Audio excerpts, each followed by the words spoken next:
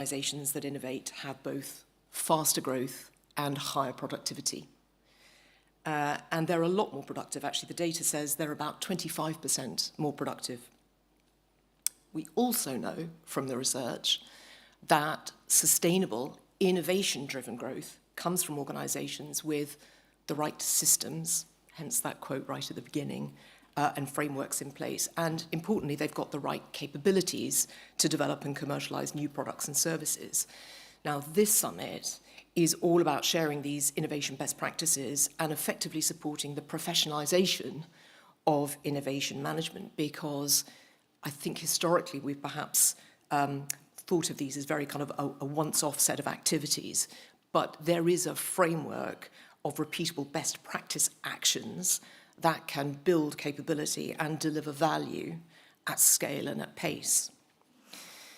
From a UK perspective, we are one of the most innovative countries in the world. We rank 6th in the Global Innovation Index, although I think we are down 1 spot from from last year.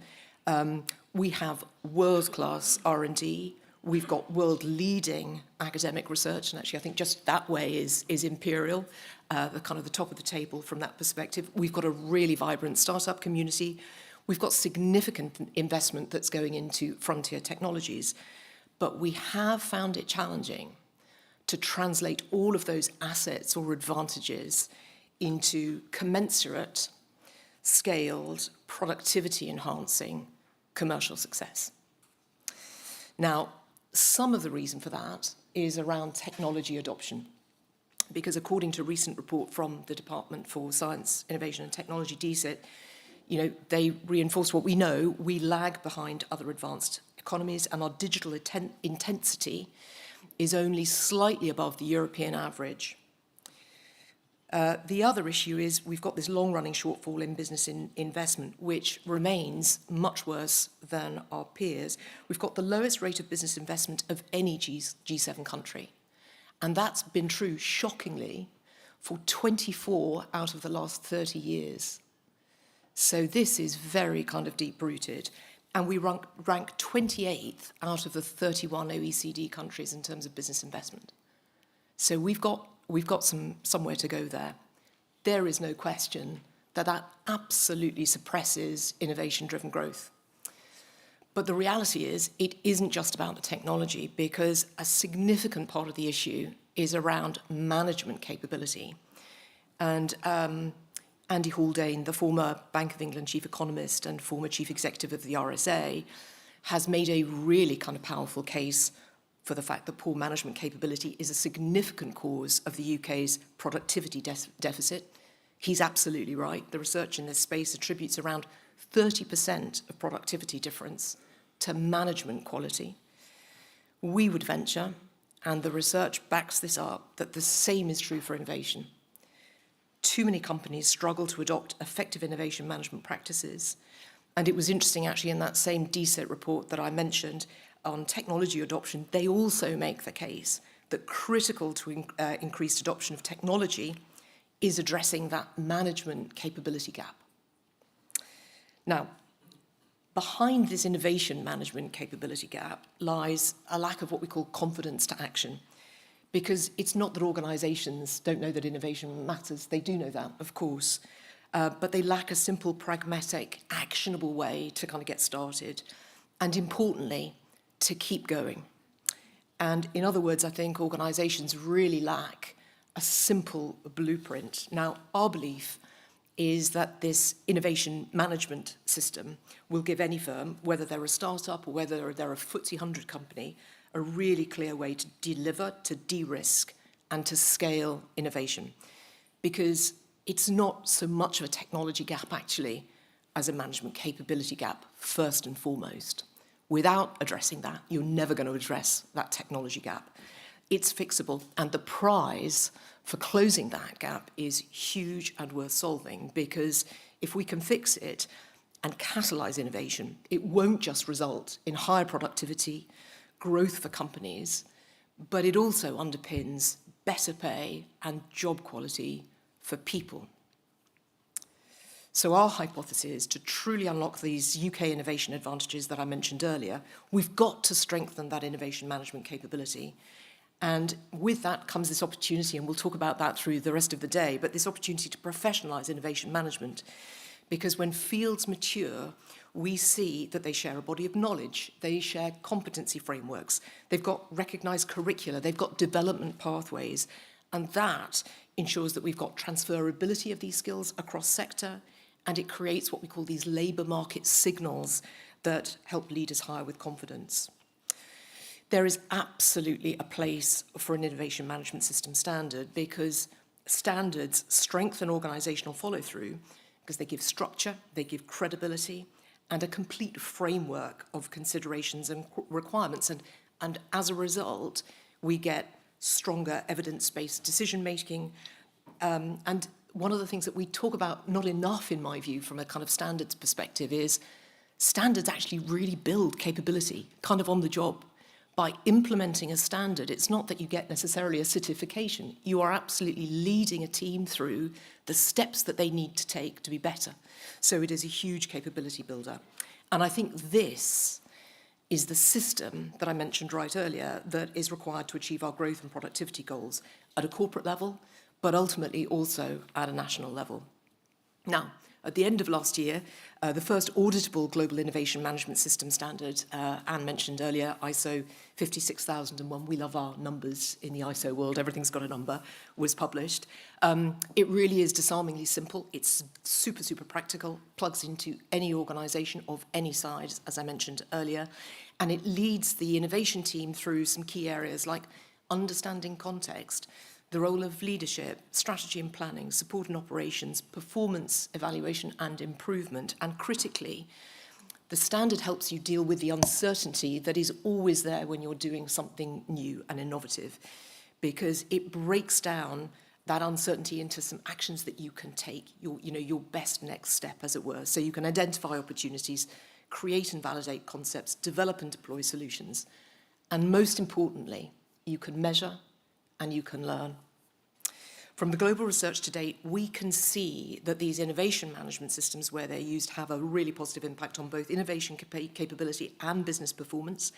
And a recent study of an international organisation that's been going through exactly this, through this process, showed some interesting gains in the ability to kind of articulate these future solutions, enable others' creativity, and also kind of increase team effectiveness, so some really good basic building blocks. And the data shows that standardized and auditable approaches to innovation strengthen both capabilities and outcomes in material and measurable ways.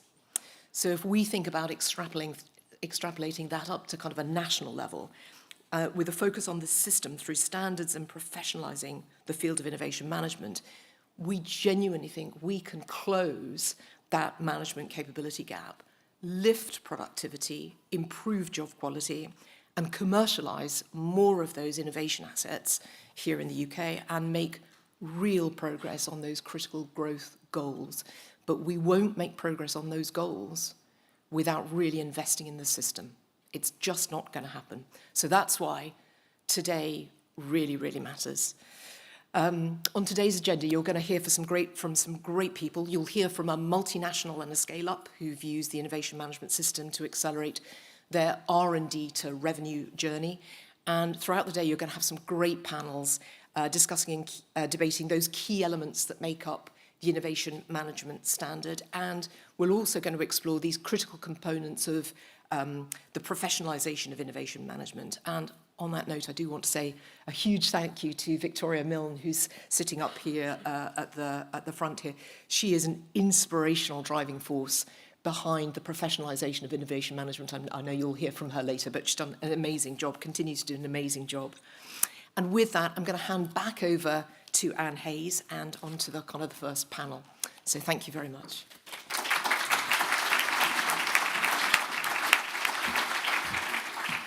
Thank you very much, Susan. That was a great start to our event today. I'm now going to ask our first panel to come up onto the stage. It's going to be chaired by Martin from Innovate UK, who is joined by John and Tiffany, and they will be sharing their experiences of implementing the standard in their organisations. So do you three want to take over the stage? Thank you, Anne.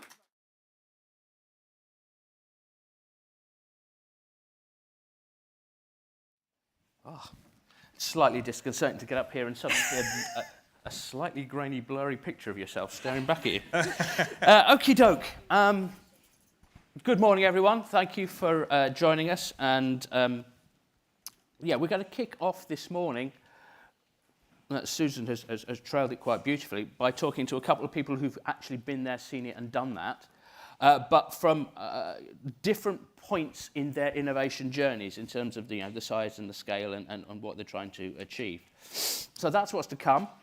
Very briefly, if I to introduce myself, and the good news is you won't be hearing much from me for two reasons. One is I'm full of cold, and of course that means it's man flu, and I am about to pop my clogs at any moment. But equally, Innovate UK's Executive Director of Strategy, Rob, is going to be on sort of very shortly after me, so you didn't want to do a double act and end up overdoing it, for want of a better word.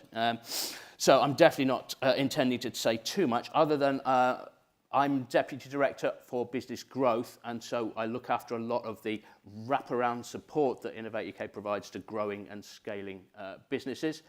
If you want to know more about that, several of the team are downstairs who can talk to you about it if you haven't heard of us. But I do also know there's quite a few people who have had our support in the room already. So again, another reason not to go into too much detail about it. We've got loads of people who could tell you about it firsthand, what it's like. Getting that help and support through their growth and scaling journeys, so, those innovators that are crucial to the future of our economy, as Susan has outlined. So, enough about me. As I mentioned, we've got two great examples of how the ISO management standard can really help the growth and scaling journey. And maybe if I can now turn to Tiffany, if you could just maybe, and then I'll come to you, John, just maybe if you could introduce yourself, briefly what you do, and I'm not sure if this is the right way of phrasing it, so please rephrase it if you prefer, but where are you in your innovation journeys in effect? Sure, so I'm Tiffany, I'm Head of R&D at Nature Metrics. So we are a company that measures biodiversity in the environment using DNA. And then we can convert what we know about biodiversity into metrics and insights to help our clients make nature-positive decisions. So I joined Nature Metrics about 4 years ago as a scientist and have really grown with the company as we've gone from before Series A and we're now post-Series B investment. So I've been there for that scale journey. And within that, as a big part of how we have supported that journey is I've also been there for the whole journey of kind of before we implemented an innovation management system to implementing that, going through ISO 56002 to where we are now, where this is something which is really embedded in the culture of our organisation. Yeah, thanks. Good morning, everyone. Thank you for the invitation. Lovely to see everybody. My name's John Rains and work for a company called Mott MacDonald. Mott MacDonald's engineering development and management company, generally build infrastructure all around the world, about $2 billion turnover, 20,000 people, and all kinds of interesting projects in developing parts of the world and right through to giga projects in the Middle East and things as well. My particular role is Head of Innovation, and that's both at group level to implement the ISO standard and help colleagues and clients and supply chain innovate together, but I also run our management consultancy team to help our clients innovate as well. In terms of where we're on our journey, a very quick story. So I basically was a little bit frustrated about 7 years ago, had a chat with my MD, a lady called Kathy Travis, and said, look, we've got 20,000 people, loads and loads of ideas. We need to get that through to value.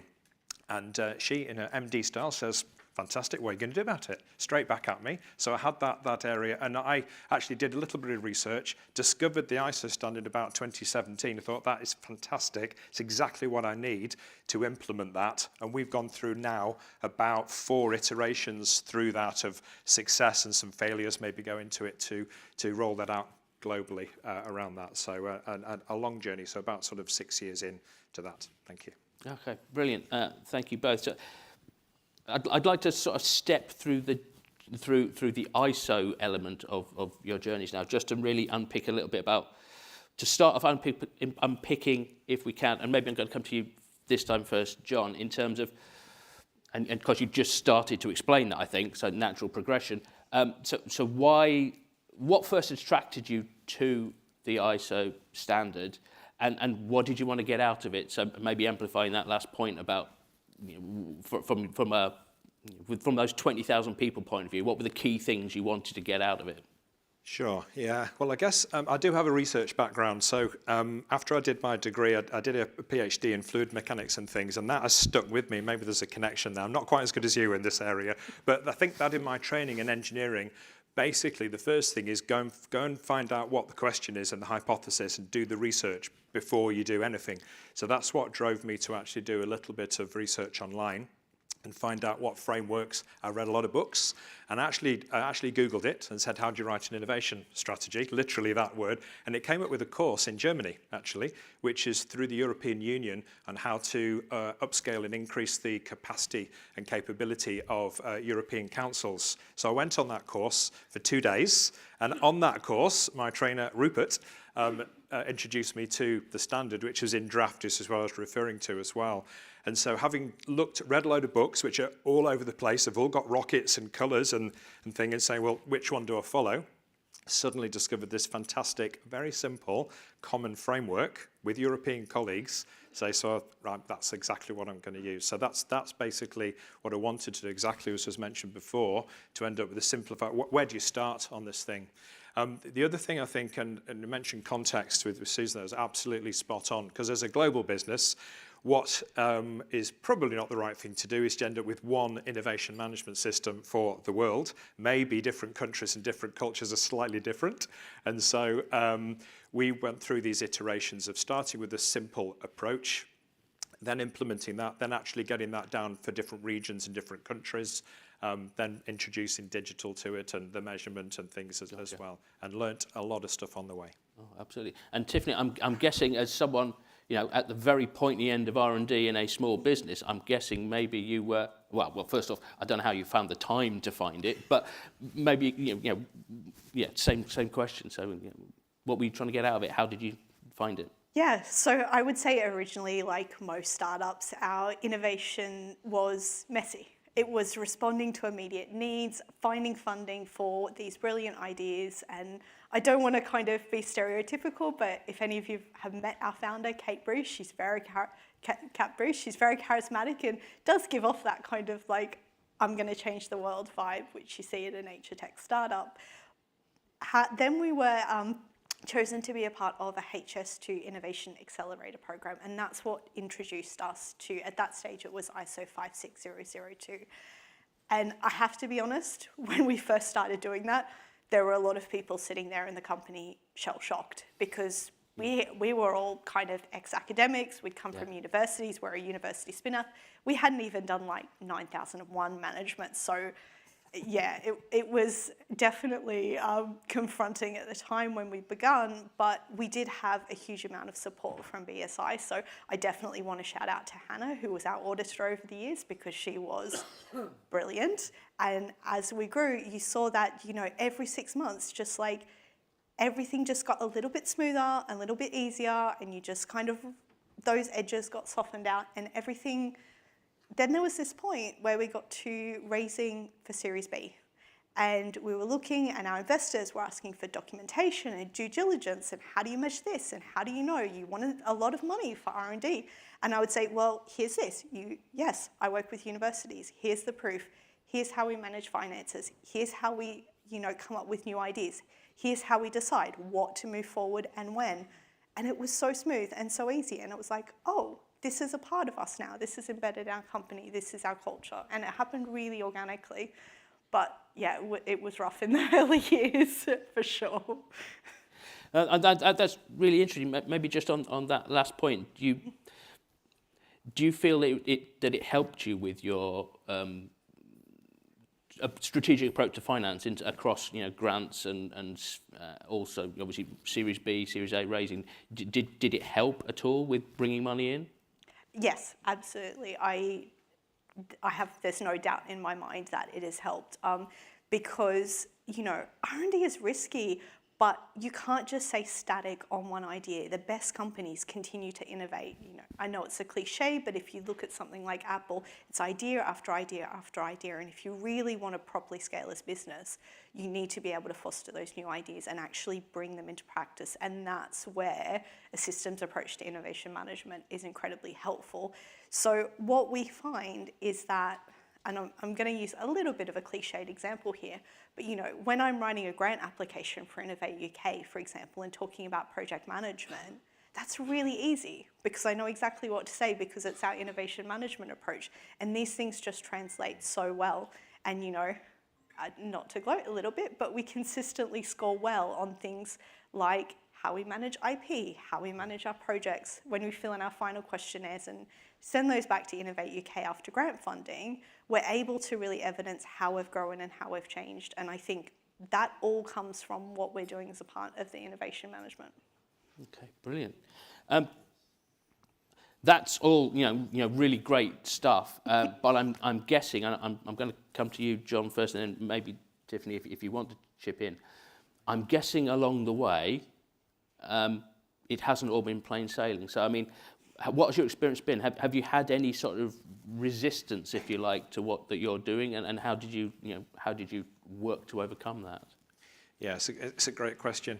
I guess, yes, we've had a lot of resistance. I think it starts actually from the definition of innovation and language, is what I found out very early is that innovation, of course, means a vast number of things to different people depending on their which country and which division, in fact, which sector.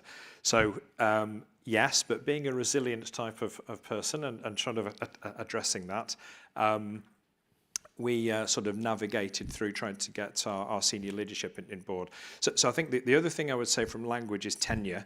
And so when we're negotiating inside with our innovation budgets, which are sort of 20 different units around the world, on our annual budgets, then we've got to demonstrate value all the time. That we're okay with having the near-term and the long-term value, but they're really interested in that return on investment. Obviously, they are as well. So I think the thing that I was learning early is be really clear what innovation means to them. It doesn't matter what my view on it is. It's just having that discussion. Is it a process, a service? Is it our own productivity? Is it developing an innovation product or a digital one for our client or in a consortium or with the government? There's a huge number around this.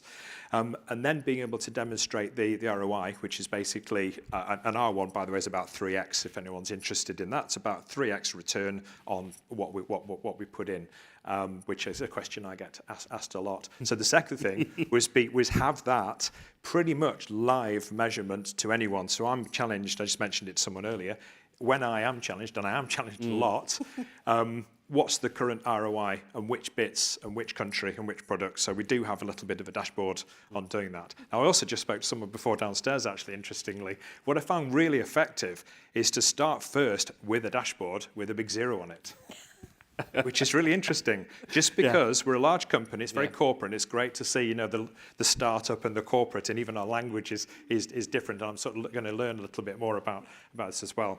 But the managers love the dashboards, and the red rag, if you like, is just going, okay, innovation, by the way, our starting point is this, how do we get it more than 0? And it goes down really well. And then you're actually creating that pull and coming back to what's our best practice and how you're doing that. Rather than me pushing and telling them what to do, it's just sort of flipping it and then coming around as well. The other thing, just really briefly, you just mentioned on the grants. On our side, we did do a lot of bids, of course. Some of them take many years, actually, on these major projects.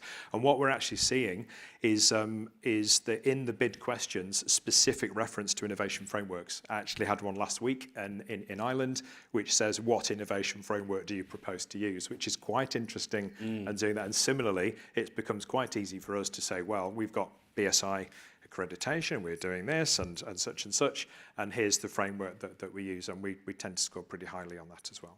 Gotcha. And just before I come to you, Tiffany, just a follow-up on that one, particularly, I'm guessing there is a tension between, if you like, almost like the blue ocean R&D sort of versus the more near-term stuff. So, Yeah. yeah, that whole sort of red, blue, when you have a corporate structure you're trying to fit this into, how did that work for you? Yeah, so the tension, I mean, we follow the 8 principles, and sadly enough, I can probably quote them, but the culture one has this little phrase in which is this creativity and effective execution, and trying to get those both together, or maybe doing Horizon 1 and Horizon 2 and a bit at the same time as well. So I would say, from our side of things, running that innovation management portfolio, and a typical one of sort of 70% continuous improvement, 70-20-10, is really focusing on that early near term. How does it actually affect products and clients and communities? And then a little bit of, and we want to do things in the next few years as well. I started incorrectly a few years ago, and I have great pleasure of working with Victoria actually and Ingrid, who's over there, on writing papers and researching this. So thank you for all your help.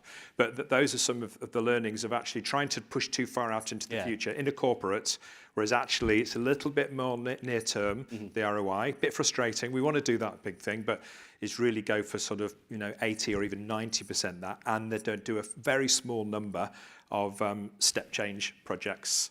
Like I'll mention EC3 concrete. You can turn concrete into batteries. Anyone want to know about that? It's an MIT project. Talk to me afterwards. Good stuff. Brilliant. Okay, so that was a few minutes on the sort of more corporate side of things, Tiffany. I mean, in terms of, you mentioned there was a bit of shell shock on this concept of having a management system standard. So would you term that resistance? With you being a smaller firm, I'm guessing you maybe had a more of a fleet of foot culture. Did you encounter much resistance? Yeah, I mean, I wouldn't say it's resistance per se. Yeah. In every startup, it is where do you devote your attention? Yeah. And so it's always the question of, is this really the thing where our attention should be focused? And that was particularly at a senior management level, at a C-suite level, to say, is this where our attention should be? That was definitely the thing where navigating that was definitely a challenge. Obviously, we are at a point now where it's known at our C-suite that this is an extremely valuable thing. It's something we've continued to adopt, and particularly our CFO at the time, Ian, was really supportive of this and the outcomes that he saw from it. So that was, And just out of interest, have you therefore then gone on and adopted any other management standards, or have you just mainly continued with this one? So we have continued with this one as a standard that we're using. It's a discussion that we're having a lot. So I do want to shout out to Joe and Julie at BSI, who I've had conversations with about what's the next step for us. I think, again, this is something that we're really grappling with, is return on investment and where we actually invest the money to certify in, as opposed to having a standard, because they're kind of, a system, because those are two different things, and trying to decide what's the most important thing for us as a company. Okay. And just in terms of near-term benefits, I was really amazed when we had our sort of pre-chat, when you mentioned around how that's even affected you during your grant delivery process in terms of that commercial activity. So I don't know if there's anything you are able to say on that sort of safely, as it were. Yeah, no, I can share about that. So at Nature Metrics, we have been incredibly privileged to have gotten a lot of government support. Like, we would not be where we are without Innovate UK. And I'm not just saying that because I'm on stage today. I really genuinely believe that. And that has meant that we have gotten Innovate UK grants in the past. And the example in my mind is something where it's a Horizon Europe project, which came through Innovate UK under the Horizon Guarantee at the time. That project, 16 different partners, we had permits pulled, so we were not able to send out anyone out in the field. That was from government overseas, and we had to pivot really quickly to say, how are we going to do this? We can't not deliver. We need to deliver something from the grant. Our academic partners highlighted an idea, and we were like, immediately, yes, that solves the problem. And honestly, before we did that innovation management system, that probably would have been the end of it. It would have been like, yep, solve the problem, move on, great, brilliant. But actually, when we did that, we realized that we had identified this very key client need, and we're like, oh, that fits. It was like a jigsaw puzzle coming together. And so what we've actually been able to do is turn that solution into a key exploitable result of the project. We've also now already launched that to our customers, and incredibly, it is something that is already generating a profit. And we're talking about something that has only been on the market for about 3 months now. And also, the grant still has a year to go, which I think is pretty amazing. And I think that shows how having an innovation management system can really change how you're utilising the funding you've got. Okay. Well, sorry, yeah. Just a little bit of a build on that, because it's great, because we actually work together on the company. So we partner with Nature Metrics on the ecological surveys, because I may not have got into it too much, and I'll try and get it right. But obviously, when you're collecting DNA from the soil, water, or the air, it affects how you do those surveys. And the benefit, just talked about customer benefit. Our benefit from using your services was reducing pretty much to zero lone working, because we have a lot of scientists who generally would go out into the forest and sit there and camp and look at what the fauna is around their animals, and of course we don't need to do that as much. So it's actually a huge safety benefit for our staff, as well as being a brilliant solution. You wouldn't necessarily think of that as the key benefit. So there's some interesting things you discover, I think. Absolutely, yeah. It's how to delight the customer and all of that with things that they didn't know they were going to get as a benefit. Exactly. Absolutely. And I guess that's in terms of. I think you've both given some really interesting examples in terms of how you see this fitting in terms of, are you can you use the standards, if you like, to push a technology or to pull a market signal? And I think you've probably just given a great example of that. Sorry, excuse me, I'm trying not to sneeze. What do you see as, if you like, the next challenges for you in terms of the next step of the journey? Can they go? Shall I go? Go ahead. Yeah, I think so. I guess you have to think of digital and the whole AI piece around this, of the pros and cons of using that. And from our side of things, it's existential from an engineering design point of view, because there are already pieces of software there which will automatically do the engineering design of a bridge or a highway or a building or something. Now, whether they're any good or not is something else. So is a different thing. So interestingly, around this, from a behavioural point of view, and I'm going to dive it slightly. So my son is a financial analyst and things, and he got asked to train up the AI to do himself out of a job in his team. Literally got asked, like, how can you even ask someone to do that? And funnily enough, well, good in a good way, it didn't work at all. So I'll forget that. You're all good and carry on. But that's happening, and are real jobs to do those AI training pieces as well. So I think the embracing of being digitally literate and actually the HMI, the human-machine interface, those particular skills of how do you use digital as a tool. How do you embrace that, and actually from an engineering point of view, use the very latest technologies? The thing that I think the technologies are there. In fact, most of the technologies, as mentioned before, the thing is about integrating it, and this systems approach and understanding those interfaces across, in our case, very large supply chains and major projects. And the one thing I would say that's missing at the moment that needs to be addressed is business models. So we can go to our clients with a new solution, and of course, if we're on a time charge job or something, so we can do it twice as fast if you want to do a deal. Well, we don't want to do a deal because there's a contract there, and it basically means half, less revenue for us. We can do, so why would you do that? So I think the missing piece for me, and maybe there's a BSI Innovate UK and partners, maybe people would want for the conversation later, on what are the appropriate, and I'd say for people who know it, TRIZ type business models. What's the right business model to map to the right innovation and have that landscape to maybe nudge things along so we can actually realise the value together for everybody. The value's there, but there are some significant contracts. And maybe just another quick one, if you don't mind. I think we've got a little bit of time. So it's a real story. So we do highways contracts, loads of potholes in the country. I got approached, I literally got contacted on LinkedIn by a pothole repair company in Ellesmere Port. He said, we've got a solution to this. It's affecting everybody. I've broken a couple of wheels, so as far as the family, it costs a fortune. It's fixable. And they've got this lovely machine, it goes along, drills a little hole, puts a little tarmac biscuit, puts it in about 3 minutes, and seals it. And I watched it, I thought that's brilliant. Why can't it be done? Because the business model generally is on time, and it was too fast, so people can't make money out of it. And you would have thought someone could get stuck in and fix that. So anyone would like to work with me on that innovation, slightly different from in the forest, but it's a good one. Very happy to do that. So digital business model innovations. In terms for yourself, Tiffany, what next? Yeah, so I mean, I don't want to touch too much on it because I think it's probably going to be discussed a lot. So definitely for us, I'm very lab-based, we're very science-based, very hypothesis-driven, and at the moment we're definitely grappling with what does that mean when we're marrying that with AI, a very different culture of managing innovation compared to how we manage it from a lab perspective, working over massively different timescales. So that is something that we are seeing as a challenge right now. But then the other thing I would say as being post-Series B, I am seeing a proliferation of dashboards across the company from basically having none a year or two ago to now it's like every day someone's like, here's this brilliant new dashboard, and they are all great. And thinking about what do we need to do as we move along that journey, and as head of R&D, what are the dashboards that I need to build? What do I need to build as we continue to scale and we're thinking about things as a bigger, more global company? Brilliant, thank you. No, yeah, I know what you mean about dashboards. It seems to be a perpetual topic of discussion within my team as well. Right, literally last question then, just as a quick roundup. Just if you think back to the start of your respective journeys, and I'm going to come to you, Tiffany, first.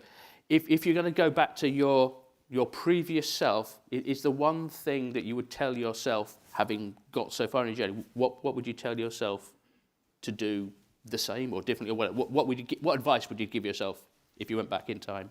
I would say that if I go back to the kind of early days at Nature-Metrics, it felt like we were so busy and under so much time pressure. That doesn't get any easier. So my advice is start early, because it's so much easier when you're small, and when it scales with you, it grows with you. So yeah, that's what I would say. Brilliant. John? Yeah, it's an excellent question. So I would think, listen a lot more to the internal customer's need of what innovation means to them and what their value is. As I mentioned, a slightly different value that we got from working together. And it's often very, very different what I expect it to be. The second one probably is integrated management systems, to your point. I probably tried to push a new, got a bit excited about the standard and said, oh, this is cool. What I probably should have done is integrate it straight into the quality system, the business management system, because obviously, without getting geeky, it's all the same structure. That's one of the benefits of the BSI standards and the ISOs, is you've all got the same structure. So integrate into the existing ones, one audit plan with a bit of innovation, not a separate one. And then the final one is I probably would start earlier on the business model innovation. I think that's the one thing that stopped us, is just to work backwards from the contracts and where you can and where you cannot innovate. It's definitely not going to work, and maybe I pushed in the wrong kind of areas. But I'd do it again. It's a lot of fun. It certainly is. That's brilliant. Well, we have reached time. So it just remains for me to thank John and Tiffany for sharing their journeys to date, and hopefully that's inspired you. If you have any questions for them, or as I say, or for my team, the round tables are the time to do it later on this afternoon, as we mentioned up at the start. So thank you both very much, and thank you for listening. Well done.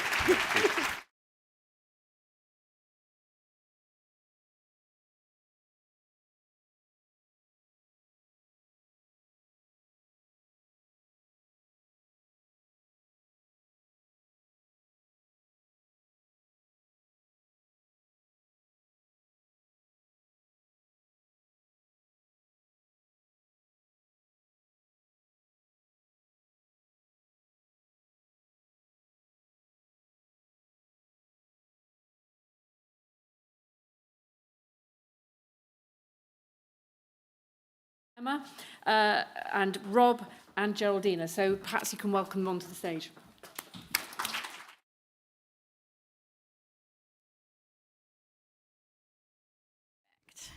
Good morning, everyone. Thank you so much. It is bringing me so much joy to see so many in the room today. So thank you so much for being here and joining us for the third partnership with Innovate UK in this event today. I am delighted to be joined by Rob and Geraldina to talk about the next part of the framework, which is understanding context. So we are here to really kind of paint a picture for you all and continue to grow out and evolve the discussion that Martin, Tiffany, and John kindly started this morning. So I think it's really important here if we take a step back. So we are going to think about context in which your innovation, your organization, your business is looking to innovate and to thrive. And I think in order to do that, of course, we need to really be thinking about, the context in terms of the political, the economic, the social, the technological, the environmental, so your classic PESTLE analysis. But I think really if we are thinking about how we can ensure that the UK continues to be a leader in the innovation space, these are the key things that we need to address as we continue to evolve. And particularly drawing on the point that Susan made around, the UK is currently 6th in the Global Innovation Index. So how do we continue to see that grow and drive that across the UK? Before I get started, and I know we heard from our wonderful speakers who mentioned their implementation of the innovation management system, I want to put a question out to our wonderful attendees. So can we have a show of hands? How many people in the room have an innovation management system in place within their organization? Ah, interesting. Okay. So there are lots of people here to kind of learn and get more information and really hear from as our wonderful speakers as well. But that sets the scene perfectly for the rest of the day. So I am going to now turn to my wonderful speakers. So Rob, I want to start with you. How does your organization support businesses to innovate and scale? Let's get that conversation started. Great, thanks. And first of all, great to be here.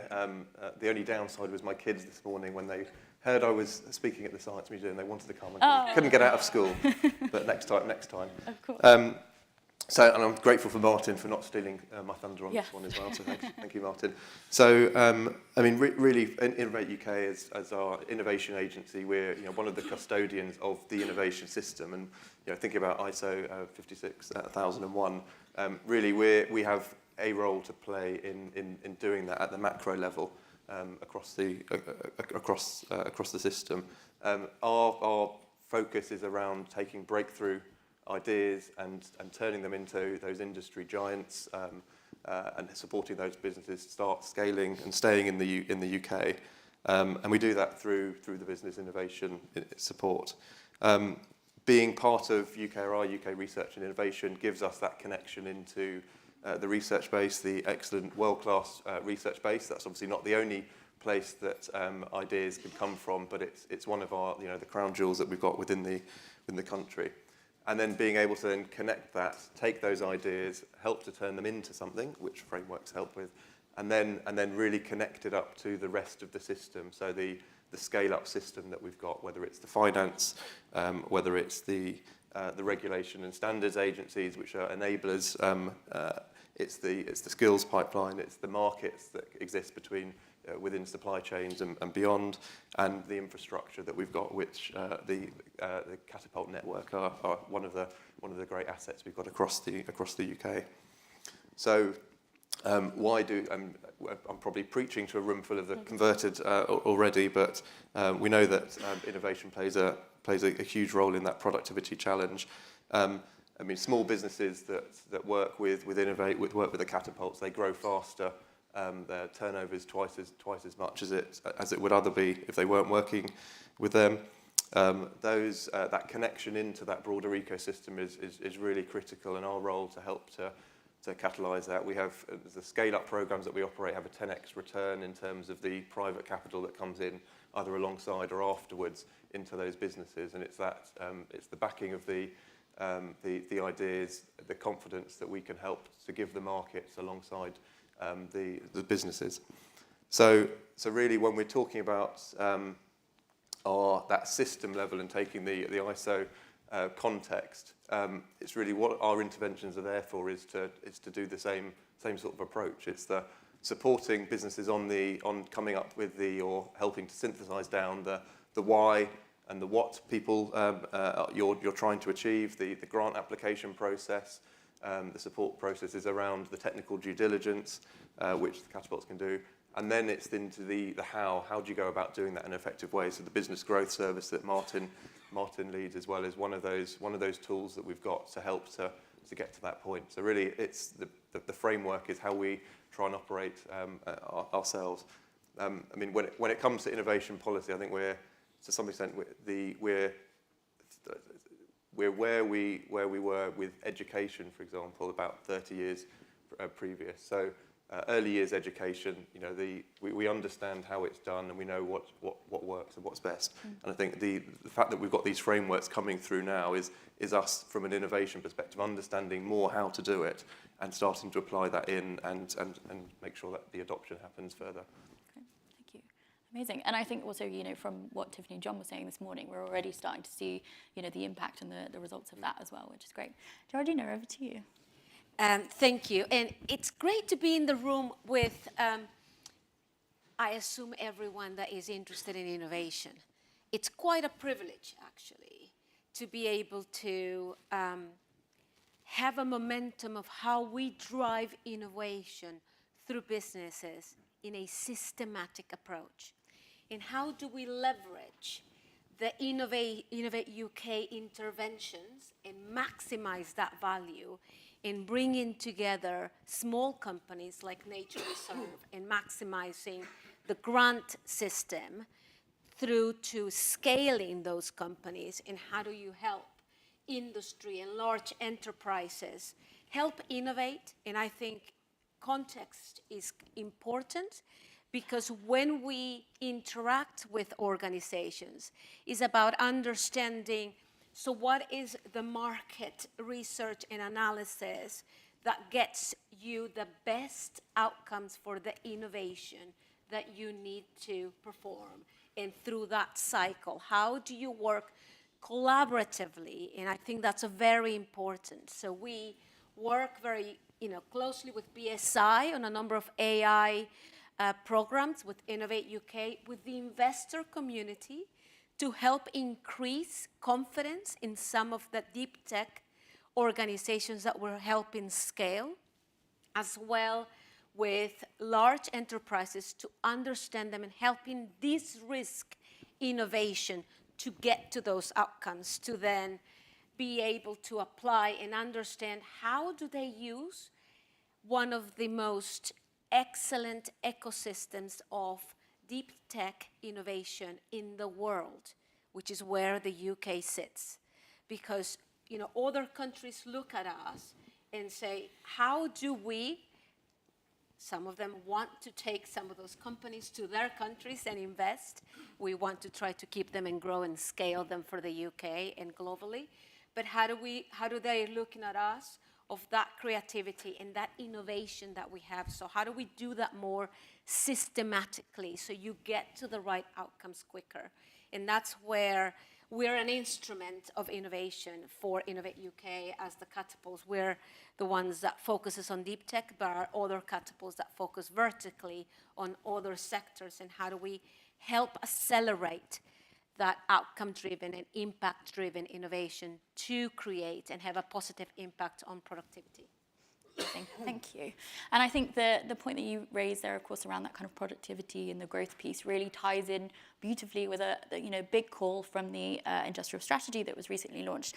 And I think this is my kind of second question to you both in that case. How do we create the right environment for businesses to thrive? And of course, bearing that in mind and having that focus around encouraging growth and productivity as well. Rob, do you want to start? Yeah. So as Susan was saying earlier, we know that innovation is a driver of productivity. Yes. Companies that continue to innovate have that 25% growth, employment growth in some contexts, raise more capital than otherwise. And in recent surveys that we've done, in fact, Professor Tim, I think, Vorley is on the panel later, have shown that those that even last year, those businesses that are innovating will their growth, their sales will outstrip threefold those that aren't innovating. So we need to continue to do that. We've obviously entered this parliament with stubborn growth at the macro level, and we've also seen drops in innovation levels in some ways, in some places as well.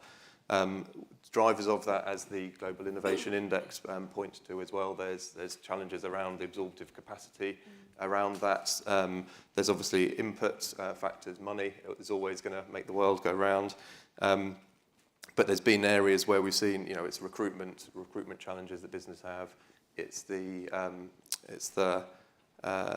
ability to collaborate, whether it's the being given time to lift your head sometimes, to actually reach out, and we see that that's particularly a problem when it's in small businesses more than it is in large businesses. So I think a lot of you hopefully would recognise that, because it's what you've told us are some of those challenges. So we have got those headwinds, but with the industrial strategy, having a plan, having the framework around where we've got the right to play on a global scale, where we've got that those capabilities, the excellent research coming through, the business clusters, the capabilities that exist in different parts of the country.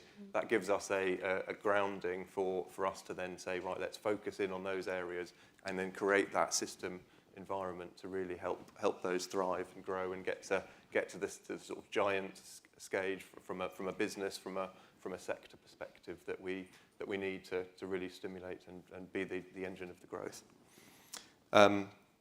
I think we have those plans. I think when it comes to standards, the environment, and sometimes you can think of standards and innovation as being an oxymoron, but really we see it as it's really about learning from those who have trodden the path before and written down what works, what doesn't work, what are the things you need to think about to really drive that.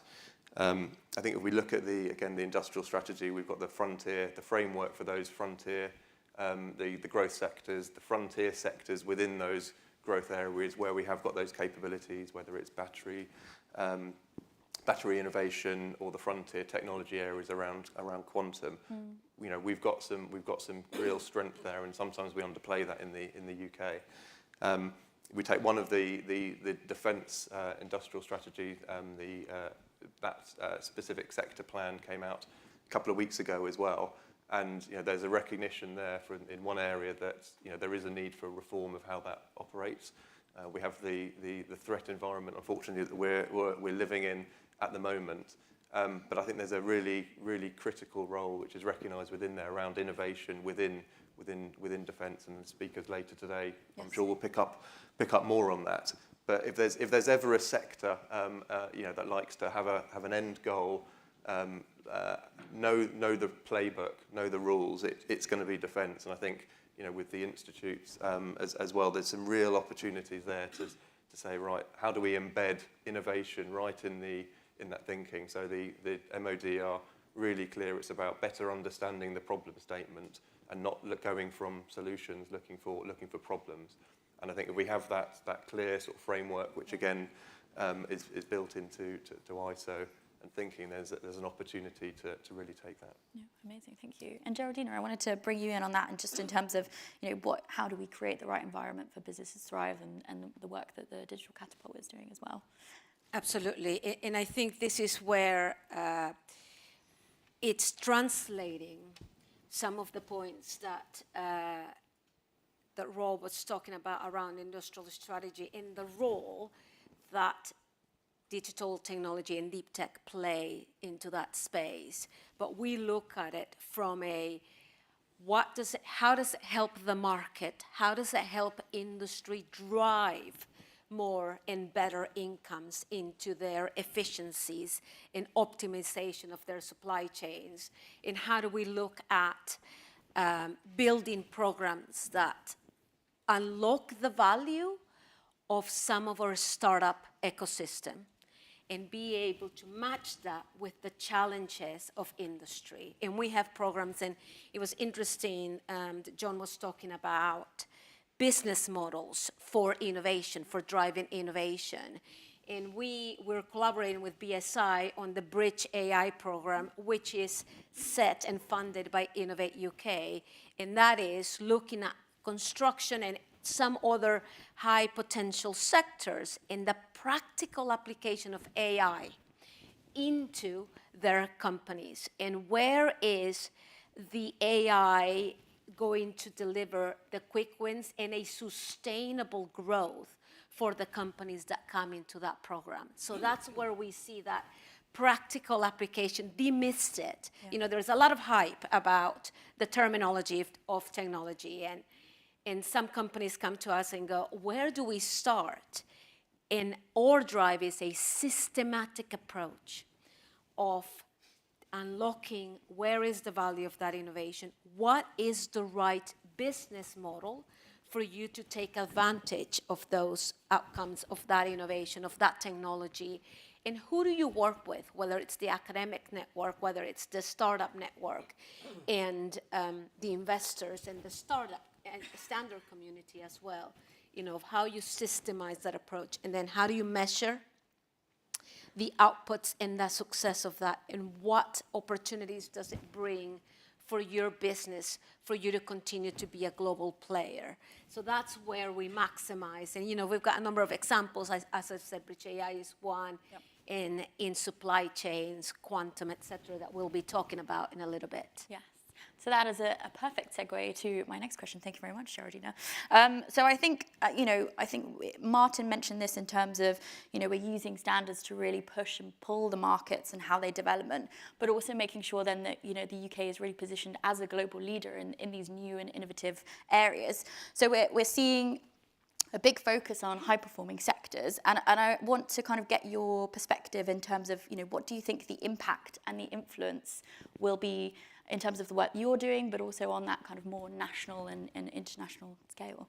Yeah, Rob, I'm going to come to you first. Yeah, and I think it's high performance and high potential as well. And when you come into so we've got to have some groundings in capability in the UK in an area to really think that we can play. It's again, going back to, sorry, it sounds like I'm preaching too much about ISO 56001, but it's you've got to know the context, because if you get the wrong context, you have the best idea in the world, but if it's not the right time, it's not going to work.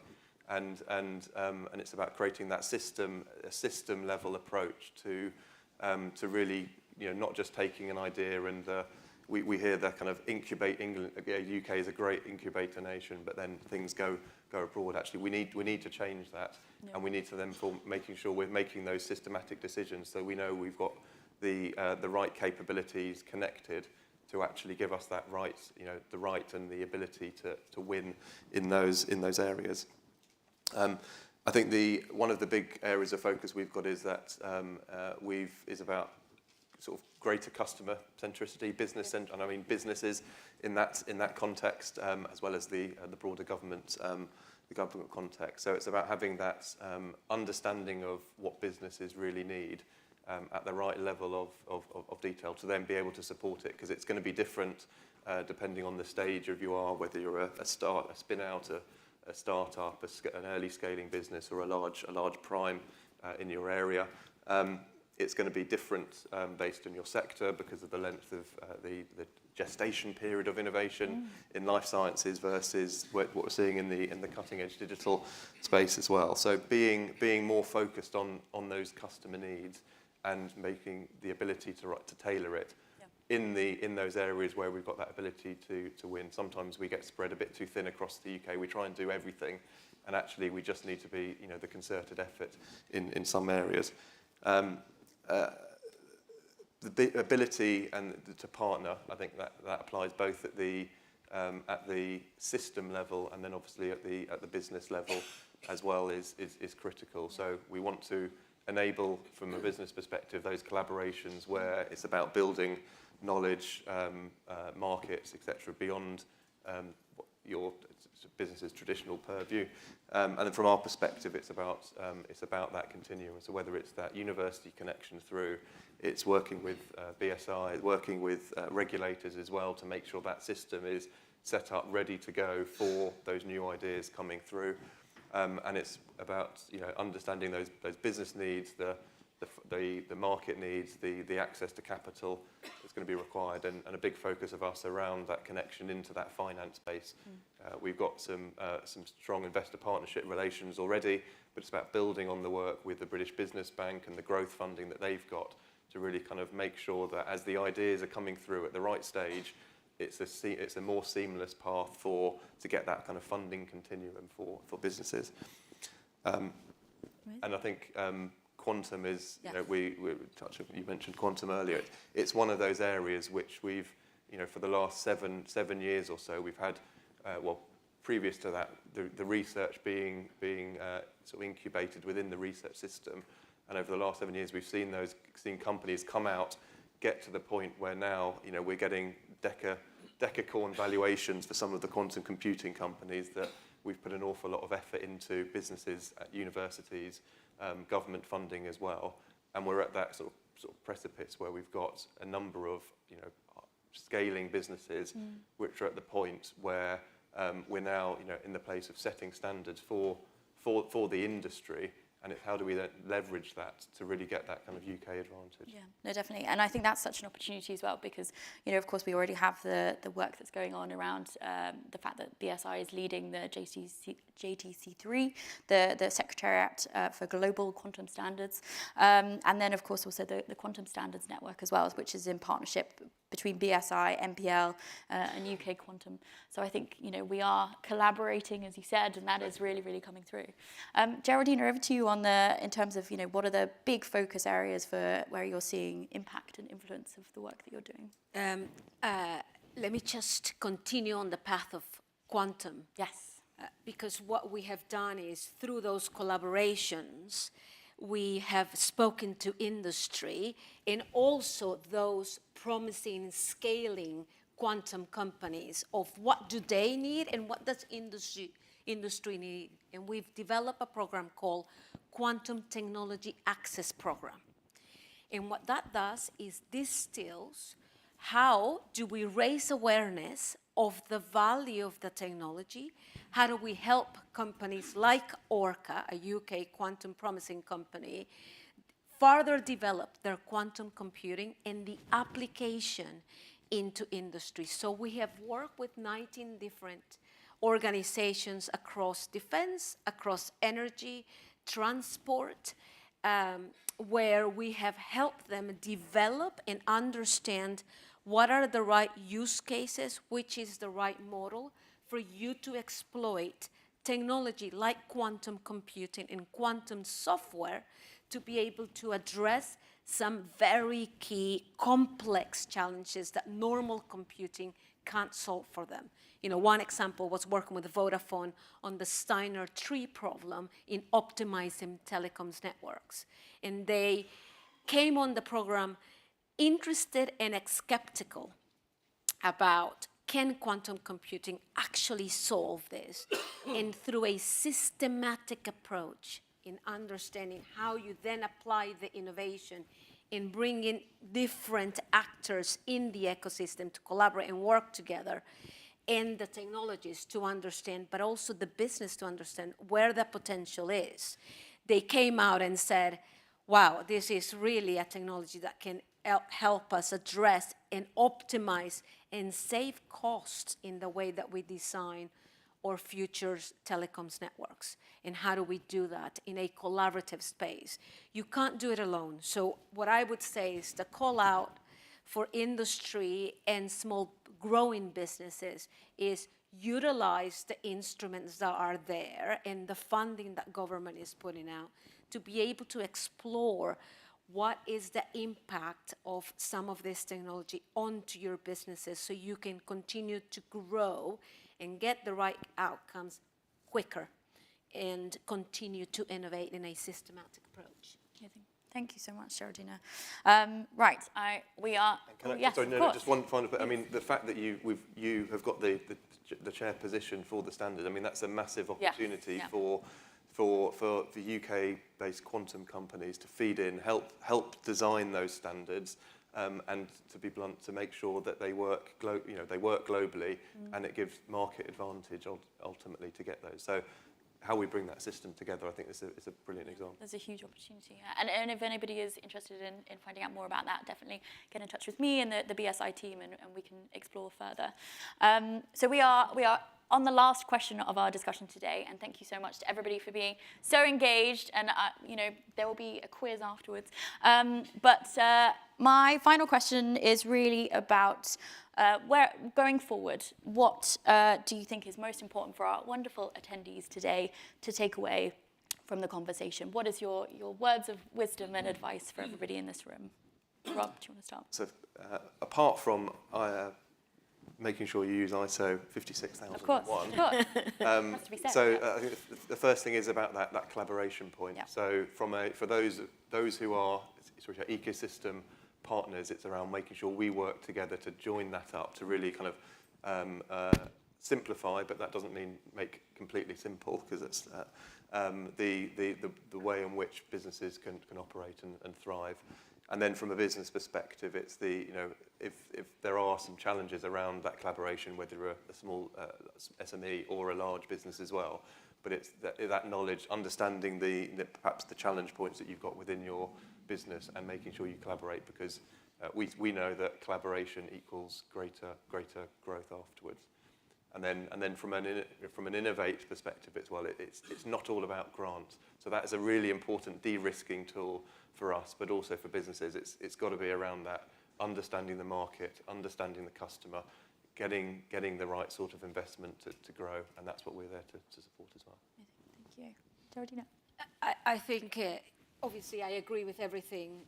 I think those are the fundamentals, about having the right systematic approach to innovation management.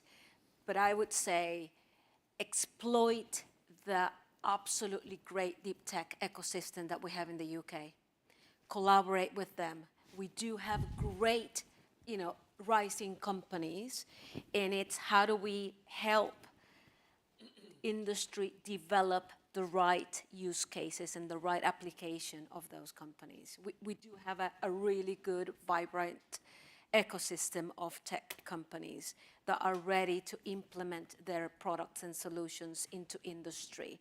And that will help us scale everything that we're doing, whether it's large enterprises or whether it's small SMEs, is being able to collaborate, experiment, trial new ways of doing things to get the right benefits into each one of our businesses in the UK.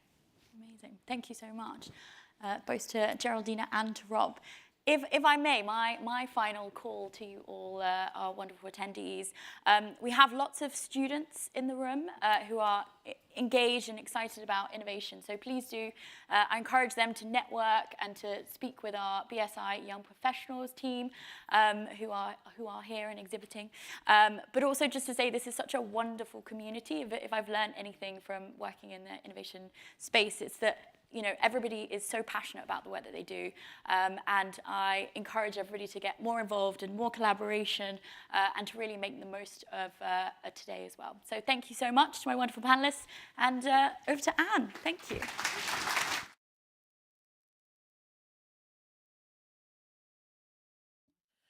Right, thank you very much, everyone. So you've made it to the first coffee break. So the challenge we had last year was getting you all back in the room on time, and this year you've got a staircase to negotiate as well. So my request is that you're back in the room in your seats by 11:10. Coffee is down those stairs over there.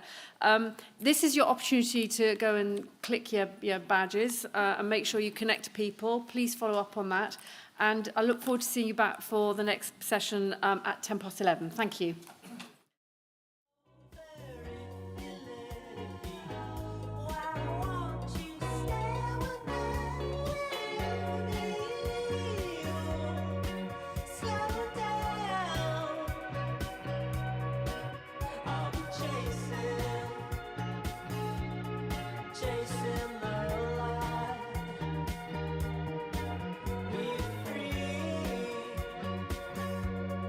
Come on down.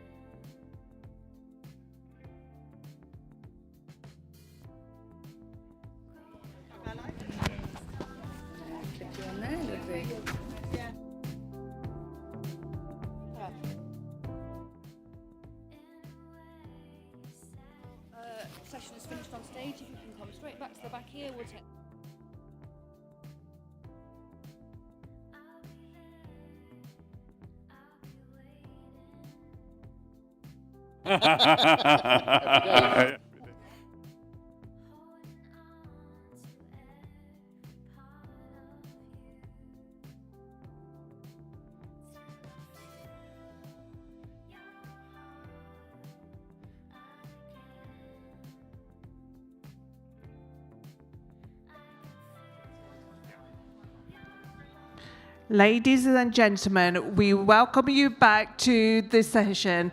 Please bring your refreshments back up to Illuminate. Let's see you upstairs and the sessions will begin. Thank you.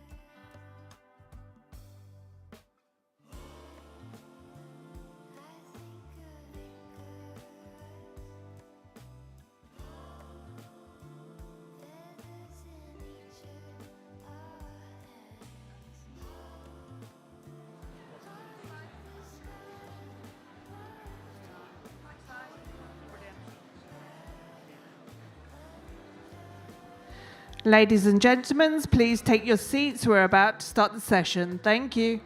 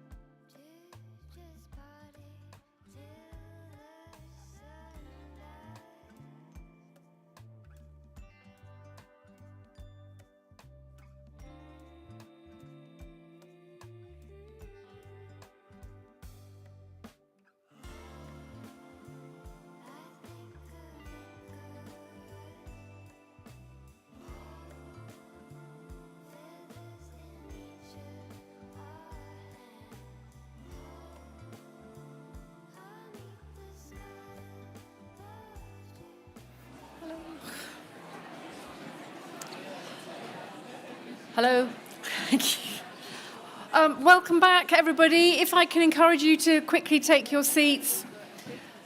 If you've had a chance to look through your agenda, you'll see it's quite packed, so that's why we're quite keen to keep on time as far as possible.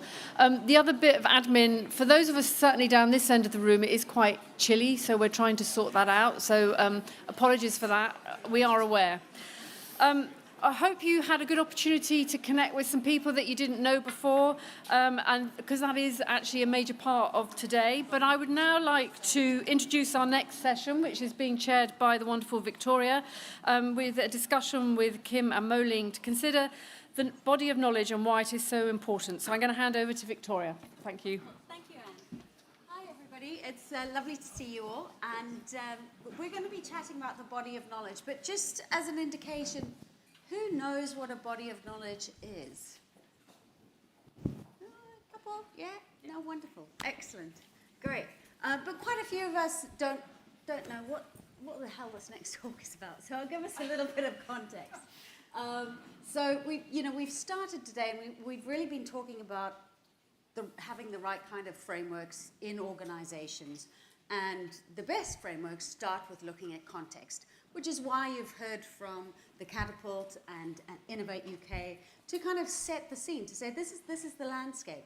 And Susan gave a wonderful address to kind of give us some of the challenges that we face, all of us, within this sector, this industry of innovation management. But we need to also take a step back. There's a second strain of thought and work that we need to do. It's not just about having, the right frameworks. And Ben is here, and he often describes it this way. You can have the greatest kitchen in the world, the greatest framework, but that doesn't make you a Michelin chef. You also need to have the right knowledge, the right experience, the right competencies. And so we're now going to focus on saying, well, if we need to make these changes in organizations, we can start to see a theme coming out from the previous talks. What do we individually need to do?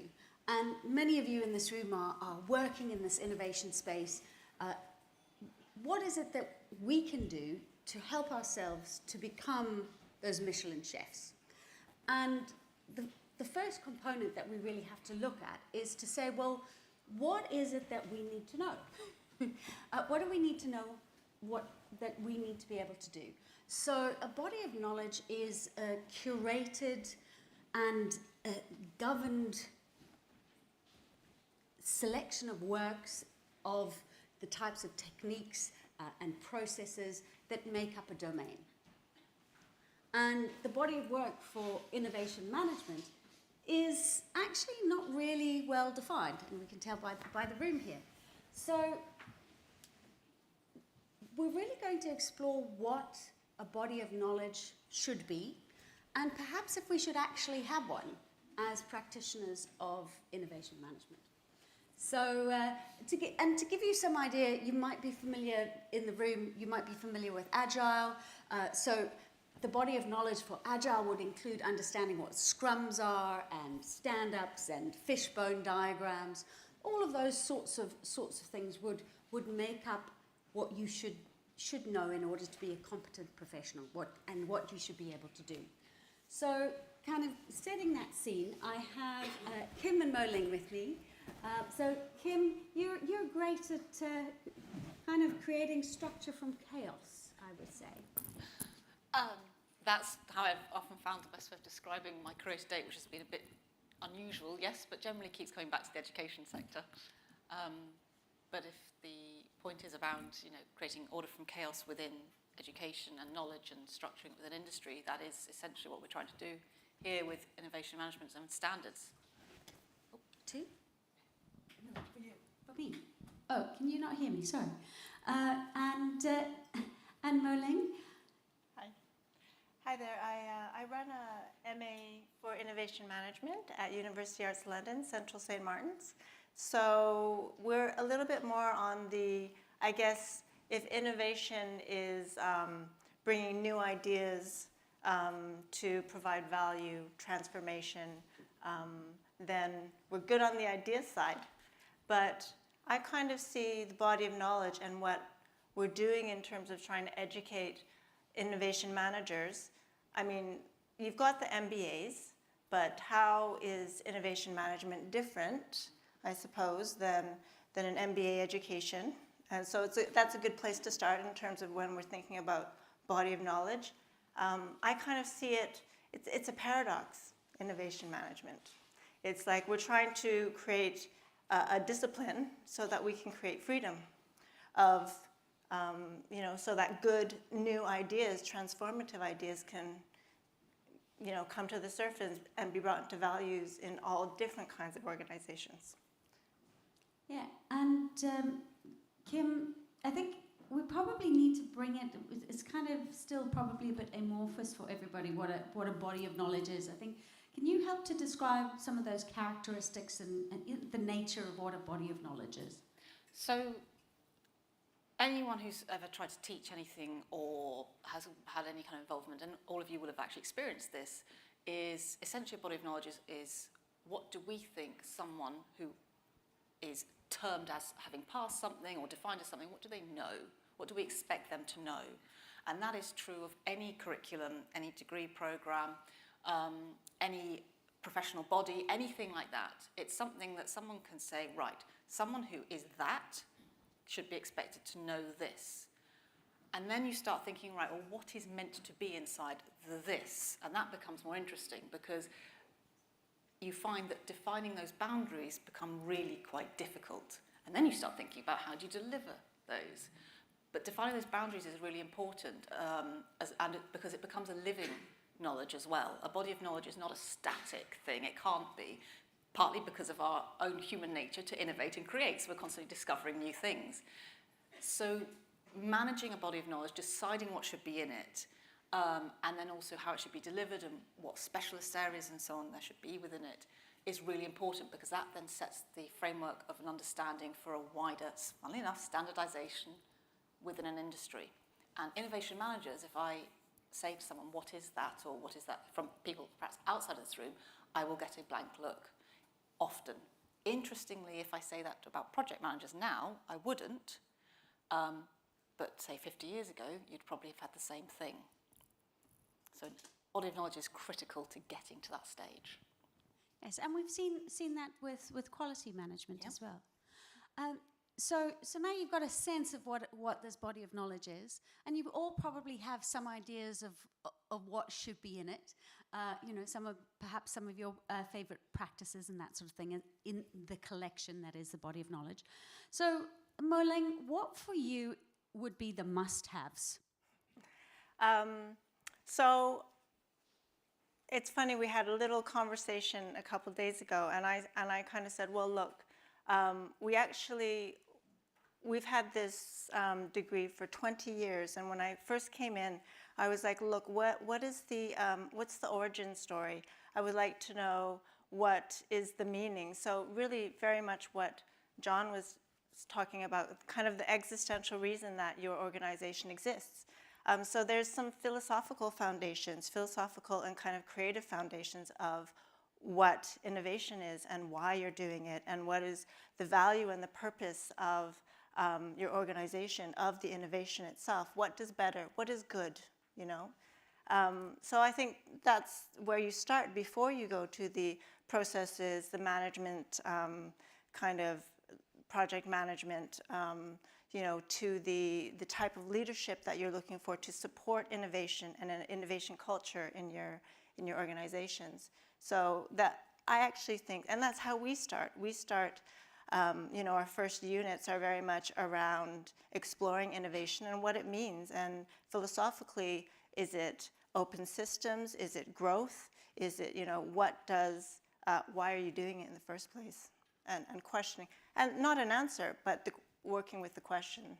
Yeah. And that's lovely because and you can see that kind of aligns with context. Exactly.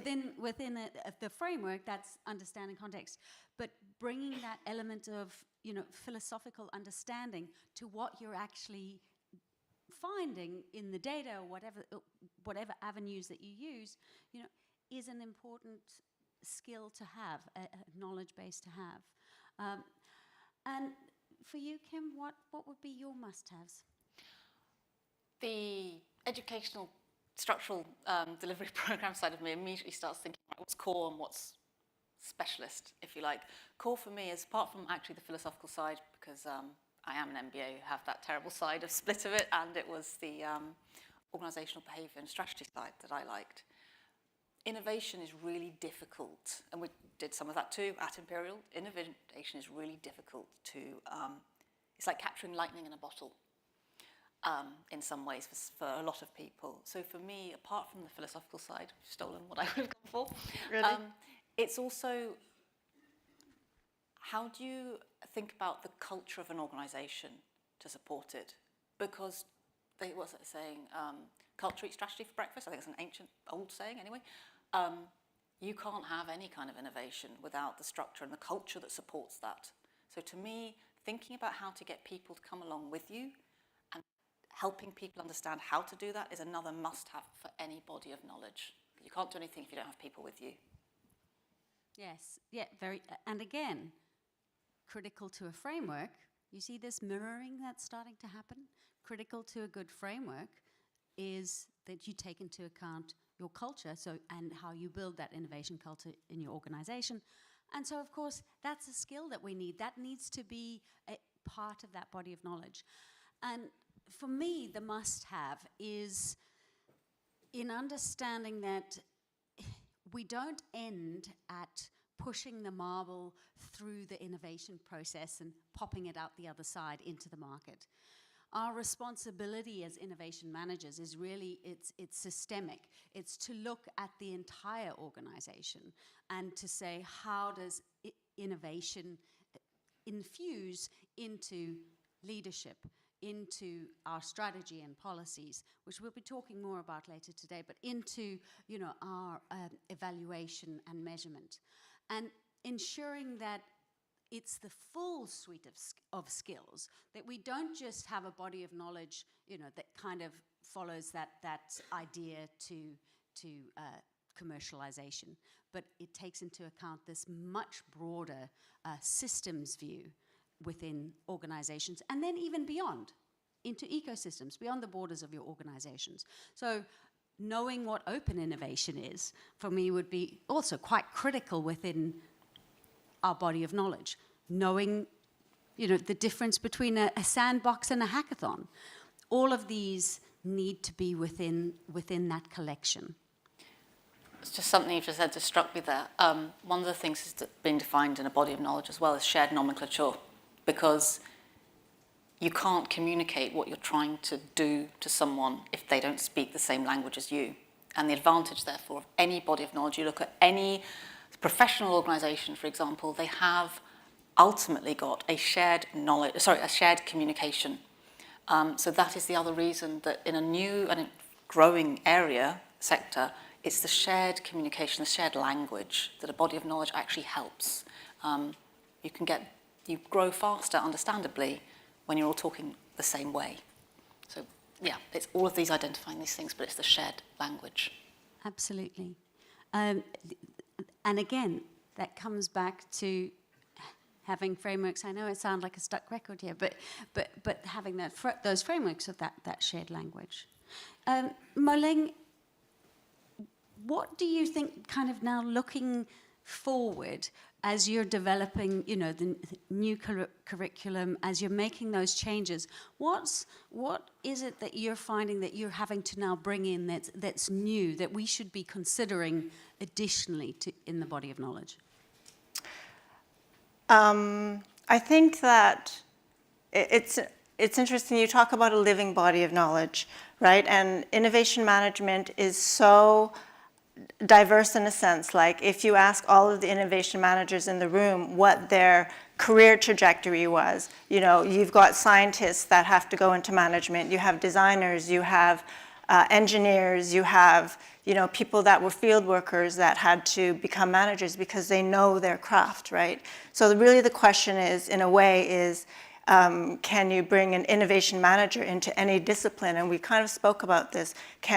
Are these transferable skills, right? So context in terms of, so we have a body of knowledge. We have innovation managers that have certain competencies. And some of the competencies are really kind of diverging, being able to research, really being able to have a wide understanding. I call it pie-shaped. So, you've got your T-shaped, you've got your X-shaped, but pie-shape is kind of like, you've really got, you've got kind of the discipline of what you do, and you've got the passion, And then above, you've got kind of this flowing curiosity and openness and ability to be agile and be able to deal with the new technologies and the AI and the differences in sustainability standards and what needs to happen to keep your organizations resilient. I've kind of forgotten the question. What you see well, how do we coming need to in? change? Yes. Yeah. So and how is it shifting? Yeah, it's really that flexibility to context. So it's really kind of the body of knowledge, I believe, needs to be living and dynamic and not just written. So, it needs to be both digital and, visual. And it needs to flex to context and cultures and different regions, as I believe John was also speaking about. That body of knowledge needs to take on vocabularies, it needs to include translation and navigation in a sense. You're going to be getting onto competencies later. But yes, we do later. Yeah, and I also, kind of want to think about what is value and when we talk about what is value and what is growth, there's profitability, there's sustainability, there's cultural value, there's intangibles for impact measurement. So, to consider these things to be future forward. Yeah, definitely the responsible innovation being Exactly. part of that body of knowledge, I think, is critical moving forward. But where do you see, the potential kind of gaps that we might come across that we've probably got to start to consider? Immediately we start to think about, for me, it would be in that AI governance. In order for us to be, effective innovation managers, to be able to have the right kind of governance processes around AI, which is already in the space of innovation. Me? I thought you were talking to. So, give me a bit more, please, in terms of what you're... Kind of looking more into the future, what do you think we're going to have to add additionally into? Yeah, I think you've hit it. I think it's AI governance, ethics, the ability to, innovation is going to have to be kind of, I'm not going to say leaner, it's going to have to be more human.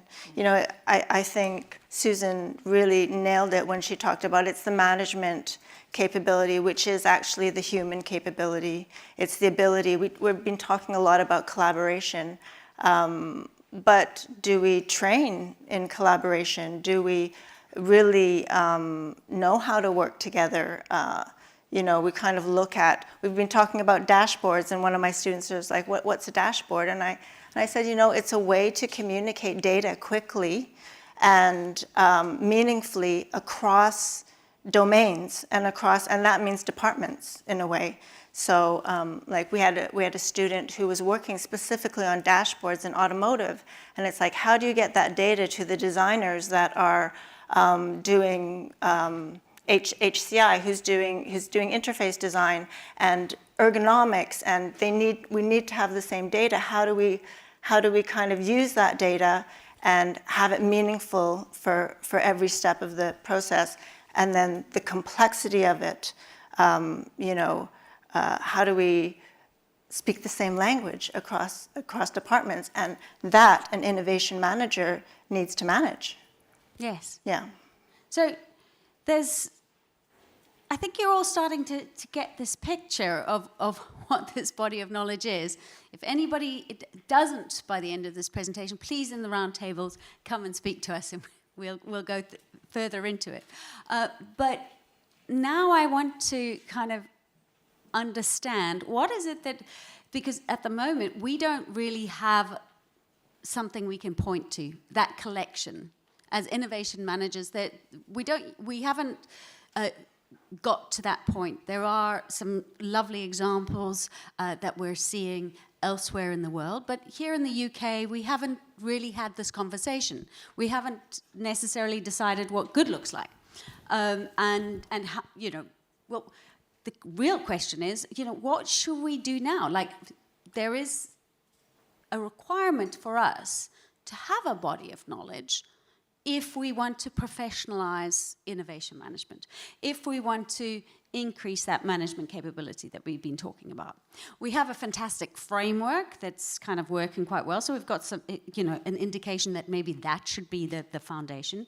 But to Kim, what should we be as innovation managers? What should we be doing next? You know, should we all go, well, that was interesting, but yeah, maybe next year, or should we do something about it, and how should we do it? I think the faster that something can be done, I'll say what I think that is in a minute, the better, because this is almost in its own way an innovation of itself. It's a new growing industry area. And when I go back to any industry that is recognised and understood, it often starts with an educational body once it starts to be recognised. And I've seen that. I've worked in the gem and jewellery industry, same kind of thing, education side of it. How do you say someone is a qualified gemologist? How do you know that they're going to be able to identify that gemstone? How do you know that that person you can trust to say, that diamond is ES112, whatever you want, yeah? That's because they will often walk off with a qualification. Same thing as a graduate from a university, same concept. What they're walking away with is you saying, that person can be trusted because they have this knowledge, which is why a body of knowledge is so important. And it might be then, going back to Moling's point about, you know, they've got this particular body of knowledge and that particular specialism, you know, that they've got that, the pie shape, which I quite like. The next thing to do is for that recognition to go outside of those people in this industry, it needs to become some kind of professionalization of a body, something that all the innovation managers who are already practicing this come together and say, right, this to me is what is core. And that's the academic side, and that's also people working in the industry. This to me is core, and there will be some friction around that. And these are the parts of, this is important in architecture, you know, this is important in education, this is important in any, you know, any of these areas.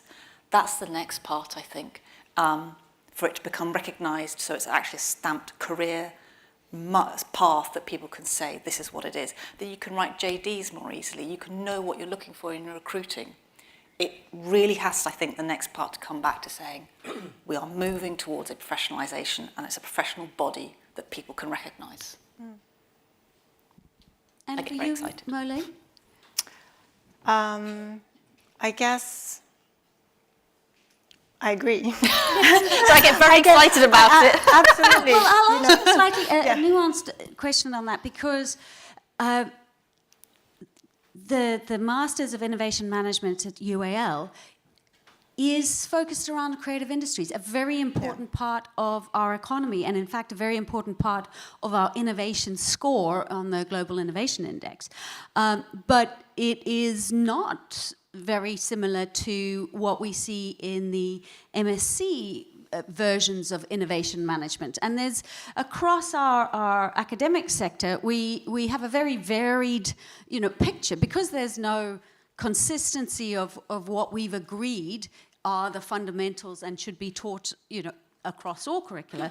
So how, you know, if this is something that we should be doing, how do we reconcile the differences? Yeah. And how do we bring academia in with, you know, a room full of practitioners? How do we get that balance right?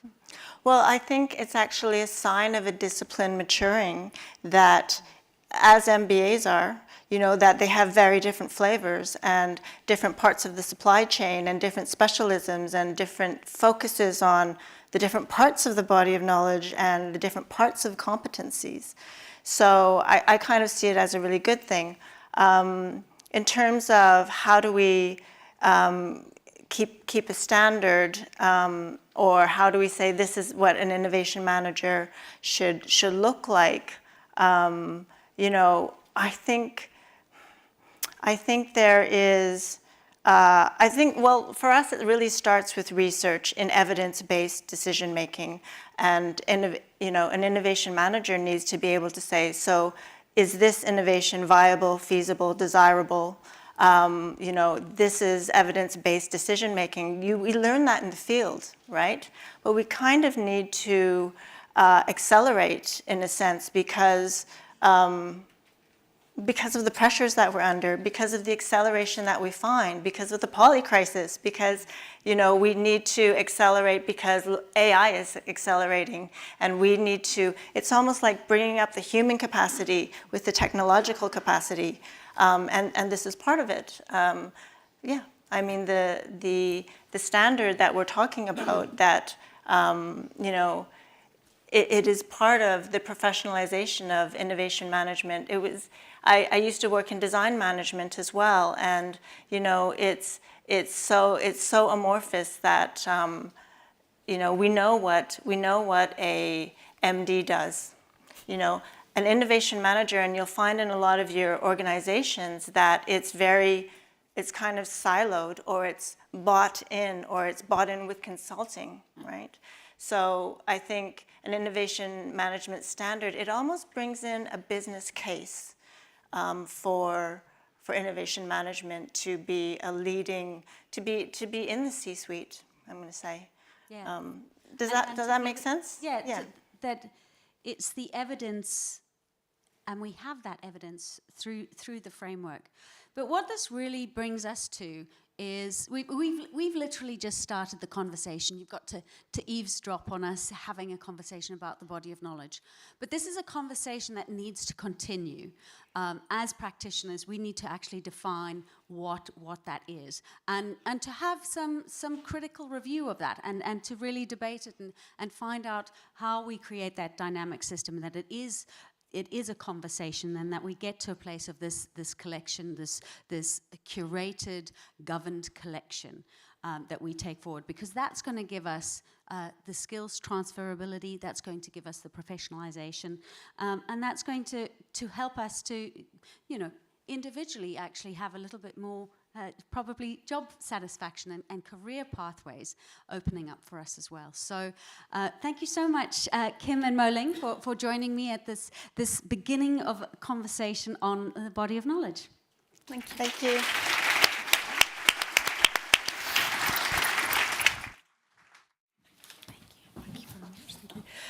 So big thank you to Victoria, Kim and Mo-Ling for that great discussion on the body of knowledge, which reminds me that to all our students that are here today, please do go make yourself known to our BSI Young Professionals team in the exhibitor space, because actually we want to capture you and take you with us on this journey, and actually hopefully get you involved in standards development.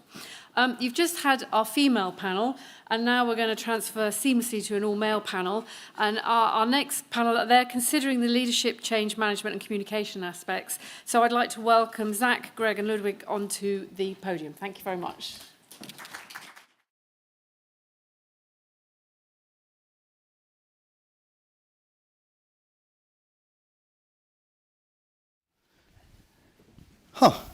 Hi.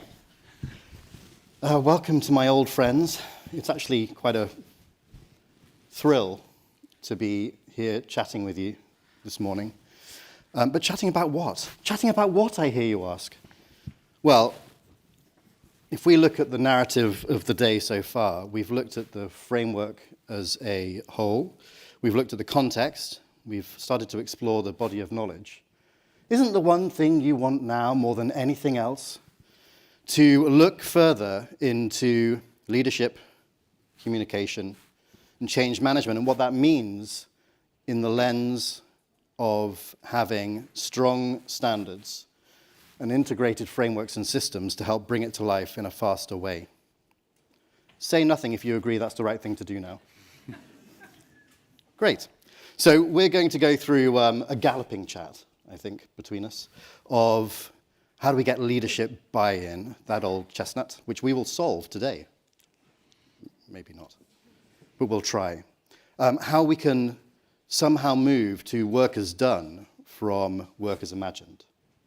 How we can recognize and reward scalable behaviors through the lens of of structure, framework, and standards.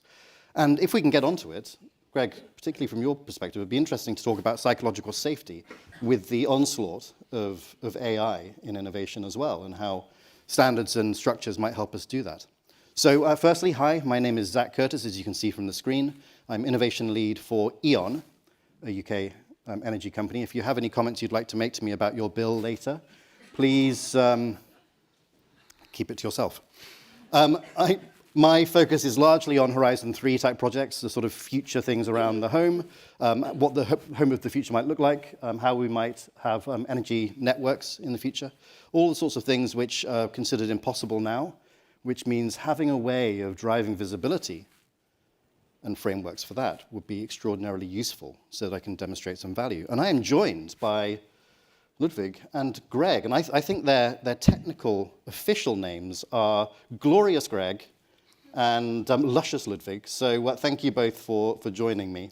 Perhaps we'll do introductions as part of the first question. And I think probably the first thing I would love to explore a little bit is thinking about that leadership buy-in. What, in your experience, really truly motivates senior leaders to back innovation in the real world? And when we think about that, obviously getting leadership buy-in in innovation is an ongoing challenge, perhaps, for a number of obvious reasons. But Greg, if we start with you, what comments do you have on that?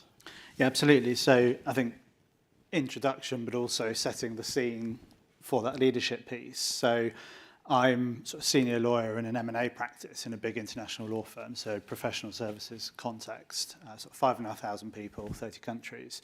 So there's an immediate kind of scale kind of piece there, but also in a law firm environment, it's not one single firm, it's a cooperative. You've got a series of different businesses with different strategies, different clients, different objectives. So you can immediately see this word framework and structure and strategy is extraordinarily helpful when you've got that kind of organization structure. But if I think about the leadership piece and getting that buy-in, the senior leaders in a law firm or professional service business are the partners, they're the owners of the business. And what are they led by? They're largely led by the clients that they're working for day to day. So that client demand on us as a business to innovate, to transform the way we deliver legal services is constant. And then there's the market competition piece. And the market competition piece includes the winning work and competing against our peers, but also recruitment, retention, all of those pieces. And I've been in this role, similar role, various roles since about 2018. Our clients in our particular sector are increasingly sophisticated buyers of legal services. They've got a range of places they can go, a range of different levels, various different models. And they're demanding kind of constant innovation in the way that we deliver the services. And it's not just cheaper, it is the manner and the method of delivery as well, and speed. And so, we compete for work on our track record, on our people, and how we deliver. And so the trick really for that environment is to link innovation, client success, and then individual partner success and business success together. I think the bit around the framework and the system is that there's a risk in the environment that I work in that people think innovation's sort of a one and done. So, we've either come up with a new product, a new service offering, or we've come up with a new way of delivering that. Right, that's it, that's great, off we go. Or the risk is if you have a central innovation type function, it's the innovation's happening over there, so I don't need to worry about it, it's going to come to me. So the piece around the framework and bringing the leadership together is making sure that it's a whole firm kind of endeavour. So how then, Greg, can innovation managers frame that case from moving away from the one and done into something which is broader? So for us, with the network of effectively different businesses and different offices, there's the avoiding deduplication, there's the building on each other's successes. I've worked in this firm where we haven't had a structure and a framework, and now where we have. And I can pick examples where we've identified an opportunity to innovate a particular piece of work that we do, And that's been identified in 4 different regions around the world. And we found out we're all speaking to the same vendors and the same academic researchers and so on, and that there's a massive inefficiency there. So having any kind of shared platform and framework for bringing that together, it's just it accelerates our innovation. So that visibility is super important. Okay, interesting. Thank you. And Ludwig, same question to you. What really motivates senior leaders to back innovation in the real world? And sure. You haven't introduced yourself yet, so. Exactly. So I guess to get started, first of all, thank you. It's a pleasure to be here today. And my work has always essentially consisted on building startups and create a new value in the marketplace. So Hype Innovation essentially is now the largest provider of innovation management systems in the world. So we work with a lot of organizations, and I've been doing so for the last 25 years. Of course, getting leadership to back innovation is always a major challenge. But when you kind of think about it, right, it's a reality. Organizations have so many competing priorities to choose from. And ultimately, how are you going to get someone's attention, right? You kind of think about it in a simple way. Is this really going to move the needle on revenue? This will always be number one. Can you articulate a value proposition that does that? If that's not necessarily there, then are you really reducing costs, right? Executives ultimately really care about these 2 things. Are you increasing revenue? Are you reducing costs? Avoiding risk, maybe. Okay, I'm listening, but you've got number 1 and 2 covered. You don't even need to talk about number 3. So I would say that would be really the first thing you need to think about when you're trying to explain what you're doing. And then, as I think Greg has also said and previous people spoke to, when you think about building a system, it's all about creating scale, making sure something is repeatable. Ultimately, it's improving over time.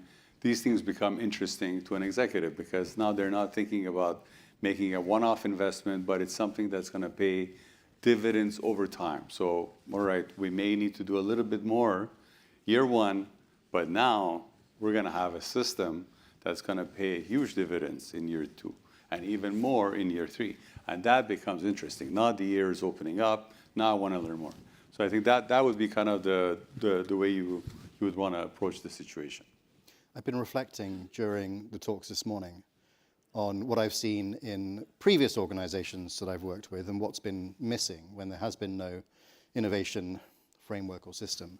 And it's exactly as you say, it's the value proposition, clear visibility, clarity in revenue, but also the ability to benchmark, either across different partnerships, Greg, or different countries or different departments, but also then, what was it Susan said, repeatable activities to provide scale, but also a system which allows still some of that, and Kim, I understand the need for structure, but then certainly for me, getting some of that chaos, but within the confines and boundaries of a system, which I think will help with the creativity to keep pushing forwards as well, which is great, lovely, thank you. So moving on to probably the next topic would be, and I'm thinking now about a particular project that I'm working on, which we planned meticulously. We thought we had strong processes for it. Has it worked out as I planned it? No. Could I have planned for the things which have changed? No. Has it been total chaos? Yes. How do you think we might be able to deal with the day-to-day realities of employees trying to build great things for work as done rather than work as imagined? I mean, so from the perspective of starting with a blue sky idea, oh my God, I can't believe I said that phrase out loud, it's my least favorite phrase, to then actually going through sort of project planning and then spiraling up again to strategy and boardroom. I mean, how can we make sure that things are communicated in the right way for work as done? And Ludwig. Sure. So maybe I'll, since we're talking about leadership, I'll say that what I've seen really work well is when leadership is present and close to what's going on, and they essentially the employees understand that what they're trying to achieve is ultimately aligned with what executives and the leadership really cares about. And a good example that comes to mind is an organization we work with by the name of TD Bank that I think has done an excellent job. They essentially do this annual gala, which is an inventors reunion. But this is not just like a one-off thing that happens, but it's really kind of an effort that takes the entire year, planning, organizing, working towards understanding how people are collaborating together to get things done, concrete ideas that are being proposed, how they're actually becoming potentially new intellectual property that the organization is going to want to pursue, quantifying the actual participation and contribution that each person is making, and then at the end of the year, getting together and saying, what did we really do? How did we achieve this? Who are we recognizing for their contribution? And I think this kind of, the way they've organized this is so well thought out. They've been doing it for many years. I had the pleasure of attending one of them, and it was pretty impressive to see what happens when you really have the executives and the leadership present in innovation, and everyone knows what it means to the organization. It's kind of linked to the visibility thing again, but I love what you were saying about maybe looking into what could have been better, but also celebrating the great work that's gone on. I think it helps to also to reinforce the buy-in. Greg. So I think approaching this from a different angle, mainly because of the evolution of innovation and my role within a law firm environment, but it's that balance between the top down and the bottom up. So, we started, maybe as many organizations do, with a very top down approach as we were galvanizing people to our cause and putting some frameworks in place. But the risk there is that, particularly in our environment as a bit more of a cooperative, you're too far removed from the work actually being done, and it is so varied that the objectives you end up setting yourself are really fiddling a bit around the edges rather than more fundamental business change. And so, a bit like the evolution of my role, I came in as a lawyer into our global M&A team and did kind of a horizon scanning, emerging technology type role for a piece for a while. And then I went into a global head of innovation role, and very much that top down to build out a team. But actually, I'm now somewhere in the middle, right? I'm not quite bottom up. I'm somewhere in the middle at a business unit level because I'm closer to the work being done, and I'm closer to the clients, and I'm closer to the value. And the work that the ideas that we have that come through from the business and the work that we actually do drives changes to the bottom line far faster than if we were doing it solely top down. Now, of course, you need structure. We have a PMO function, we've got the project management piece, we've got technology, we've got risk, we've got other teams. But if you try and do the top down or just the bottom up, you don't get that. Is there not a tension between, or some frustration when the two meet and they're misaligned? Yeah, no, there is, and there's a tension on resourcing, right? Because you've got all those different business units saying, well, our financing team, we're obviously the most important. We've got the biggest clients and we're growing the fastest. And you've got an M&A team saying, yes, well, we want this. So there's an element of, if you don't have controls and a framework and a system, everybody starts diverging and doing their own thing. So you end up with innovation managers in different parts of the business not joined up and not speaking, and you end up repeating and wasting effort. Yeah. I'm thinking about some micro activities, let's say, which I'm recognizing now I'm not doing, and I should be doing, and could be doing more of, to try and bridge the gap between the two. And I have, I think, an irrational fear of, where's John? Dashboards. Partly because whenever I'm trying to communicate things to the steering group or the exec team, and what they see are rag or brag items, trying to justify the reasoning behind why something is amber and not green or red. Oh God, can you imagine the red one? Chaos, more chaos. I think there needs to be more than just the dashboards to communicate the progress of an innovation project.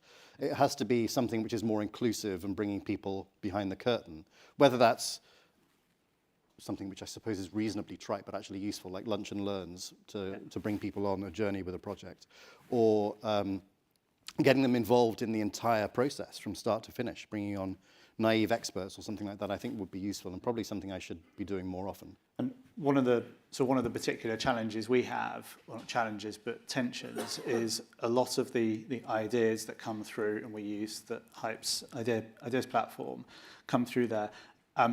If they're taken to their conclusion, will have some sort of technology solution and a cost associated with that. And when you multiply that out amongst different parts of the business, there's a real tension between the innovation managers being seen by technology leadership and our finance team as increasing costs, right? Because we're having to buy additional technology to increase efficiency, service delivery, and so on. And one of the very simple things we've done, and you mentioned dashboards, is we have this no list, and we publish it to senior leadership and management quite regularly to show that we have a really tight control on what we are saying yes to and what we're saying no to down at the business level. Because we can say, actually, we said no to these 5 ideas that have come through because we've already got solutions that we can redeploy. Or we said no because we know from you that technology is not quite there yet. And that's really helped smooth out those tensions because they can see that we've got a really rigorous process and framework for evaluating ideas, and it's not just a constant, we want X, Y, Z. You mentioned the rigorous process and framework, and using something like Hype will give you a process and will help you manage your process and framework.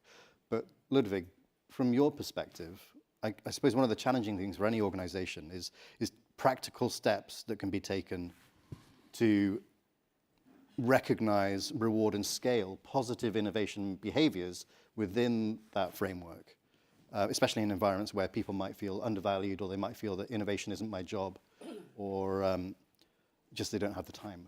Sure. Yeah, so I think maybe 3 key things come to mind. Number 1 would be really recognize teams, and I'll explain that. Number 2 would be remove bias.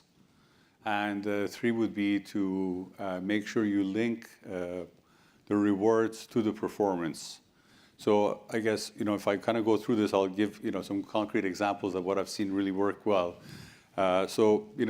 We had a client, Willis Towers Watson, and they, ran some innovation events, and it was going okay, but they were wondering why are not so many people participating. When they really dug into the numbers, they noticed there was reasonable male participation, but not that many women were really participating. So they said, well, hold on, let's maybe try to do something different. Let's create teams and have teams work together. And that totally changed the results. Instead of having individuals always compete, they had a different approach. And that really supercharged the participation, the engagement, and they had much, much better outcomes. So I think, team is definitely a good success factor when it comes to what we've seen work for customers. Another really interesting thing is around removing bias, making it more psychologically safe for people to participate. Was an organization by the name of Bayer. They came to us and said, look, we want to try something different. We want to essentially have avatars so that when people are working on innovation, their identity is not known. And this is actually pretty cool because what it kind of did for them when we started engaging in activities was the employees would be able to say what they wanted to say without necessarily feeling like maybe I shouldn't say this, my name will be out there, what will happen, I don't know if I feel comfortable to do this. Same with the managers. They could, go in, be like everyone else. No one knows what the other person is. It's just an avatar. So this way, they don't disrupt the innovation process. They don't overpower it. They don't suddenly have a voice that takes over everyone else. So that really, again, completely changed the equation, drove much better results in the organization. And third was around linking rewards to performance. So what we've seen really work well is, and I'll give an example. This was Canada Life. They really had a very specific way to onboard employees and say, look, we are innovators here, and this is your performance at the end of the year. Innovation is part of it. This is what we expect of you. This is what we hope you can deliver. And it was very clear. There was no accident that this is what's going to happen. I see that in quite a few organizations, and I think it works well for them. We have a competitor in our industry who a huge number of people have innovation just as part of their job title. And I do think that everyone in an organization is partly responsible for innovation. It's then how we as professionals bring together in an aligned way, linked to the strategy of the organization, what it is we're doing moving forwards. Probably 10 years ago, it's my background psychology, I created a psychometric profiling tool for innovators. And it was about how we all think slightly differently, how some people who are, in very simplistic terms, more creative, right brain dominant, but not necessarily strong on numbers, sequencing, planning, can work together, either to understand each other better or to fill their gaps if they're working alone on a particular innovation project. And that was fascinating and hugely successful. But again, it does make me realize that probably I'm not engaging people in the right way, so that they believe they can be part of what I'm doing. So I need to reflect and do something about that. Greg, what about you on how we can bring people in? So I think a couple of practical things, both a blessing and a curse being in a professional services environment. We're a time-based business. So yes, pricing models and how we charge and so on are evolving all of the time, but ultimately people are recording time, how much they spend on particular projects and so on. So we've lent into that from the sort of incentivizing and encourage innovation perspective. And I like the idea actually about the avatar piece, because one of the other things, the challenges we've had is sometimes what we call the hippo problem, but the highest paid person's opinion piece. Whereas how do you make sure that everyone's ideas are given equal weight at the start of a process before you sort of implement your framework? But we did a global project a couple of years ago across the business, and we were trying to get to the bottom of what incentivized people to take part in ideas campaigns, innovation projects, change management exercises, business transformation. And perhaps unsurprisingly, about 75% of people primarily motivated by financial type metrics. So we have the concept of time bank. So for recognized projects, our lawyers and other professionals can record time to that, and it counts as if they were doing client chargeable work. And we do the same thing for DE&I initiatives and knowledge as well. We're a knowledge business. So that was sort of tick the box, that met that kind of financial motivator point. But that left 25%, roughly. And that was really, for us, a mixture of recognition. It was recognition from their peers, recognition from their management and the partners, and then recognition from their clients that they were investing in this and it was important for the business. And so we ended up doing some, in the end, quite simple things like gifting platforms, rewards, nominations publicly, those sorts of things. And that's given us what we think the broadest motivator for people to get involved. I do think innovation should be fun. Yeah. And some of the most successful fun events I've ever had are the old things, the global, depending on the size of the company, the global or group competitions in innovation, the short sprints, the 5-day workshops, the things which take us away from the day-to-day and somehow into being able to work together on solving a problem. And also instilling a sense of competitiveness and FOMO as well, right? Like Yeah. We do that, pretty regularly. It's always a competitive bunch. Well, that's only because I like to win. We've only got 3.5 hours left, so I think if we just look at, probably just touch briefly on the last question, because I think it is an interesting one. Pretty much every panel so far has mentioned AI in some form, and it can be used in a variety of different ways, but it does mean that perhaps people either become lazy in thinking for themselves, perhaps, or it might mean that some people don't feel as engaged with innovation because they worry that it will be taken over by artificial intelligence in some way. So how can a leader continue to create safe environments where diverse voices can shape an innovation agenda when, let's call it a threat, the threat of, sorry, it's your area, Greg, but when the threat of AI may lead to feelings of alienation? And we'll start with Greg.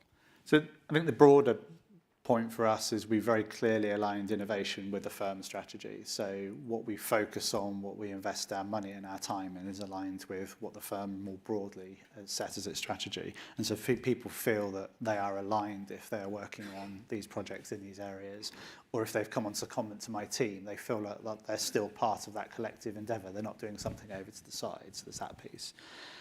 But certainly for lawyers, and for junior lawyers in particular joining the firm or in the firm, they're facing this kind of relentless sort of hype and press coverage about we're not going to need lawyers anymore, we're going to need far fewer, the work's going to completely change. It's one of the industries that's been a lot of the focus on it. And this comes down to communication, the narrative, what do we set, what expectations are we setting for people. So we're doing a lot around like the narrative and the reality of AI empowering people to do better work, to do more interesting work, to get past some of the drudgery which exists in law and get to that really value-added client-facing work which they aspire to do. So we think it accelerates people's journey towards more interesting, valuable work rather than the other narratives that are out there. And the other bit is our junior people often have the most relevant, most interesting experience when it comes to, for example, AI, and we're really trying to harness that. So we're almost promoting them to say, you are coming into this business having been to university, having been to law school, when you've got ChatGPT, you've got Gemini, you've got these tools at your disposal, you are the experts in this area, and we want to harness you for that, and that's been really motivating. Wonderful. And Ludwig, Hype are actively working on AI tools to help actually enhance innovation. How do you find the mesh of AI on the platform and people using it works? Sure, exactly. I mean, we are, I guess, in the peak of everything AI, right, going on. So you have to have AI in something. Although they say 95% of AI projects are not really doing well, right? So I think, in our case, it's all about, like Greg said, right? Humanize the narrative, make sure that you are marrying human and machine intelligence, so that this way you are able to kind of innovate. And when it comes to our particular system, it's to actually make sure innovators are getting kind of a helping hand from AI to analyze things, to categorize things, to augment things, kind of like what we call our AI coach. So it kind of becomes your helper along the way, and it's clear that it's there to help you, not to replace you. Rather, it's to make things go faster, to be easier to articulate what you want to say. And that actually comes in pretty handy because, let's face it, it takes us a lot more time to think about things and having to write it out perfectly. Now you can get it done with a snap of your fingers, much easier to get to the final point. Wonderful. Well, thank you both for this chat. The only thing I was missing, apart from a glass of wine, was perhaps just some reflections and questions for everyone here in the audience. Certainly it's been very introspective for me. The first one is, in your own organizations, in your own projects, who is it you are not engaging with? Who is it that you're not communicating enough with? Who are you not involving in the process early enough, if anyone? And how can we ensure we celebrate and promote the visibility of any processes, any frameworks, any lagging ideas, or any problems unsolved, either around partners or around the rest of the businesses that you work in, so that we can celebrate the structured success that we've all reflected on today. Thank you very much, both of you, to Greg and to Ludwig, and please give them a round of applause. Thanks, Zach.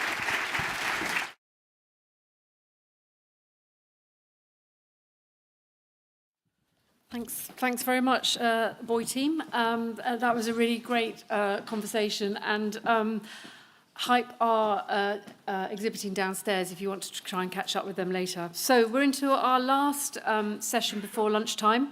So as previewed by Mo-Ling earlier, our final session will be to look at competencies. So we'll now be hearing from Magnus, Tim and Amelia, if they can come up to the platform. I can't see them, actually. Well, oh, there they are. Brilliant. Thank you very much. Welcome onto the stage.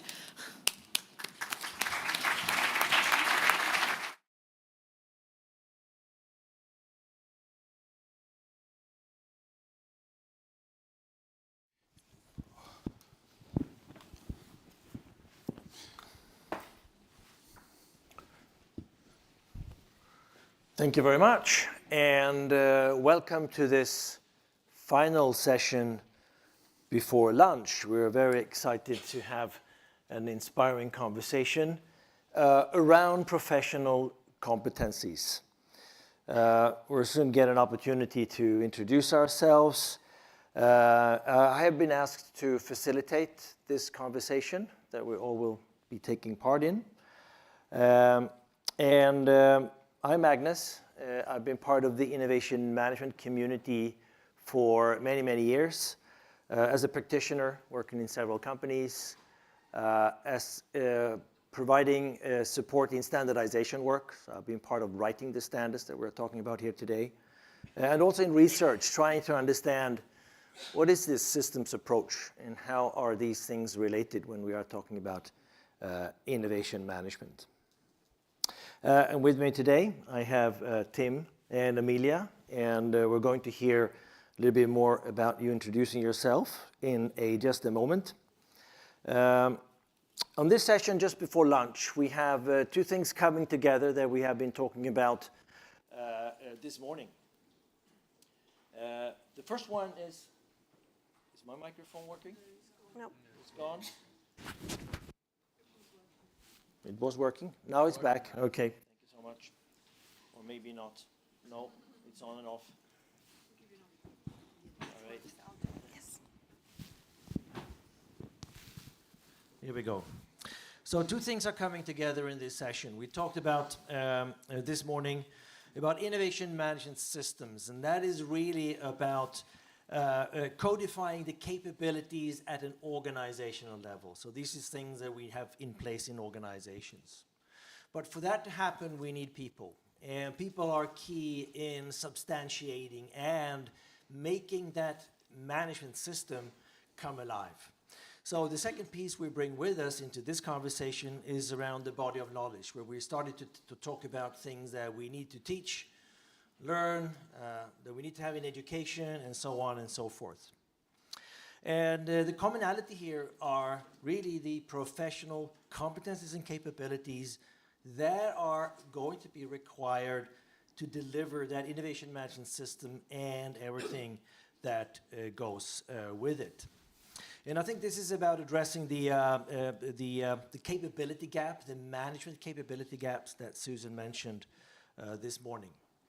And when we think a little bit about this particular discipline and profession, to me at least, it's a little bit surprising that we haven't yet come together and created that common core framework of competencies. There are many of them out there, but as was mentioned by previous panels, we haven't really come to a conclusion or concluded what is the core of this profession that we all can agree and build upon. So maybe now is the time to do that, to engage the entire community to make sure that it happens. And right now I'm part in one of those attempts. There is an international standardization project going on, trying to work out what is a competency framework for innovation management. So that is one of the attempts to come together and actually formulate that foundation.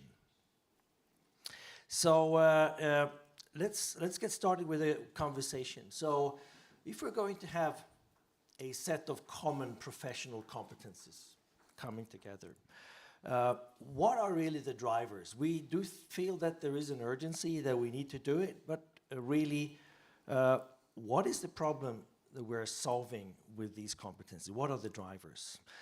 Amelia, over to you first. Please start by introducing yourself. Thank you, Magnus, and thank you everyone for being here. So I'm Amelia, and I'm a project management specialist at the United Nations Industrial Development Organization. And actually, our motto at UNIDO is progress by innovation. So innovation is embedded in everything that we do.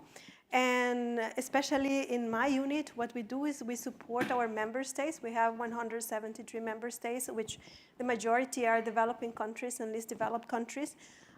We support them in their journey to industrialize, and especially at the level of institutions and the private sector. So we work mainly with MSMEs.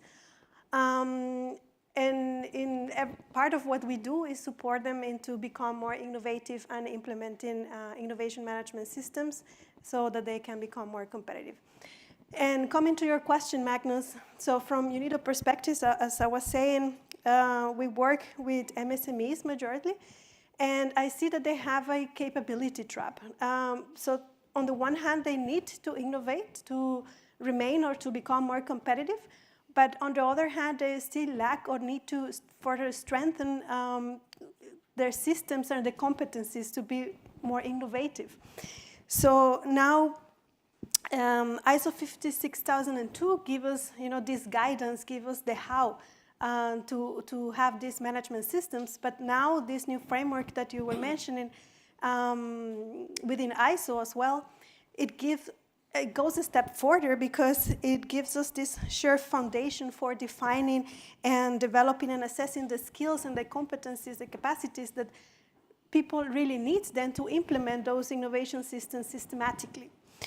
And it is important to remember that standards are built by consensus by the top-notch experts like you. And so these best practices that are codified, it gives us the human side of innovation, let's say, because it tells you what these people, innovation professionals like you, need to have in order to thrive and implement in these innovation management systems.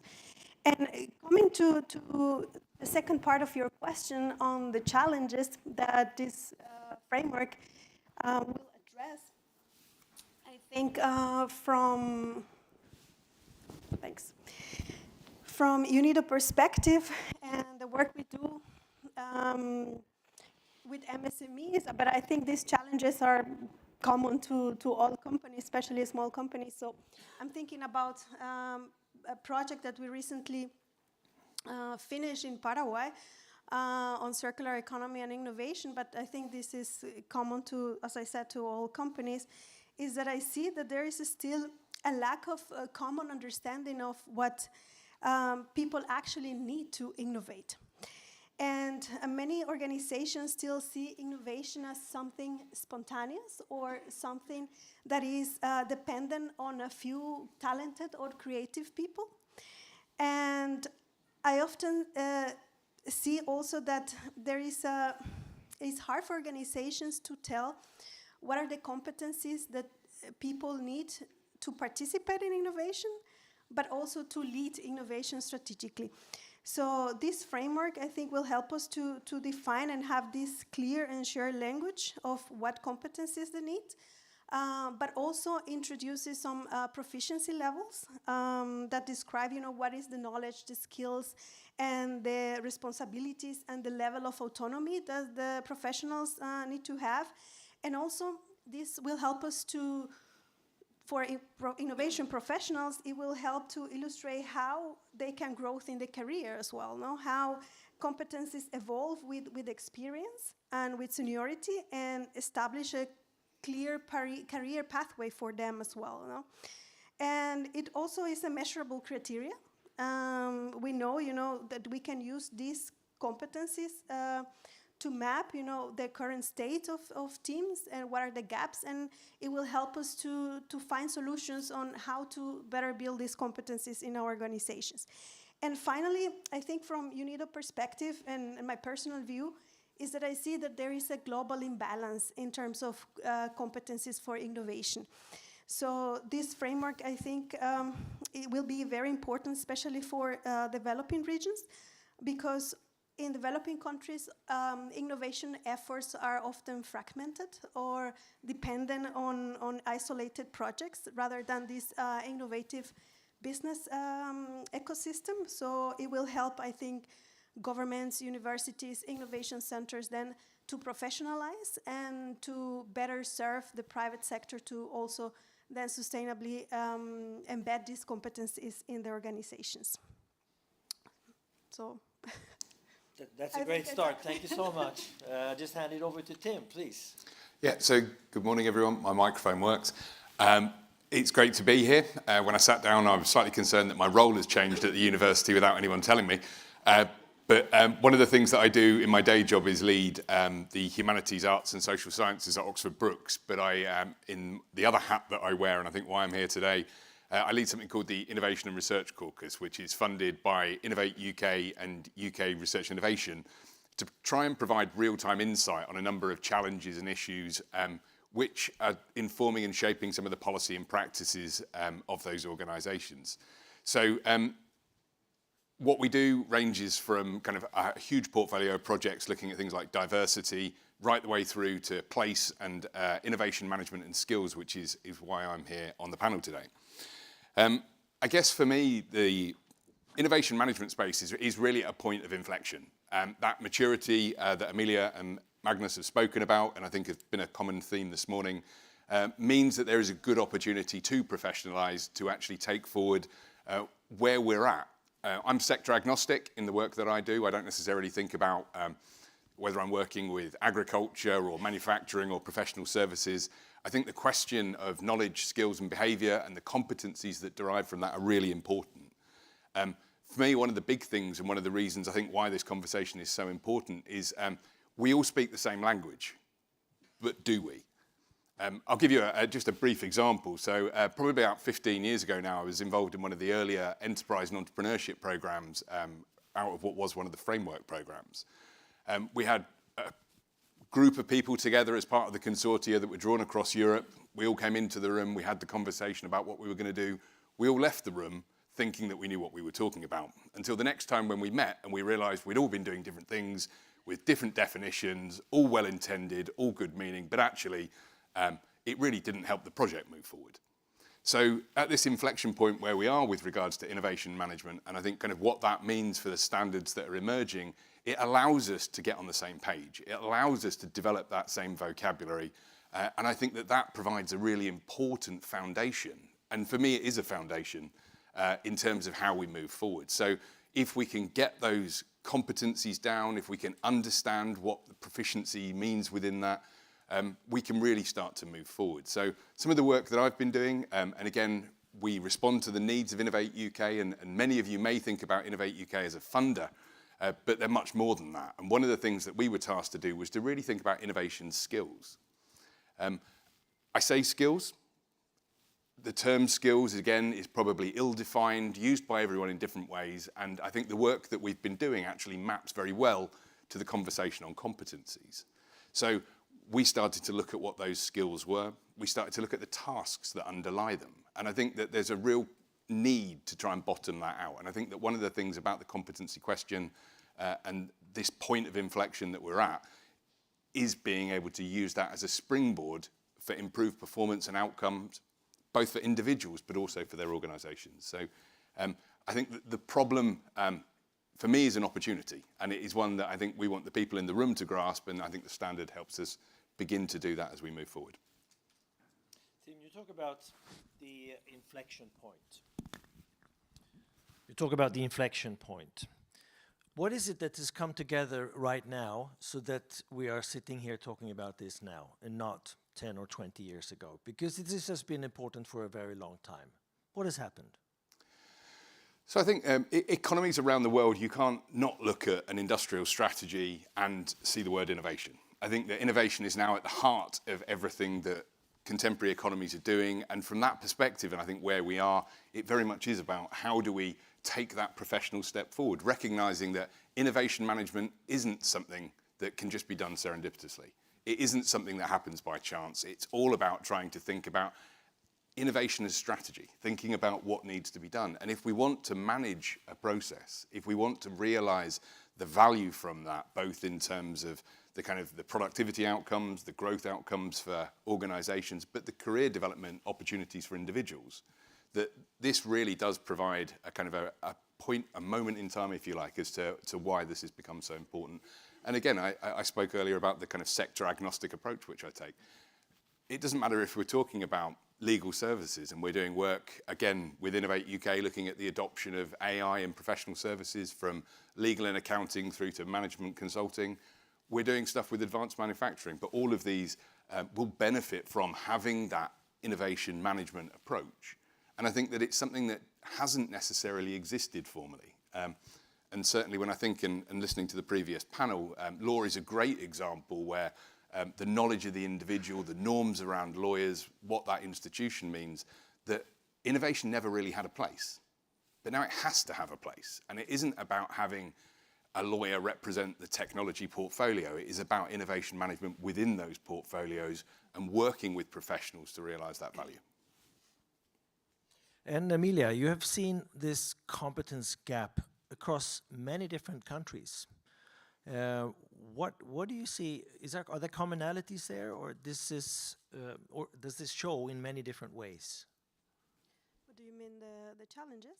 Yes, the competence gap, because that's the kind of the starting point for the conversation. There is a problem here that we are going to, or that we have to solve. Yes. Does it look the same? Definitely. I mean, it might vary from the size of the organization, but the end is the same. I mean, we need this framework to have this shared knowledge, this shared body of knowledge, as they were saying in the previous panel, to understand what we need to build in these organizations. And coming to your previous question to Tim, I think what has happened and the momentum we have now is that we have the fourth industrial revolution. We need to innovate and we need to find solutions to our common challenges. I mean, from UNIDO perspective, I can see that we have many social and environmental challenges that we need to address, and for this we need to have more professionals that have these capacities to manage systems on how to innovate and come across sustainable solutions. So let's take a look inside of these competency frameworks. What are actually the competencies that we're talking about? And you started us off a little bit, Tim, and discuss what's in it. And the definition that we've started off with so far within the ISO work is that a competence is a set of knowledge and skills. So that's kind of the first the way it's been divided. Can you give some examples of what would we find? And what is really important in these frameworks from your perspective, Tim?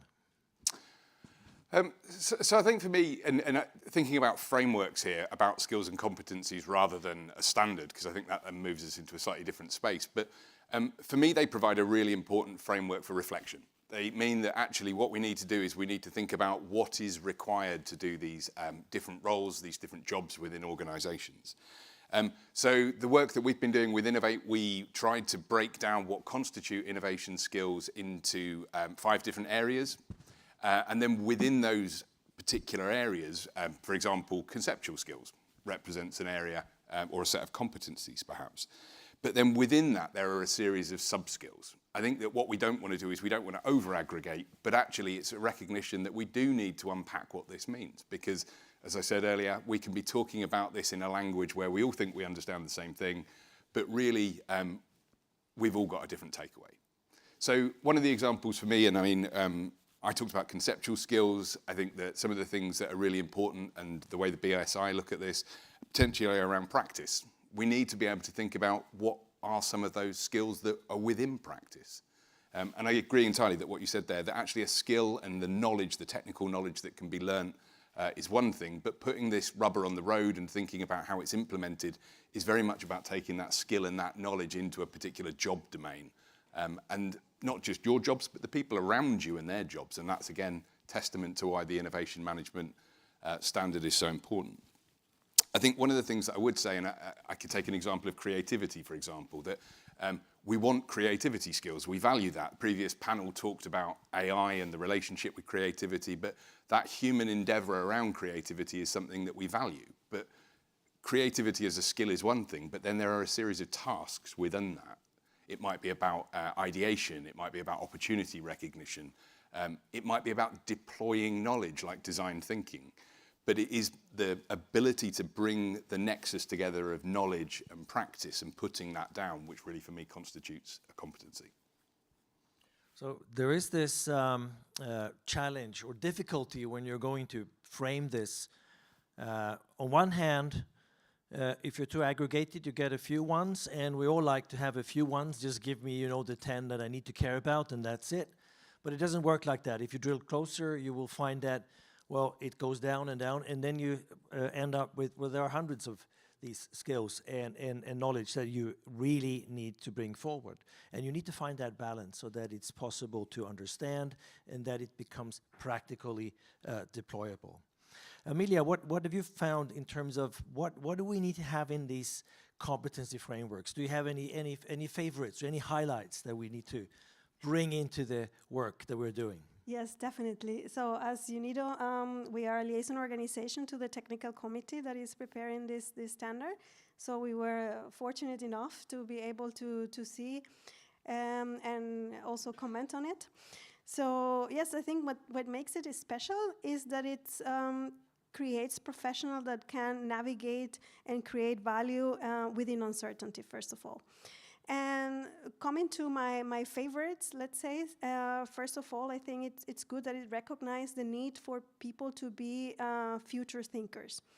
And this is related to the ability to anticipate, envision, and plan for future trends, opportunities, and challenges. And this is exactly what we need. Someone in your organization, you want someone with this foresight thinking, and that develops strategies that support your organization to become, let's say, future-proofed, and that not only adopts or reacts to change, but also helps your organization to shape the future direction.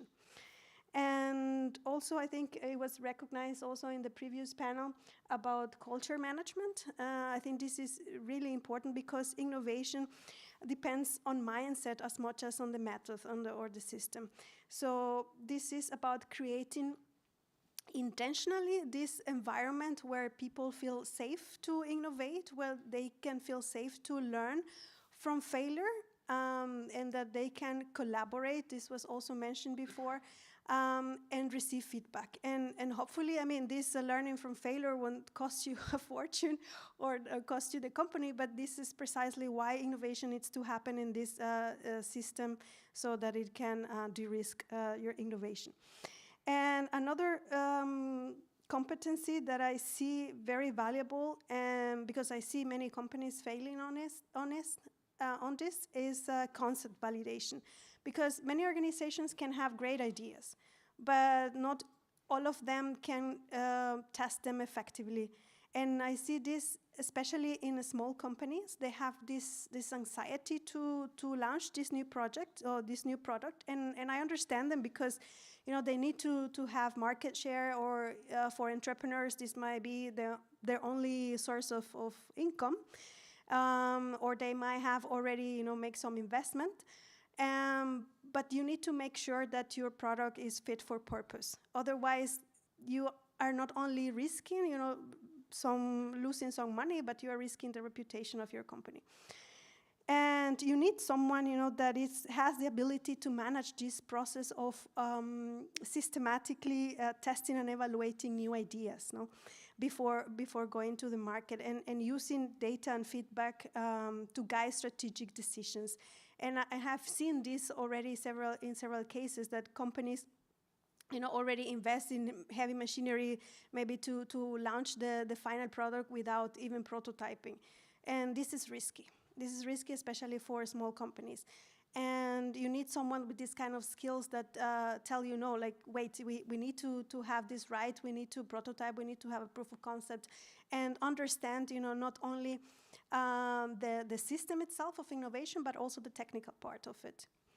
And fourth, I think, well, from me, from the developing perspective, I think it's fundamental that we have ethical integrity also as part of the competencies, because we want to build professionals that want to create solutions for problems, not create new ones. We have enough of them. So you need someone that ensures that the decisions related to innovation are guided by the values of the organization, that follow the law, and that also are not going to harm people or the environment. Excellent. We are moving towards the end of this conversation, but let's pause for a while and start to think about, what if we get this right? What if we get a very nice collection of competencies out there? We're starting to build the profession and so on. What are the benefits if this becomes widely adopted? What do you see ahead, Tim? So I suppose for me, I kind of see it in three areas. So the first one is about the development of individuals. What we've got the opportunity is to think about the different proficiency levels, what that looks like. We might need people at the beginning of their careers to engage in creativity and problem solving as particular areas and exercising those competencies, whereas creativity at a CEO level could be about curating the architecture and a culture within a firm. So I think that the standards will help do that and help shape that. The second for me is about deployment. If we understand what those innovation management competencies are, then those within the organisation can ensure that the skills, the behaviours, those competencies are deployed in the right areas to maximise them for the business. And I think that is hugely important, and there's much gain to be had there. The final one, and I think one which has kind of gone under the radar slightly, is then about sourcing the talent of the future. If we understand what those competencies are and we can have a view to what we need in the future, actually from that point of view, I think the benefit will actually mean that we're employing the talent that we need to deliver value. Excellent. And now it's time to move from developing frameworks and so on and start to think about some of the actions. So Amelia, what are the actions you're going to do next, very practically? Well, what we need to do is assure that this doesn't remain theoretical, that we have to implement this. And from UNIDO perspective, I think as soon as the standard is published, we need to build awareness about it at all levels. And we need to work with governments to embed this in their innovation and skills development policies, strategies, and initiatives. We need to work with universities, business schools, vocational training institutions to build curricula around these capacities. And also, I mean, from UNIDO side, what we do is that we work a lot with business intermediary organizations so that they support the private sector and create the capacities within these stakeholders so that they can then provide services and pass these capacities on. And we need to work with companies. We need to use this framework to assess where they stand, what are their gaps, and to develop technical cooperation projects that can help them to, support these competencies.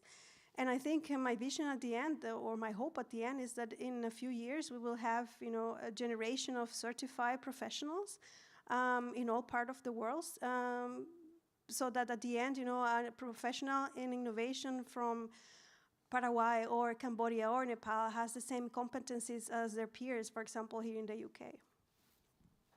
Excellent. Tim, what about you? What's next? I suppose I'll change my hat and put my university hat back on. And I think that one of the things that we need to do is to equip our students with those, what we call attributes, competencies, and transferable skills to move into the world of work. And again, I think that is hugely important. I have responsibility, as I said, for arts, humanities, and social sciences.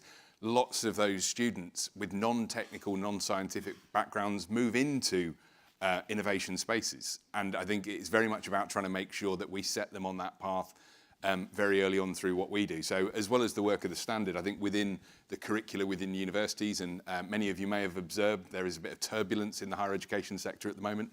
But it's all about making the most of a good crisis. And if we can have a skills-led approach that really emphasises those competencies, I think that's what learners should be demanding of universities moving forward, making sure that they're well equipped to move into the world of work. Excellent. So just in terms of conclusion, 3 takeaways that I've kind of distilled out of this conversation. First of all, what is unique about this is really the ability to explore. That is the competencies that we would like to bring out. Managing uncertainty, breaking that down so that it becomes understandable and a learnable skill and a learnable knowledge that we actually have at the core. That is what would make this competency framework unique and different from other frameworks that are out there. Second, starting to think about proficiency levels, and you mentioned that. What is the level to what we need to master these skills and knowledge in an organization? From the person that is just taking part in a team, working with innovation management, supporting, contributing, and so on, all the way out there to the ones that are setting the strategies and being the thought leaders. So we need to think through that spectrum and make sure that this becomes applicable to them. And finally, if we can do this systematically and have this widely adopted, we will create a cadre of professionals that could actually talk to each other, that we have mobility between sectors, and we can have career paths and so on, from the students all the way up to the people that we need to lead in this time of, well, criticality. We badly need to innovate, and that is really the inflection point that we're at right now. So thank you so much for a great conversation, Amelia, Tim, and thank you so much.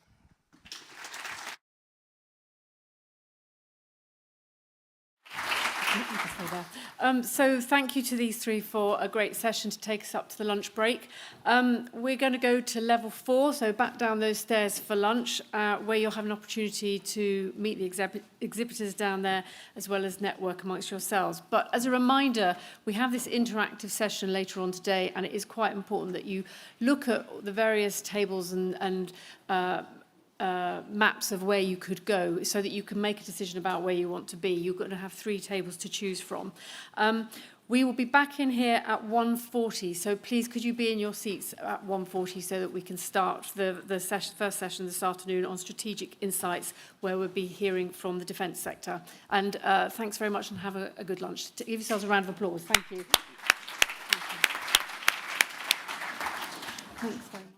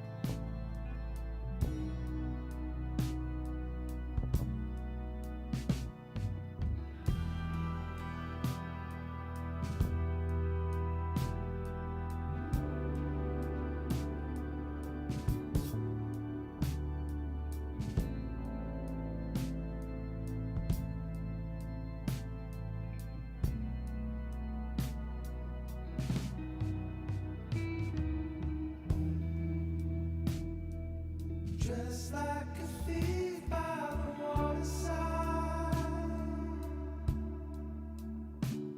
Don't go, the rivers run dry.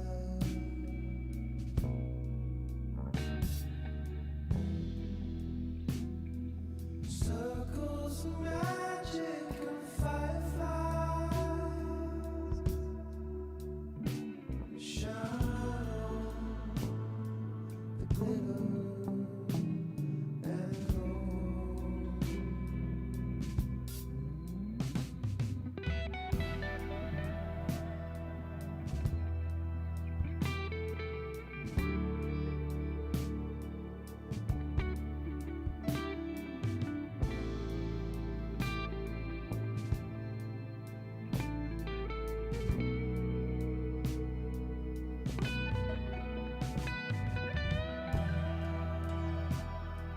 Searching for apples in paradise. So bold, the colors in the grass.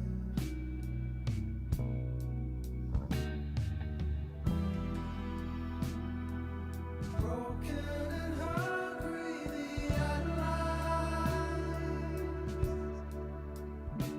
So strong.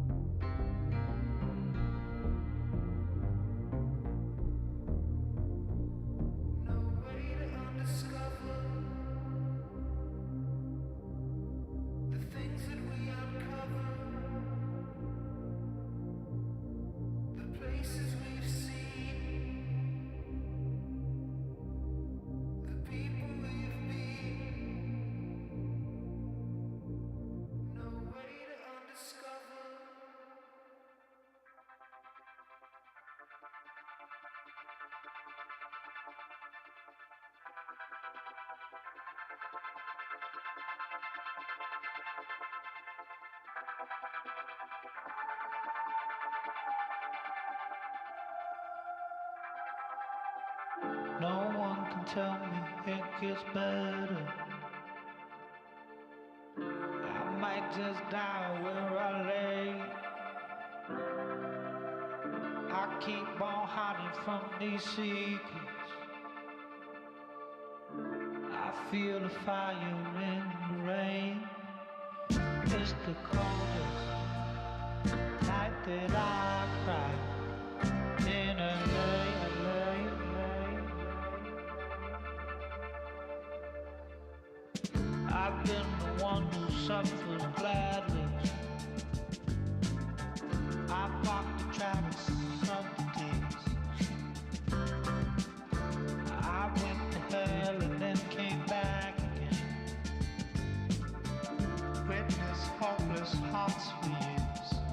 just to hear you speak, saying that you leave. And it all comes crashing down on me. Bitter from the years of crying, so the pain's on full display. Broken boundaries, they have found me, and it all ends here today. Stay away.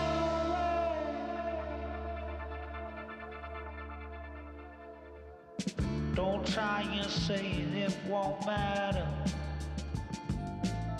'cause I swear I've been here before. These petty lies will only feed it. You'll keep on coming back for more. It's the sickness that don't need away. That's your cure.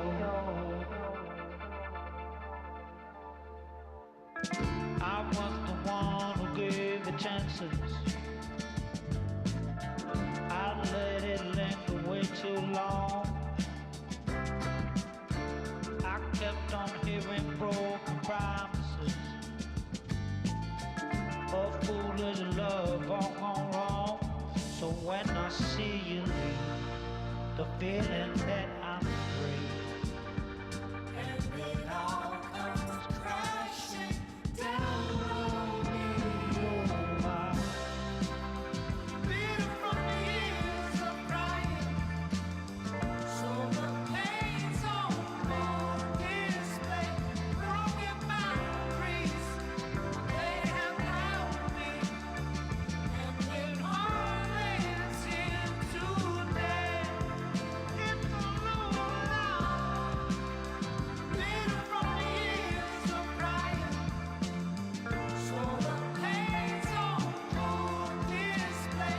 Broken boundaries, they have found me, and it all ends here today. Stay away.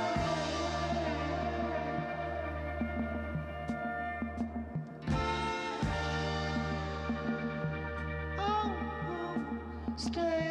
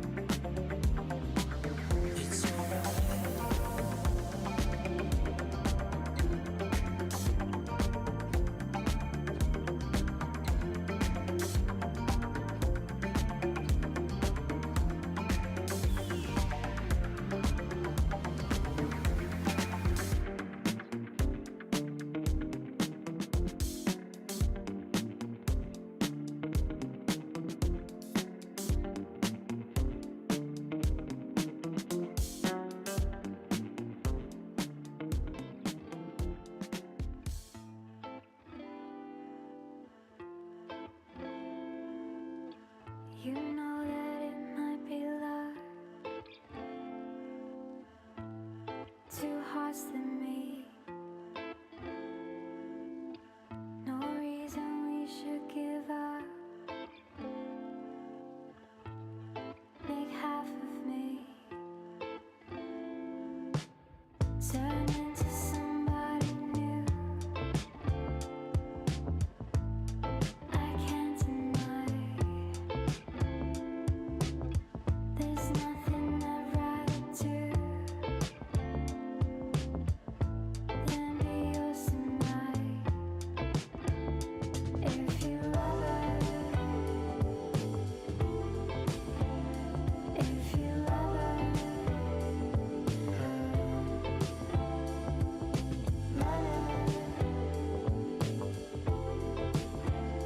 not like butter.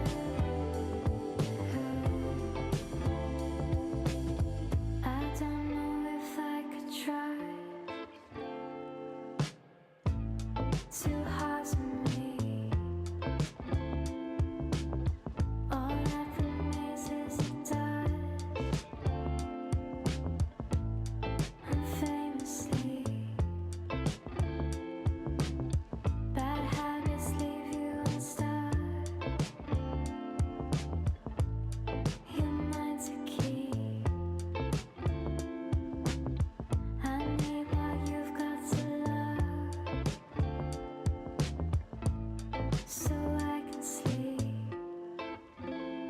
If you love her, if you love her,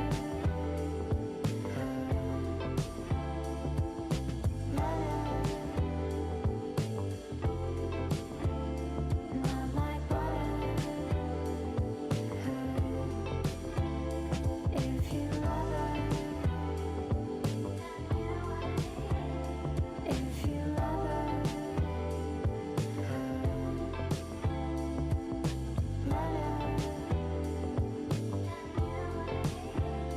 not like butter.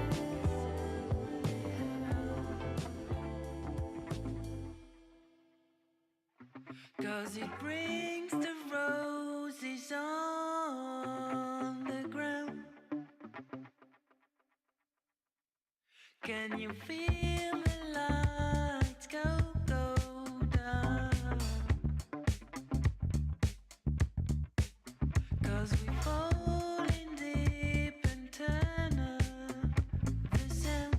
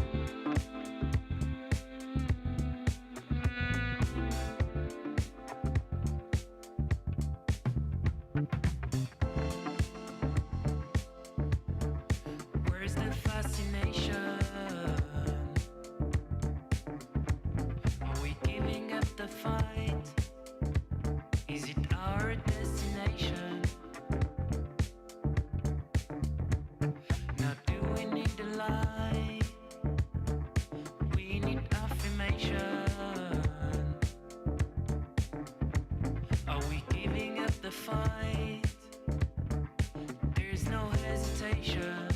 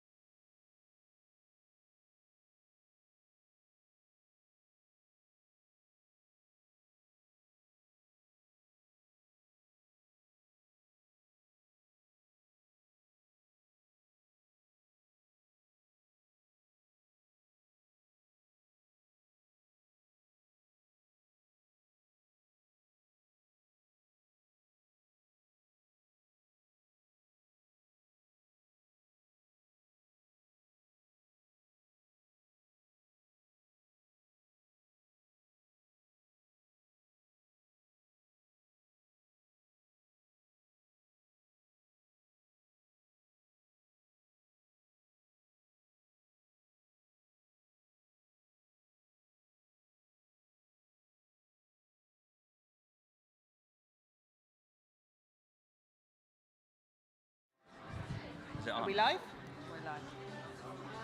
Good afternoon, everyone. Please take your seats. This afternoon's session is about to start. Please take your seats. This afternoon's session is about to start. Thank you.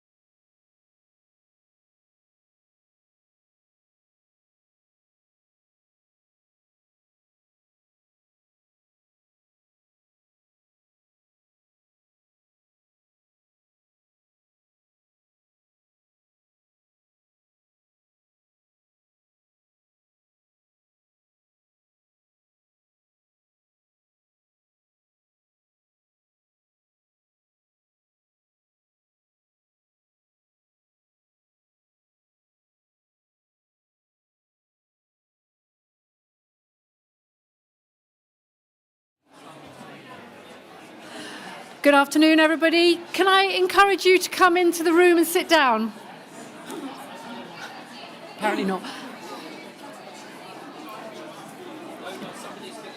Hello, hello, hello.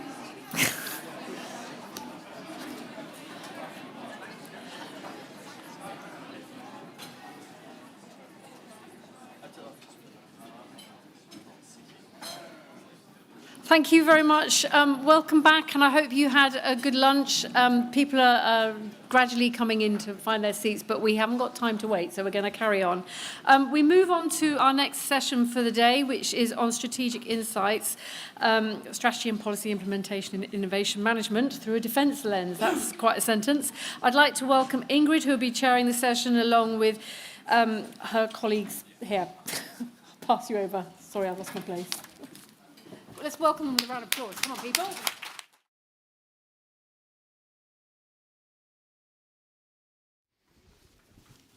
So, welcome back after lunch, and we are addressing strategy, policy, and innovation management.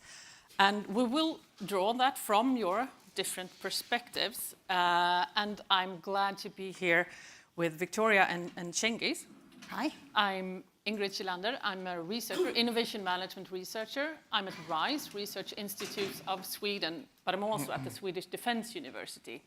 That makes also an additional theme or a backdrop for this dialogue with defence innovation. So I will invite you within shortly to introduce yourself, but I would like also you to state or comment on what you want to bring to the audience about defence innovation in defence and security. So Victoria, please introduce yourself. Thank you. Thank you. And thank you for coming back after lunch. It's good to see so many faces. So you've got my name and my job title on the slide. I work for Kinetic, part of the defence and security ecosystem. And to give you a flavour, the sorts of things people are innovating in the company on are quantum. How do you create a meaningful quantum test harness that tells you whether it does what it says it does on the tin? Looking at human autonomy teaming. We've talked about AI already together. So what does it really mean if you've got planes and drones and people and operators and engineers all working together as teams across the whole system? Through to complex system integration and that classic challenge of, well, I've got the data, but some of it's on a ship over here and some of it's in a lab over here, and we haven't connected it all together. So that's a sort of flavour of the type of innovating that's going on in the organisation. And the challenge then is to knit together a fantastic, purpose-led, this is about security of the realm, purpose-led, mission-focused jobs and teams into a system where we have a systematic approach to connect together. How are we understanding those customers? How are we helping our customers to understand that landscape? Through to, well, what does that mean for what technical capabilities we're growing and nurturing and investing in so that we've got what's needed in 2 to 5 years' time. That's probably enough for an intro. Shall I pass on? Great. Thanks, Victoria. Hi, everyone. Cengiz here from the Ministry of Defence, where I sort of take on the head of strategy and policy role for the Integrated Global Defence Network, which is the Ministry of Defence's diplomatic platform.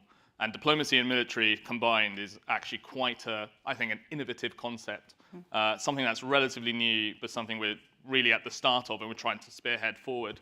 So the thing I really want to talk about and give you the insight to is the public side of being a civil servant, but actually how we use human systems in an innovative way. And I think there's a lot of lessons between diplomacy and innovation, and actually loads of similar concepts. So I think the thing I'll focus on and hopefully share with you and with the roundtables later is which diplomatic concepts, skills, knowledges can be used in innovation, and that focus on the human-centric. So thank you. And we started, Victoria, you recently was promoted into this role of Head of Innovation and Technical Capability.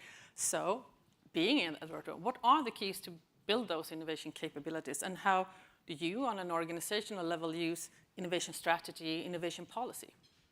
I mean, I feel like I should be looking at the room and saying, so tell me. Yeah, I am new in the role, and I'm fantastic that to have the timing of this conference now, because we're right at that point of looking at what's our baseline, where have we been, where are our strengths, what are we good at, and where is there quite a journey to go on? And as I think you won't be surprised to hear, there are a number of areas where we can identify that we've got the ingredients spread out across the organisation. We have fantastic understanding, deep, close relationships with our customers who, across the defence and security industries are trying to deliver challenging missions. We've got really close relationships and understanding there. But what we don't always have is the connectivity from that insight in a systematized way through to, okay, well, how can we solve that problem? And as I look at the area, time and time again, I can see that we've got these jewels of capability and expertise, and if only we could be systematic in connecting them together, we would achieve impact and change much faster.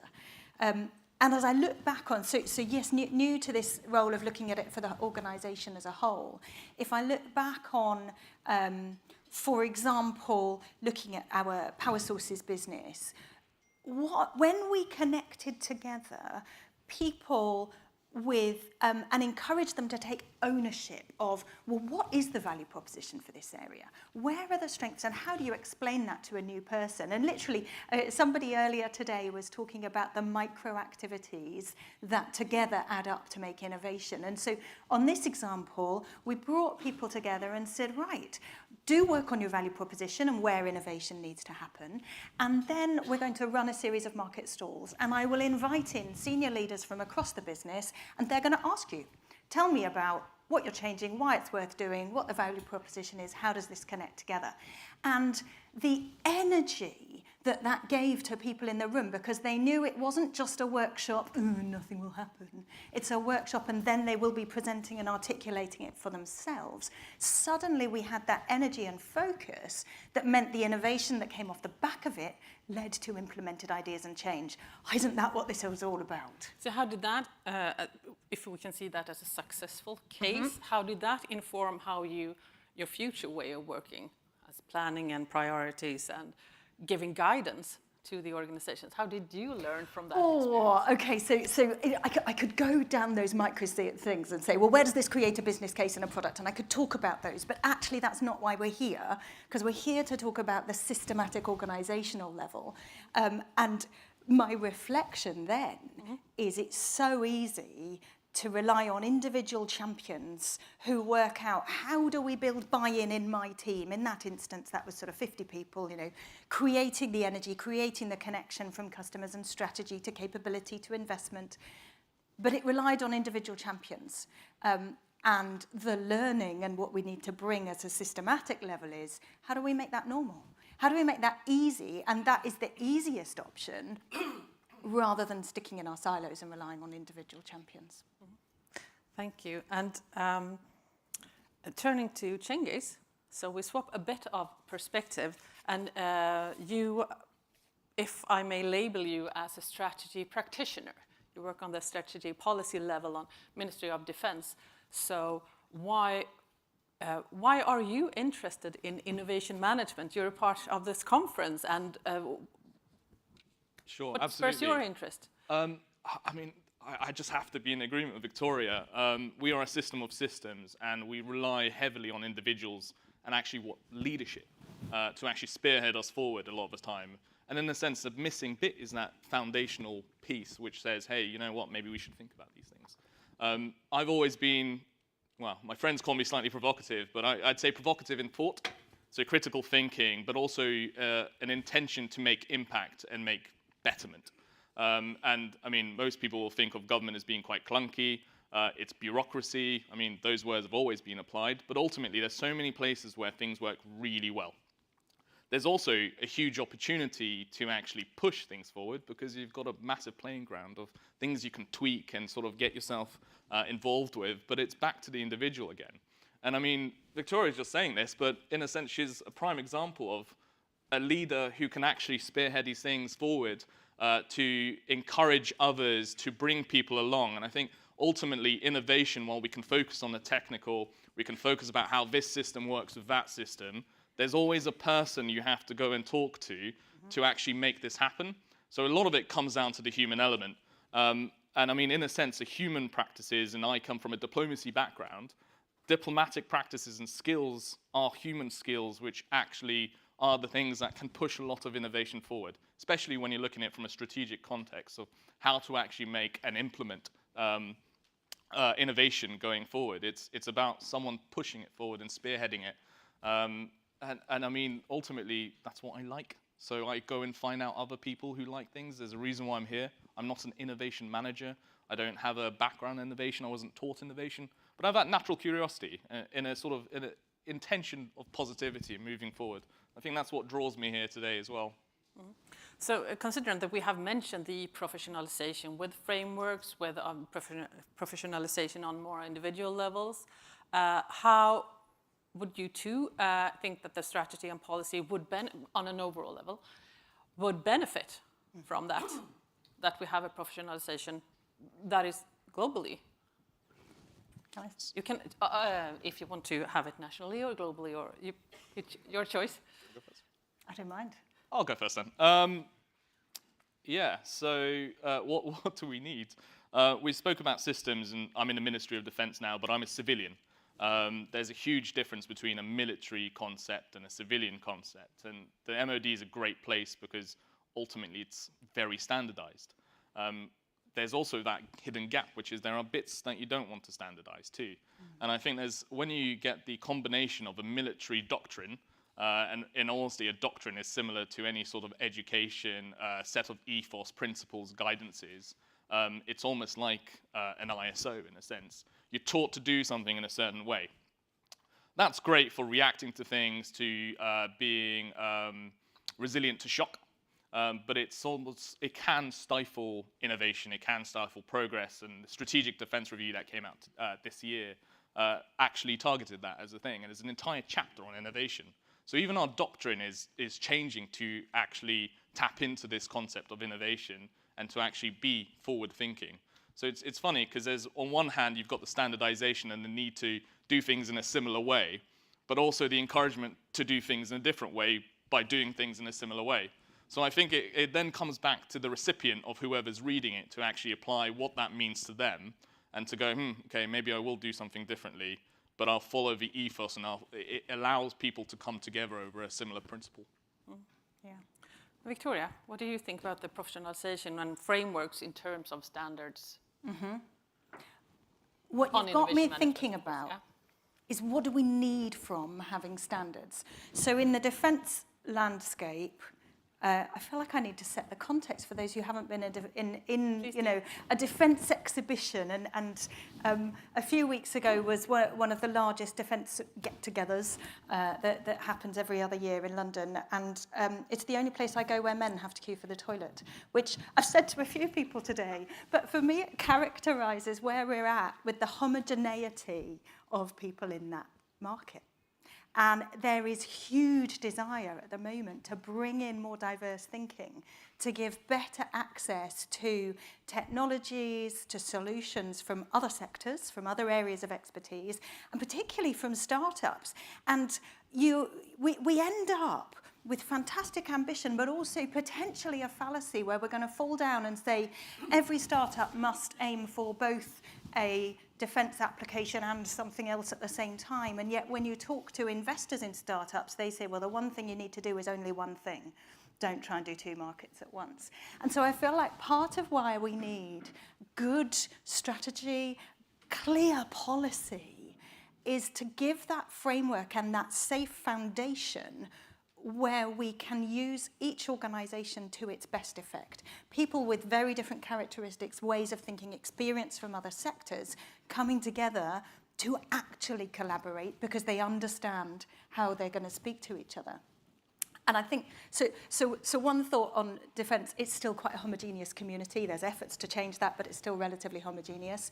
The second one, it's running two different time horizons in parallel. So imagine having one foot on a skateboard and another one tied to a sloth. So in parallel, you're managing and building and supporting through life a platform designed for 30 years, but probably it's going to last 50. And at the same time, a drone that might need a software update every week, every month. Those two things happening in parallel is part of the fundamental identity of defence, and it gives opportunity and challenge. But where we need to be able to bring in the innovation standard then is to say, hey, how do we address innovation on both of those timescales at once? Challenge. How do we bring them together in an integrated way where we understand where there might be frictions and how we're going to acknowledge those frictions, not necessarily make them go away? How does that change how we go about AI assurance or risk management? Does it change? Because if something's got to be ready in a week, are you actually going to do the integration and the risk management afterwards?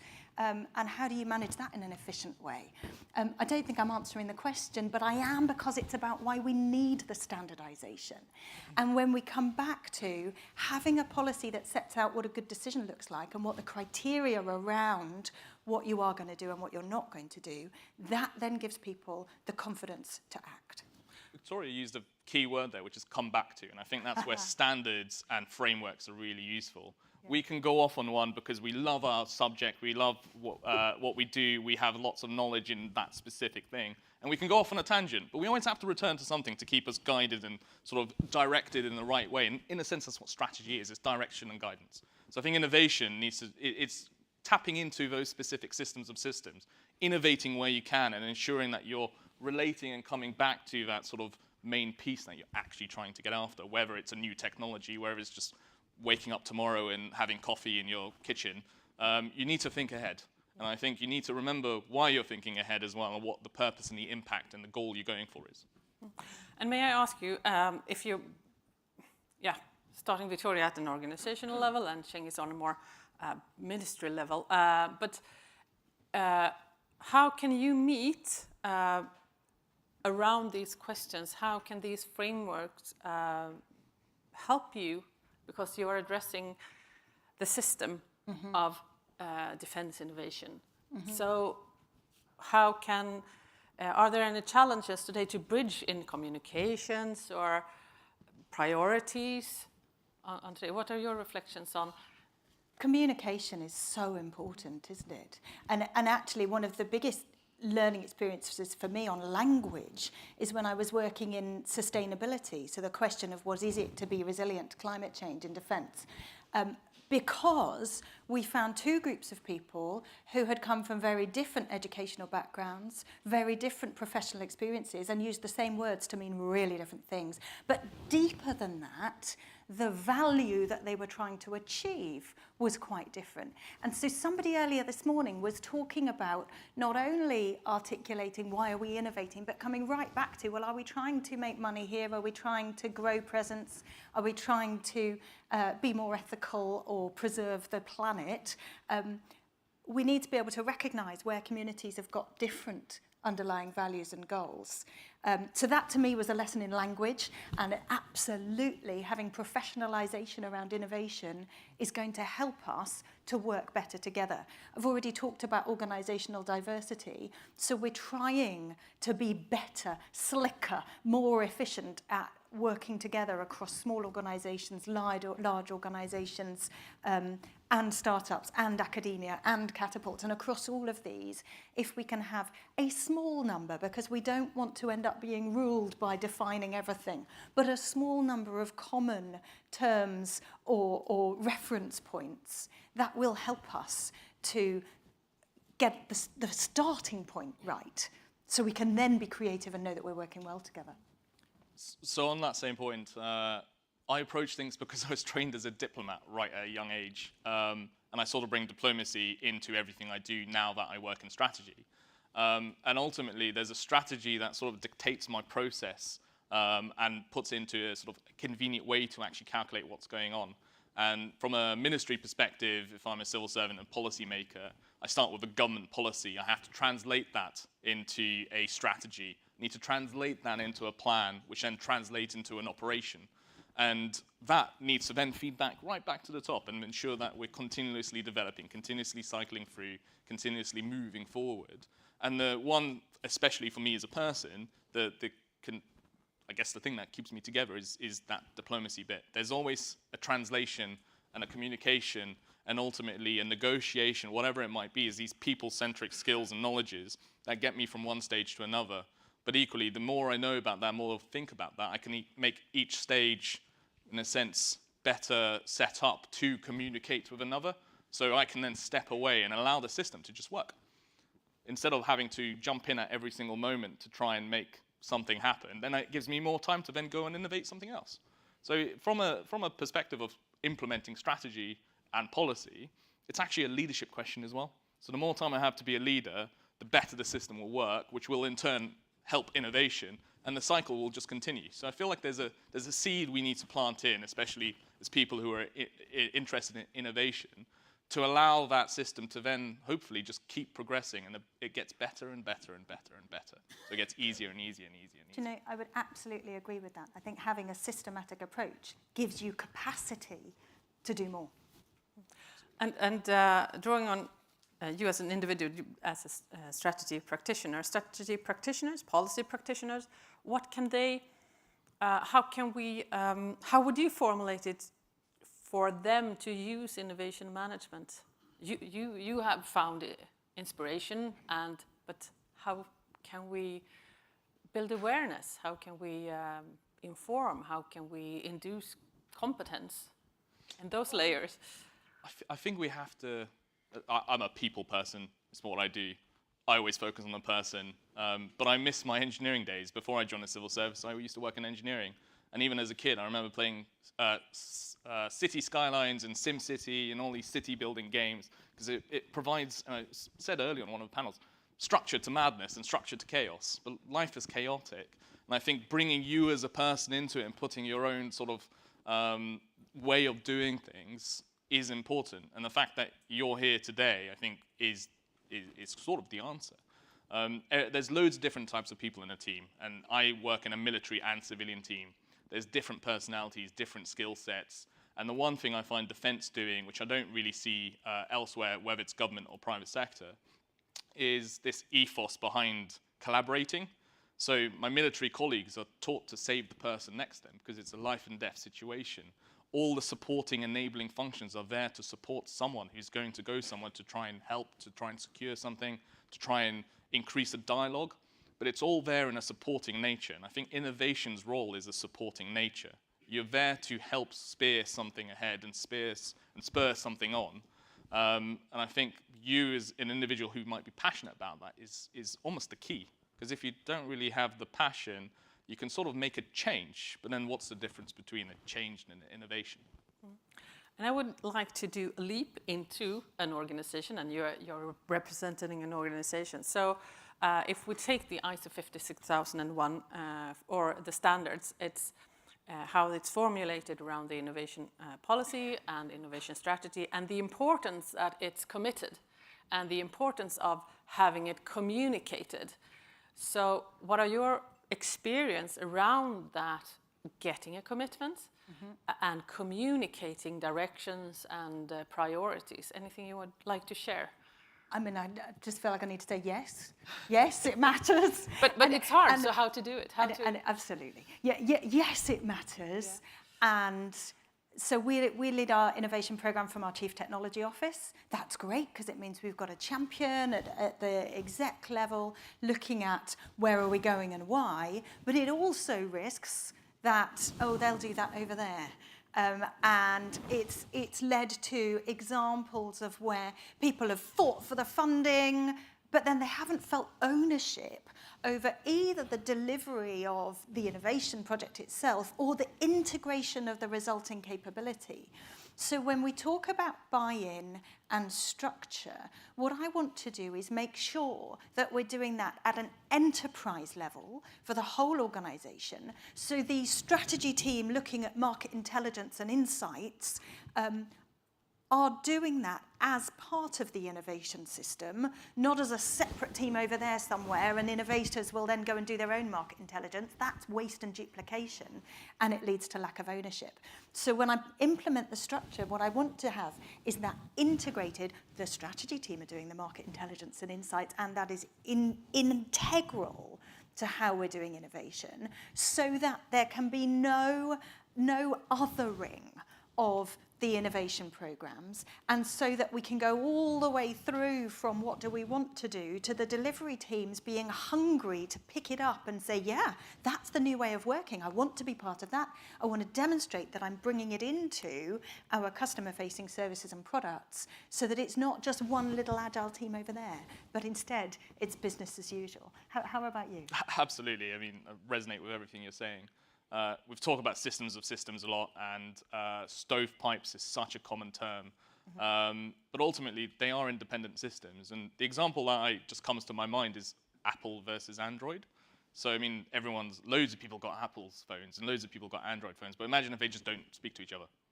At least you can call, you can text, you can WhatsApp, whatever it is. There are things that bring those systems together. And imagine a world where only the Apple people can talk to the Apple people, and the Android people can only talk to the Android people. Then underneath Android, you've got Samsung, you've got all these other companies, and I won't go into too many of them. But there has to be permeability. And without it, you're not really going to get far, because otherwise, you're just doing one thing and then you'll stop. Thank you. And it's time for us to start to wrap up. And I would like to ask you actually two questions. Given I know that you have been present all day, so if you tie in together what we have discussed with the impressions that you have had during the, what are your takeaways? That's the first question. And then to the audience, do you want to have an advice for them or perhaps a question? Who would like to take that first? Victoria, you can start. So takeaway and... Oh my gosh, I've been busy taking notes this morning. And so one of my takeaways from this morning is that I really feel like I've got a badge. You know, somebody said to me, oh, can I take a photo of your innovative setup? Because I had my little Bluetooth keyboard to type on my phone. So I feel like, oh, I've done well. Oh my gosh, I've broken the microphone. What else have I taken away from this morning? Oh my gosh, so much. Things like it being okay and good to talk about the micro activities and the micro interventions as part of the whole and the difference that they make. The importance of combining the systematized approach with the creativity. And time again this morning, we've talked about psychological safety. And I think there is such importance around giving people confidence to contribute. We had a fantastic roundtable recently on equity, and what it means to equip people to thrive and do their job as well as possible. And then your second question was takeaways and questions to the audience. So my takeaway is that the system is here as a tool to help us succeed. It is not the ruler. If it comes to the point where the system is ruling everything we do and taking away all of the capacity, then we've lost. So we need to have that. We're in charge. The system is a tool. And lastly, Defence has got some fabulous challenges and we need diverse input to it. So we're really keen to work in collaboration with partners and keen to hear from all of you on how we should do that. Yeah, one of each. I've been here most of the day and just been scribbling notes down, listening to all the other panels, having conversations with you. My strategy brain just made me list some themes and keywords which I'd implore you to think about, but apply to your own context. Framework comes up quite a lot, so does culture, creativity, learning, systems, the abstract, challenges, effect, integration, simplicity, puzzles, leadership, risk, collaboration, navigation, ethos, and passion.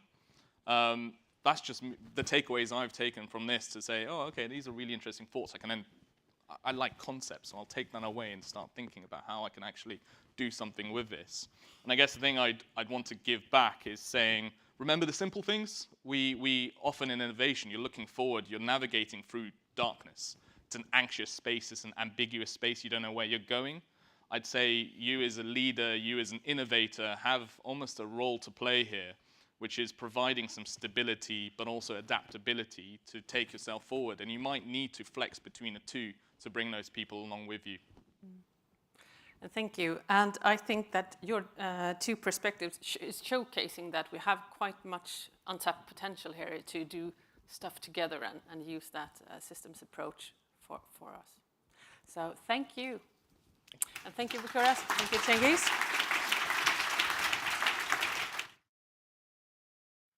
Thank you very much to Cengiz, Victoria and Ingrid for that session. And just quickly, so because we don't want to get too delayed today, this afternoon, we're moving to our penultimate session for the day, which is on open innovation ecosystems. So Abby Hurd is the chair, so looking forward to welcoming up Abby, Annika and Simon Hill. There they are. You can clap them though.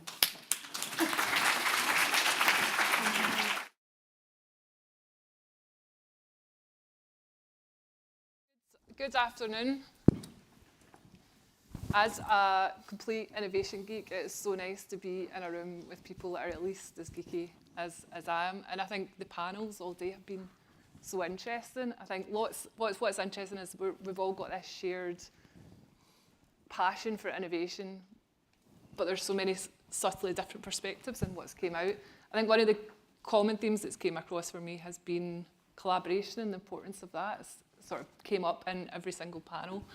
And I think that's been a big part of my own work, from academic partnerships to knowledge transfer network, and then even in kind of private consultancy. Although it's not the headline in my business, it's the part of doing business that I get most joy from, is connecting people, watching collaborations flourish, and the kind of behaviours and magic that emerges from being able to do that. And today I am joined by two panelists who are equally as passionate about this topic as I am. I'm really delighted to be able to have a conversation with them about innovation ecosystems.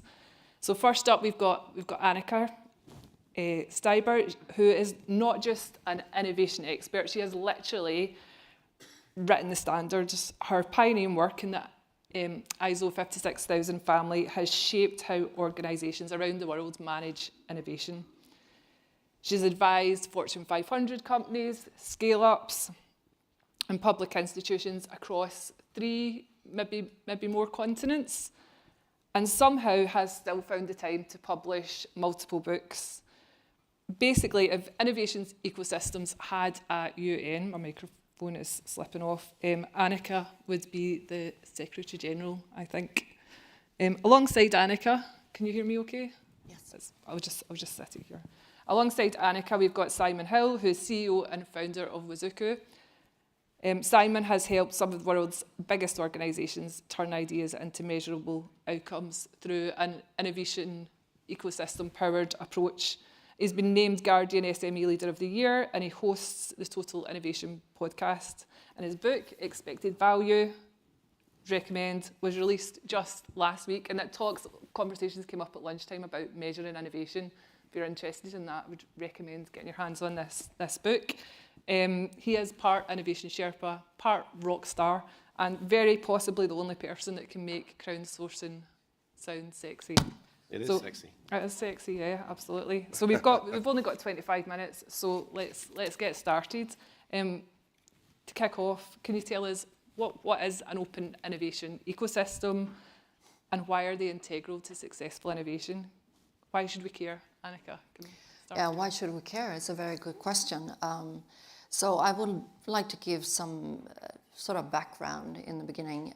So innovation, I think it's well known as the engine of progress and progression. However, the way of how we innovate has been fundamentally changed. And we stand in front of a situation today where innovation is not individual sports anymore, it's an ecosystem sport. And in that context, of course, the success is not going to be the biggest one. It's going to be the one that is collaborating most successfully with others for value creation. So the question then becomes natural: how then do you manage for that? How do you manage this kind of repeatable and scalable, hopefully, innovation ecosystem?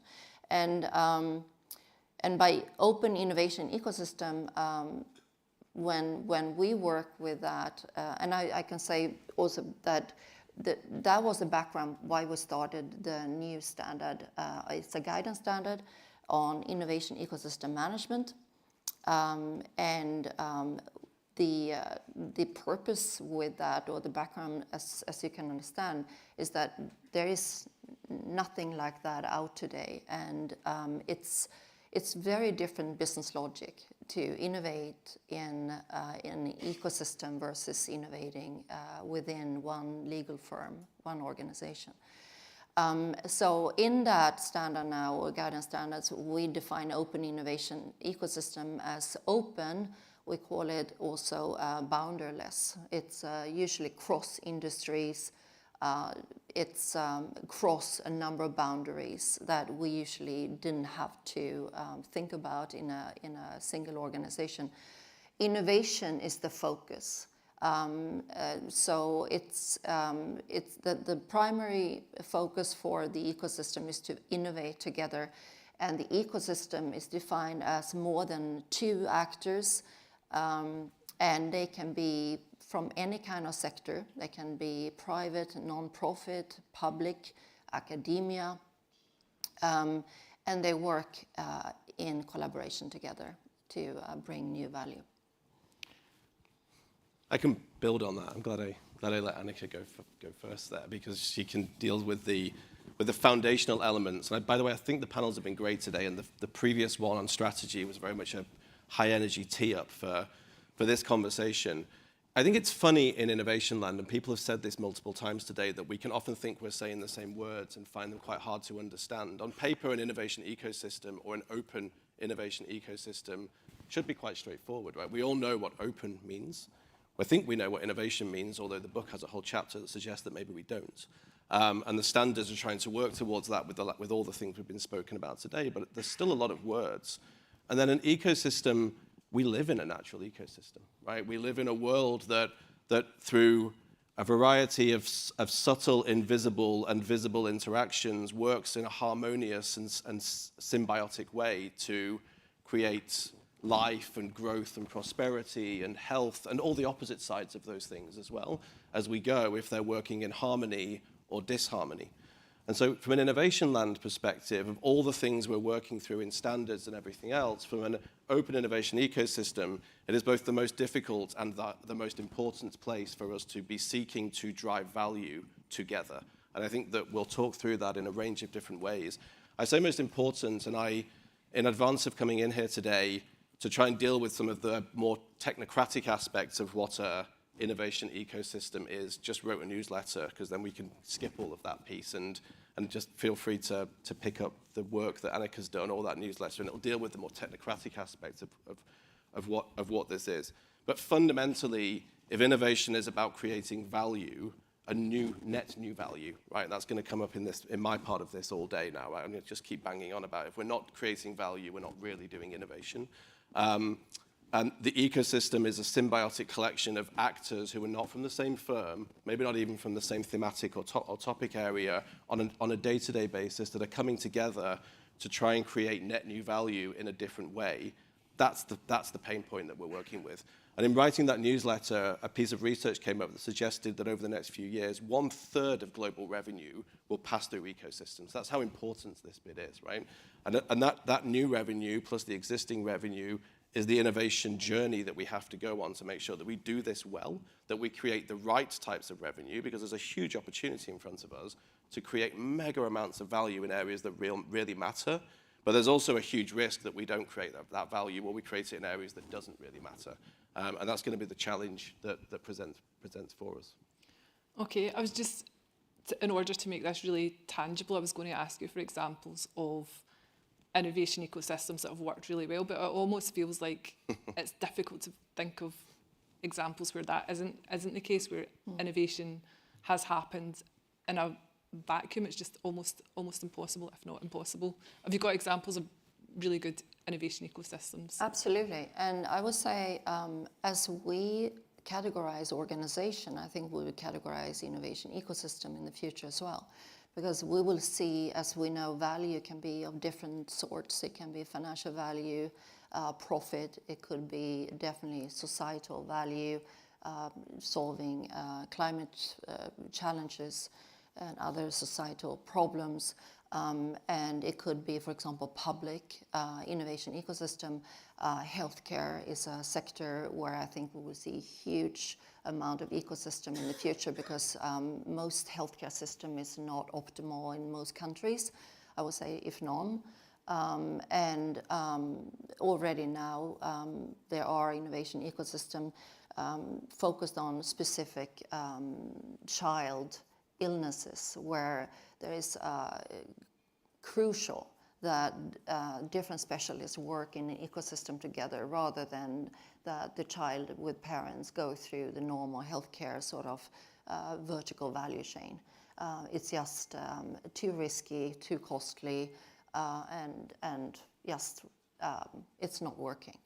So to summarize, I do think that we are going to see a number of different categories, everything from public, non-profit solving societal problem, to definitely for-profit and revenue-driven innovation ecosystem. And those will be driven by private companies, for sure. And here we already see startup corporations are working together, for example, right, to accelerate innovation, or to just fill a gap of competence that the big corporation has. Yeah, for fear of overly self-promoting on this, I think we should come back to this topic of different types of value as well, because whilst I do appreciate there are, I think we have to make it financial for it to really work from a global perspective. But we can come back on that as a debate, tee up a little bit. Sure. I promised a bit of a debate on this when we were pre-planning this thing. One of the mechanisms, and I'll give you a couple of stories around all of this, that we as a business run. So Wazoku is a company I founded just over a decade ago. One of the brands that we operate underneath it is a company I acquired as part of the growth journey of the business, a company called Innocentive. People in this room may know Innocentive. It is an open innovation ecosystem, a network of individuals, startups, researchers, people from inside large companies, inside universities. Essentially, it's a global innovation ecosystem. There are no rules to who can and cannot join, other than you have to be over a certain age and can't be from certain countries in the world. But other than that, it's a global ecosystem. Companies will come to us and try and address problems, try and drive innovation outcomes that they have normally tried to resolve somewhere else. They should come sooner because typically burning millions of dollars to find a much more efficient way of solving this. But where you get the real benefit of the ecosystem, and we've said this in various talks today, is through diversity of opinion. The lens that we bring things through as subject matter experts can be super powerful in certain settings and super limiting in other settings. And so when an organization comes to us that's trying to address an issue, whether that's related to a medical drug development or something more fundamental, a really basic one that I love is a potato chip company came to us, Pringles, essentially. And people know Pringles, it's the crisp has to be stacked in its beautiful little tower, otherwise it doesn't, if you opened it up and they were all broken, you'd be very disappointed. They're also really unhealthy, they're very fatty.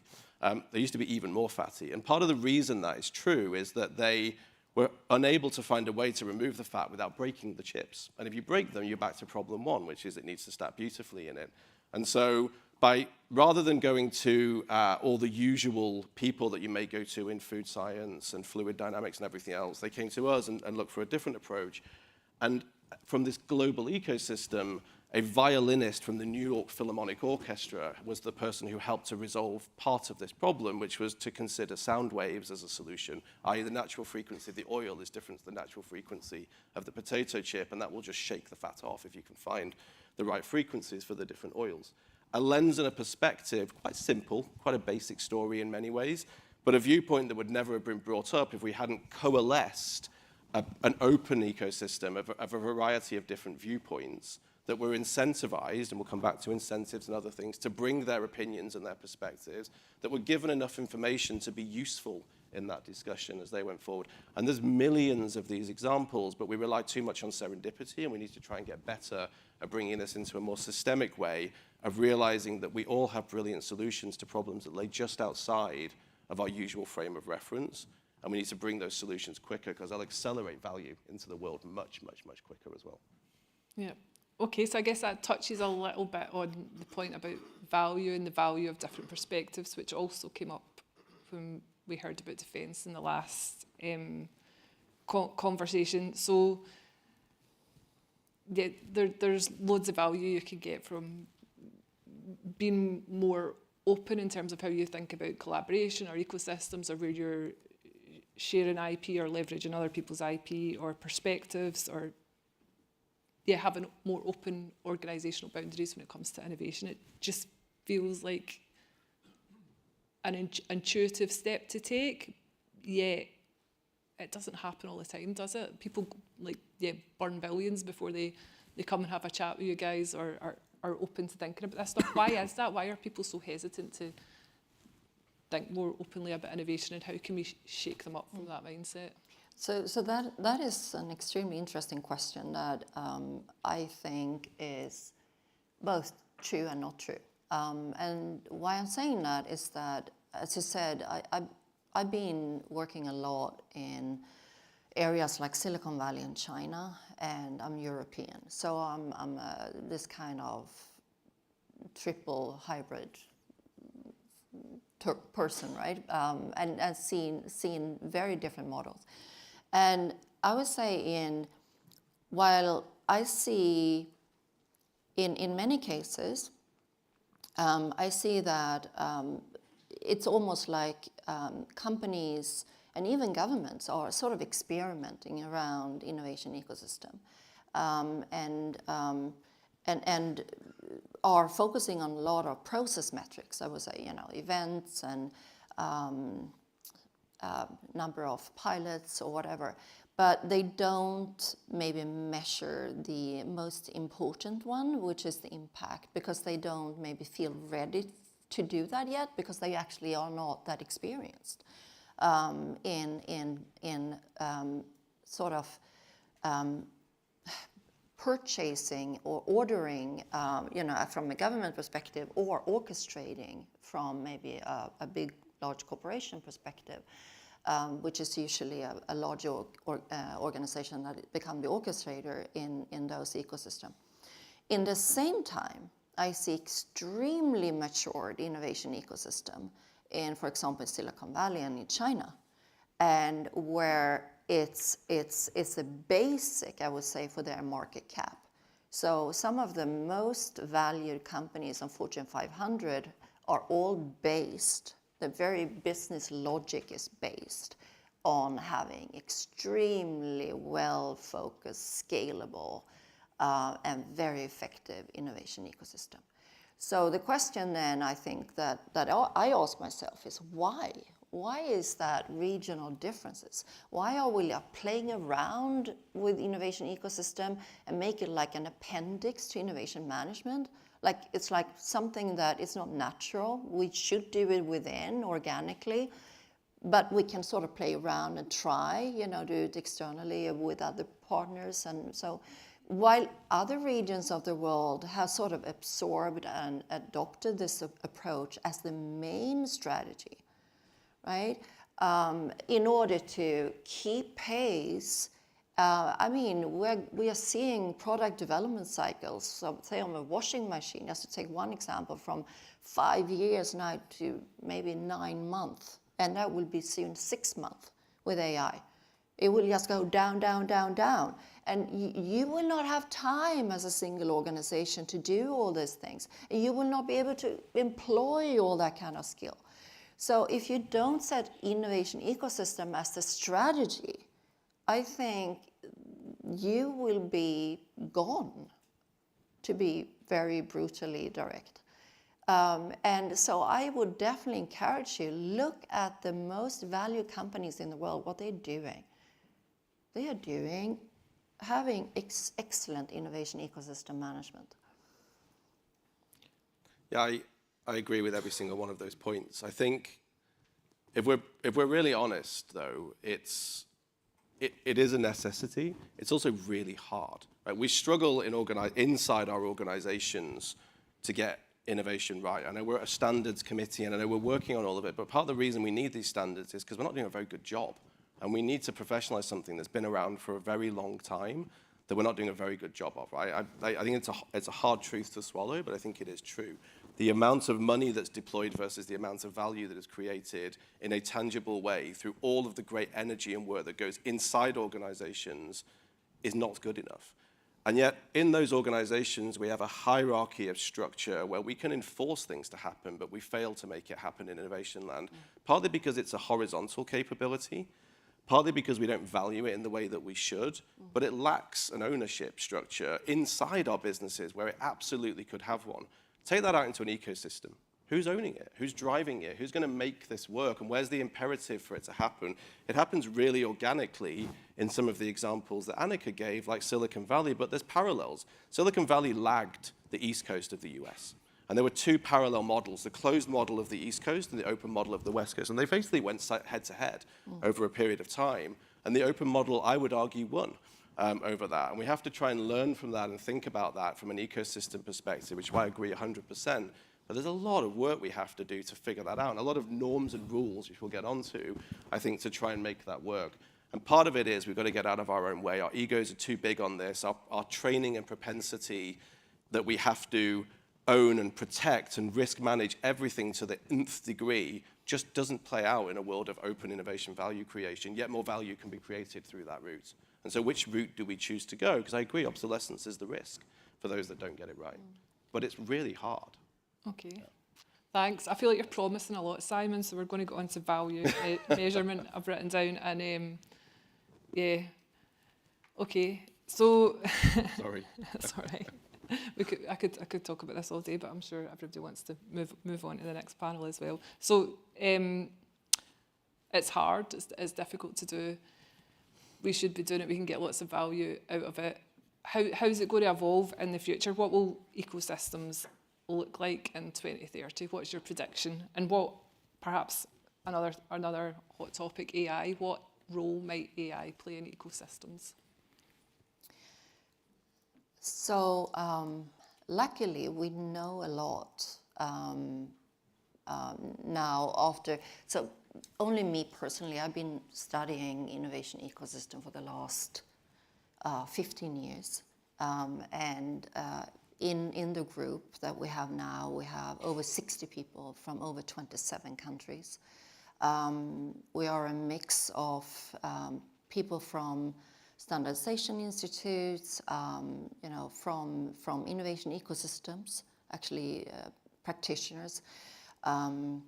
We are a number of professors that have specialized on innovation ecosystem and management of that. I would say the group is fabulous. And so what we have done is that we have already studied some of the most sophisticated innovation ecosystems around the world. And we also decided to align the new standard, the new guidance standard for innovation ecosystem management, which is different from driving and managing innovation within an organization.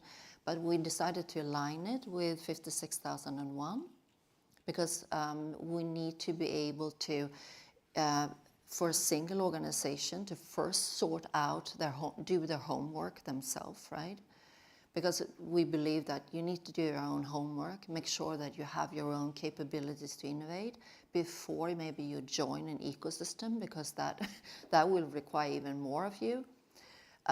So if you're not really good at innovating, fix that first.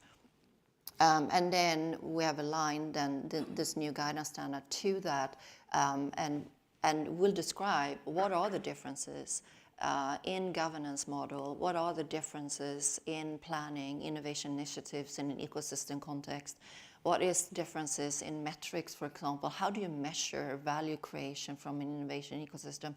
We have all those things in place. And of course the operation, how would the innovation process look like in this kind of open context? So we will follow very closely the sort of innovation management structure, but for an ecosystem. I would say the differences we will see in 2030, in 5 years from today, is around, I will say, 3 things. One is the core focus, one is the technology backbone, and one is the governance model.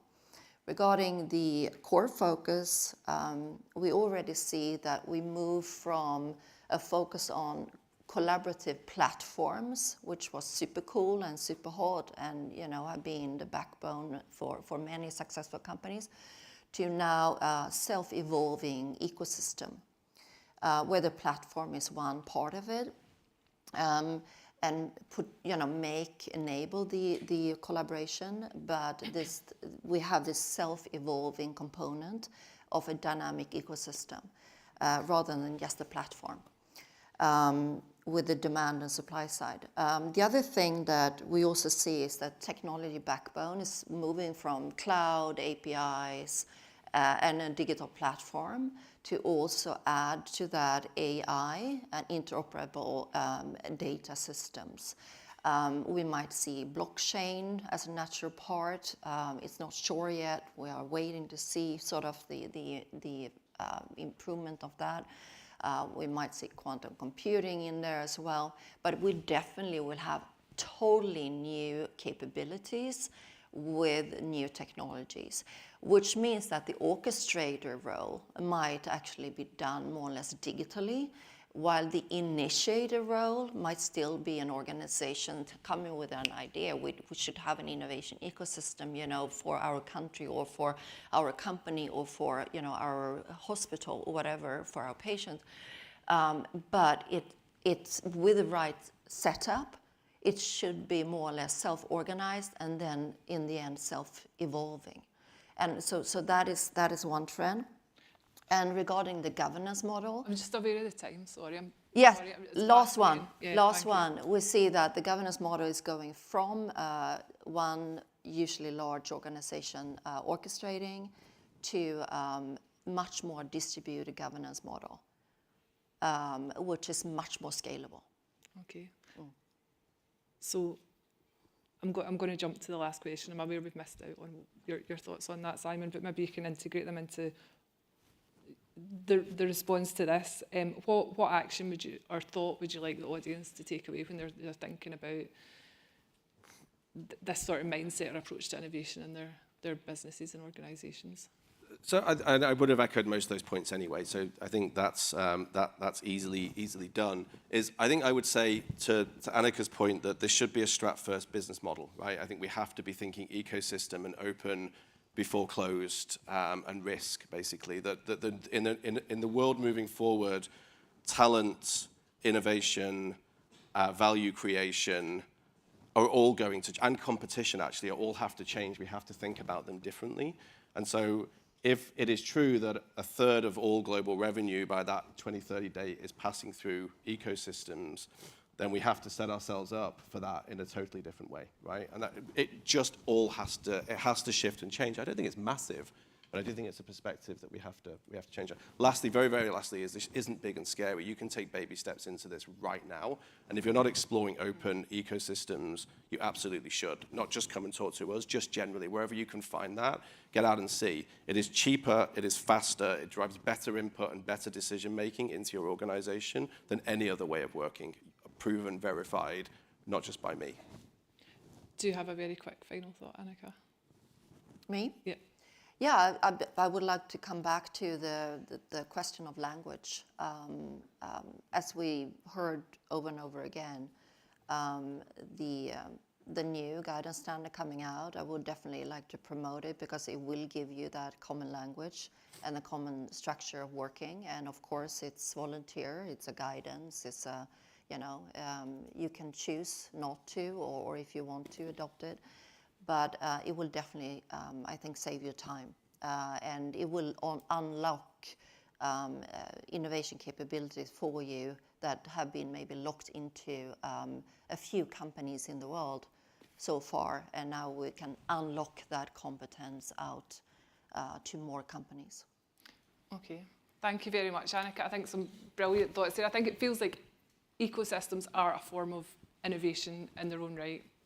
Thank you very much to both the panellists, to Simon and Annika. Thank you. Thank you. Thank you. The good news is that those panels will be on one of the round tables, so please feel free to follow up that conversation. For our final panel session of the day, I'm delighted to welcome from Innovate UK, Julia, Head of Scale Up and Innovation Management, who'll be chairing discussion between Atari and Indu, both from Market Research Future. So thank you very much, Julia.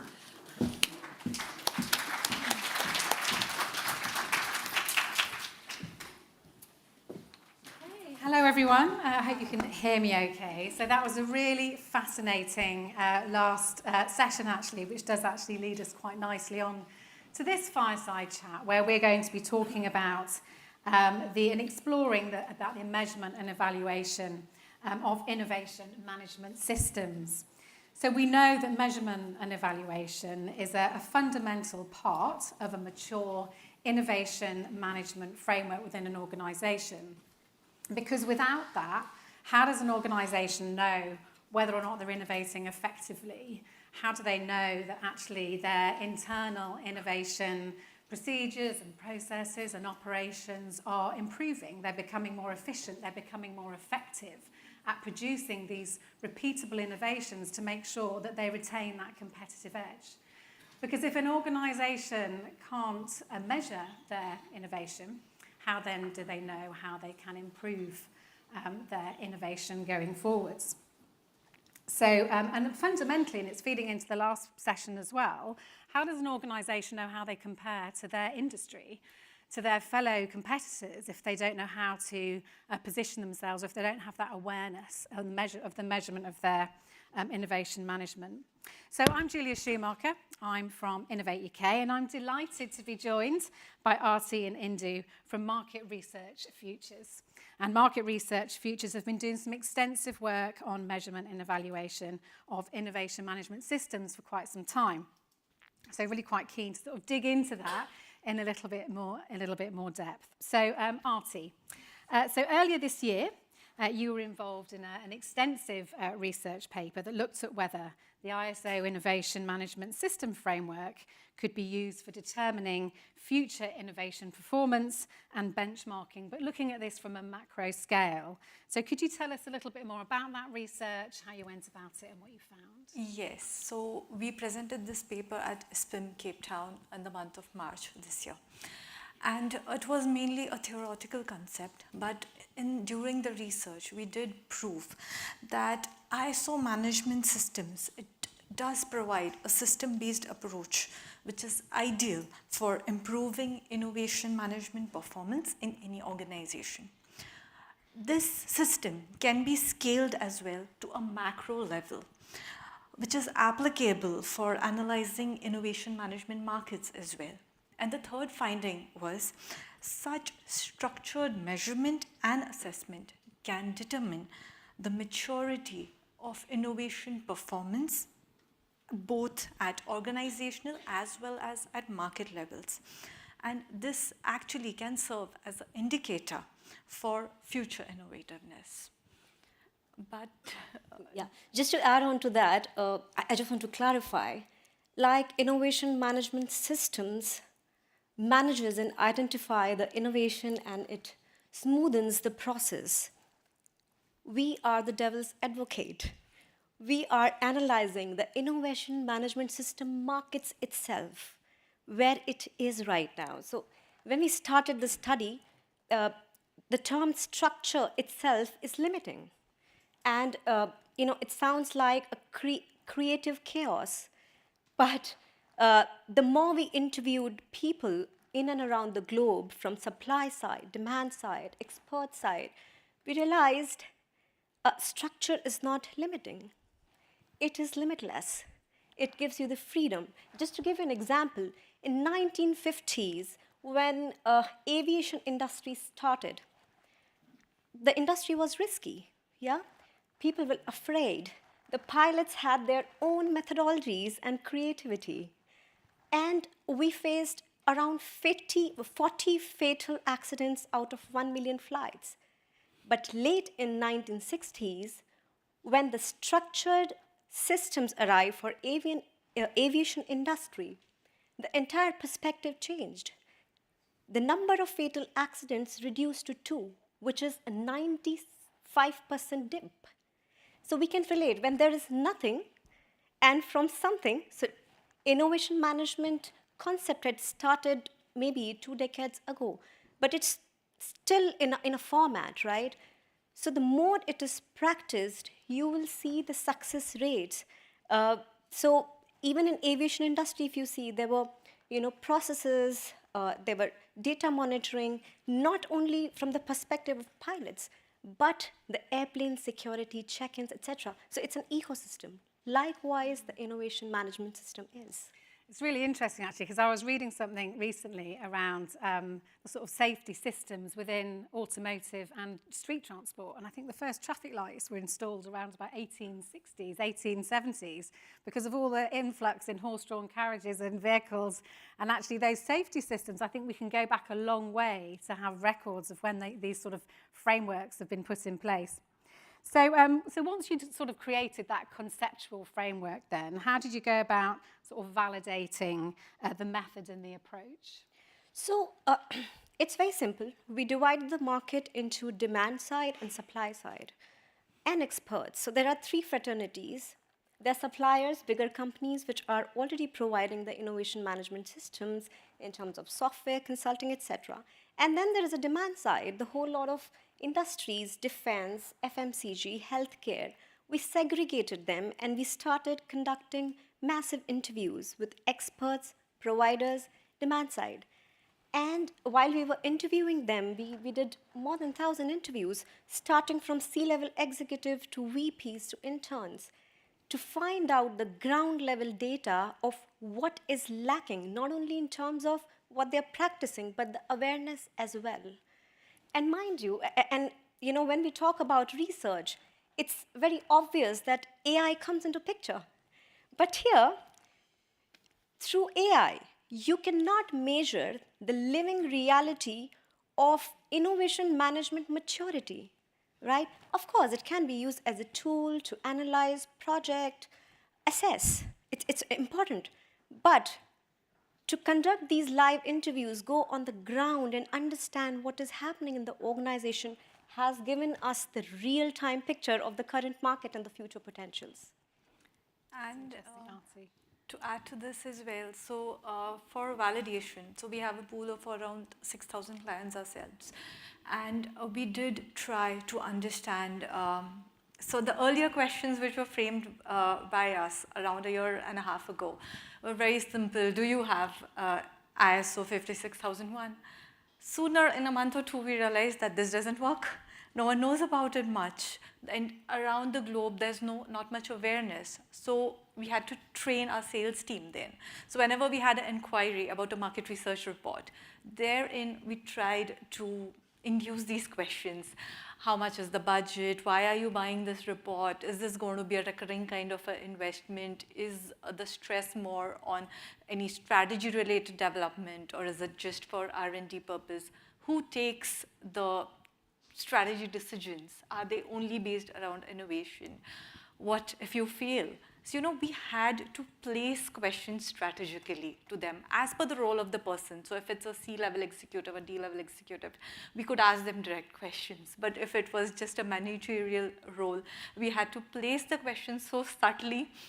And it was very interesting to know that the situation in Europe versus in other developing countries is very different, because here we are trying to build a language, trying to understand the terminologies and nomenclature of the standards. People are aware, but that's not the scenario across the globe. Apart from these primary interviews, when we were comparing various regional country-level information, so there's of course the Global Innovation Index of every country that we have. But then we also had to know about how much VC funding is there, what is the support any startup gets from the government, from the investors that are there, what is the digital transformation of that particular region or a country. We also had to understand, if I have to say, the leading vendors who are our sponsors as well. So where is their majority client base? And we try to connect with them as well. Is there a role of a chief innovation officer across the globe? Do companies have such a position, or is it just the management who's coming up with all the strategical decisions? What are the universities doing? Do they have anything basis the course or something that's related to innovation? So, there were various indicators that were studied, and then we could compare various regions, various sectors in those particular countries and regions as well. And that is what has helped us to come up with the market research study. So that's, the variety and extent of that research and that data is enormous. So there must have been, were the challenges around the reliability of that data, given the extent of the organisations and who you were contacting? How did you manage the challenges around reliability? So basically, we prepare discussion guides, and we know there is always an answering bias. If you ask questions from the experts who have been working from many, many years on creating a protocol, they will always favor it, right? And when you talk to the demand side, they will have a very different perspective. They will never say that they're not innovating. If you ask, do you have a system? They become very insecure. They will not say they do not have a system. But they will say, yeah, we are innovating, the up budgets. But, we design our questionnaires and collect data, and we make sure the data is statistically significant. So we divide the application side. So, we interviewed people from defense, we interviewed from FMCG, healthcare, sector-wise, and then we divide into SME versus large enterprises. And we also divide it between the academia and other experts. So we make sure that each step when we curate the data, it is statistically significant, and it is projected in a manner which it should be. That's amazing. That's really interesting. So given the extent of all of that background work and all of the research, then coming back to the aims, so how would you describe, what's the benefit to creating this benchmark report? I would like to answer it. We have entrepreneurs here, we have teams here. So I give this classic example. When you have a sales team and at the end of the month, you ask them, what's happening? Are you closing or not? And they come back to you and they say, oh, we have conducted 100 calls, we have presented the demos to so many people. But where is the closing dude? If you don't close, there's no market, right? So when we benchmark something today, for example, the market for systematic ISO 56001 defined market is $1.5 billion. If I eliminate the idea management or little software, if I include that, that's even bigger. But the potential market of innovation management in terms of consulting, it's big. It's $49 billion market. So if the people sitting in this room who are the experts, the future precursors to the market, if they do not benchmark the market today, and they do not know what is the CAGR with which it is growing, that's the benefit. You should know from where have you started and where would you want to go.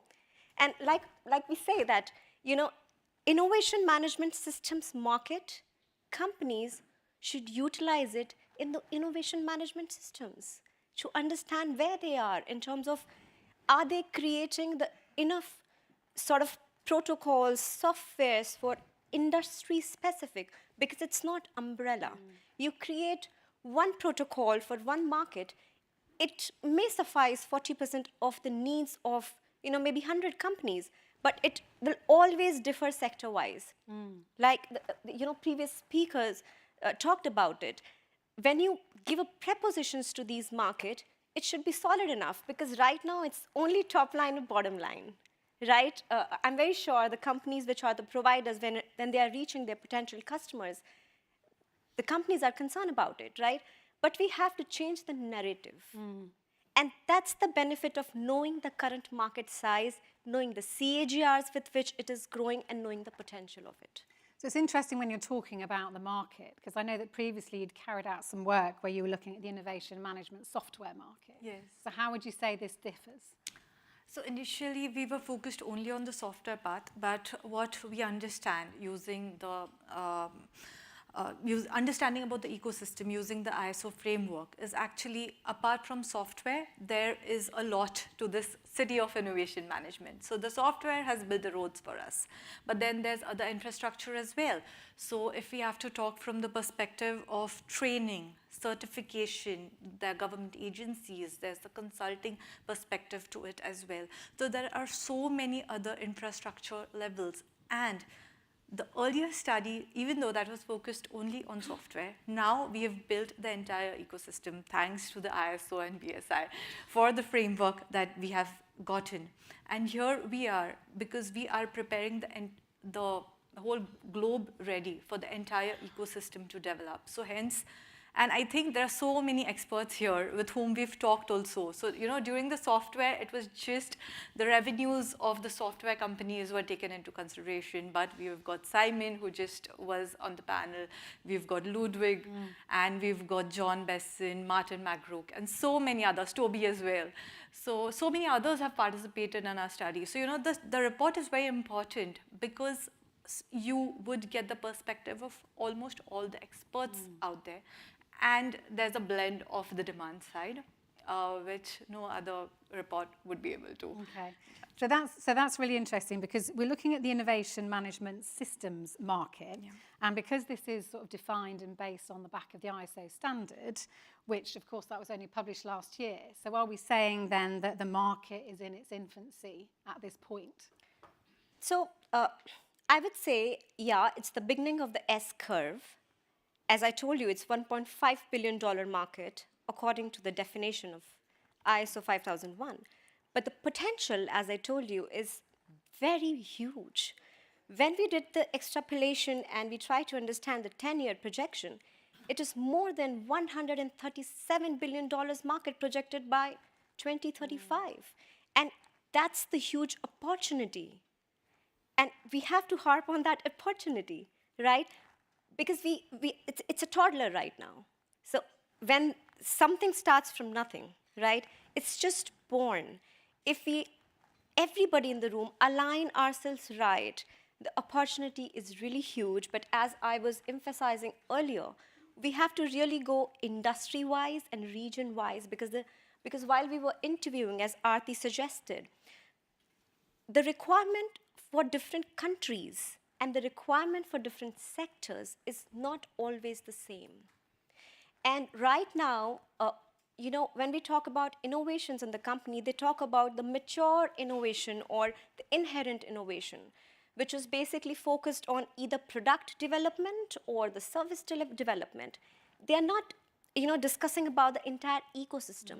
There is a possibility that an innovation is required in the supply chain or in HR, or simply the mood of the individual sitting inside the organization. No, it is. And for organisations themselves, in order for them to fully embrace and adopt this, they need to have that wider awareness of where they fit. So we are just running out of time, or we've run out of time. So just very quickly then, because we have actually covered quite a lot here. So what should the audience be taking away from this, just briefly, before we wrap up? So I think what's going to happen 5 to 7 years down the line, the board won't see only the financial health of the organization. They will also see the innovative health, because they are interlinked. Also, it's like the diagnostic. You do your health checkups, you check your blood pressure, sugar levels, all okay, fine. So there will be defined matrix on which the organizational health will be checked. And we have already started the beginning of it. Right. Thank you. And just to add to that, to all the industry leaders who are present over here, you would be able to get a perspective of whether you want to enter or invest any particular market.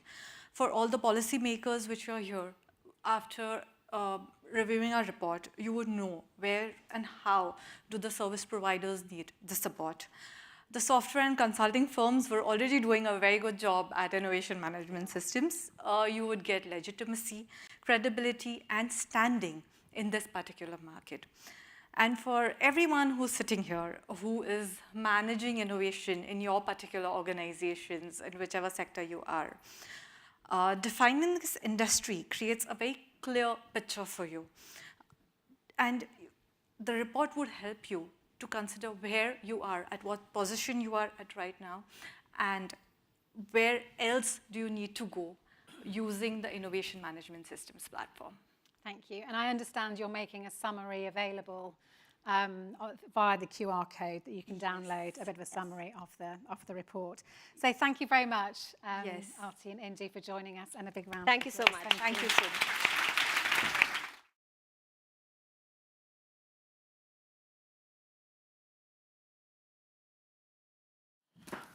Thank you very much to Julia, Aarti and Indu. And that's the final panel session for now. So we are going to say goodbye to those people who have joined us online, and thank you for joining us, and we bid you a fond farewell. Meanwhile, in the room, we're going to turn to an interactive session, which we're all quite nervous about, but anyway, I'm sure it'll be fabulous. It's up to you how this works. So the idea is that you're going to now have a chance to speak. You're going to have a chance to move around the room. You're going to quickly, I stress the quickly, go downstairs and grab a drink, a cup of coffee or something, and I've managed to gain you 10 minutes. You're going to have till 3:10 to get back to your seat and to one of the tables. So the tables will all have a sign on it, like these ones down here, and you will be able to join a table for 20 minutes to be involved in a discussion around that table and to ask questions. And all of our speakers that you've seen today will be there, so you have an opportunity to speak to them. When the first bell rings, hold on one second. When the first bell rings, you've got 20 minutes on that table. The bell will then ring again, and you've got 5 minutes to go to your next table, and you will go to 3 tables in total. And that makes total sense when I say it, but I'm sure we'll see what happens in a minute. We've never done this before, by the way, so we chose the largest conference we've done for a while to do it on, so it's brilliant idea. There are lots of BSI people who can help you, but please be really quick, coffee and back in the room, because we're going to start sharp at 3:10. Thank you very much.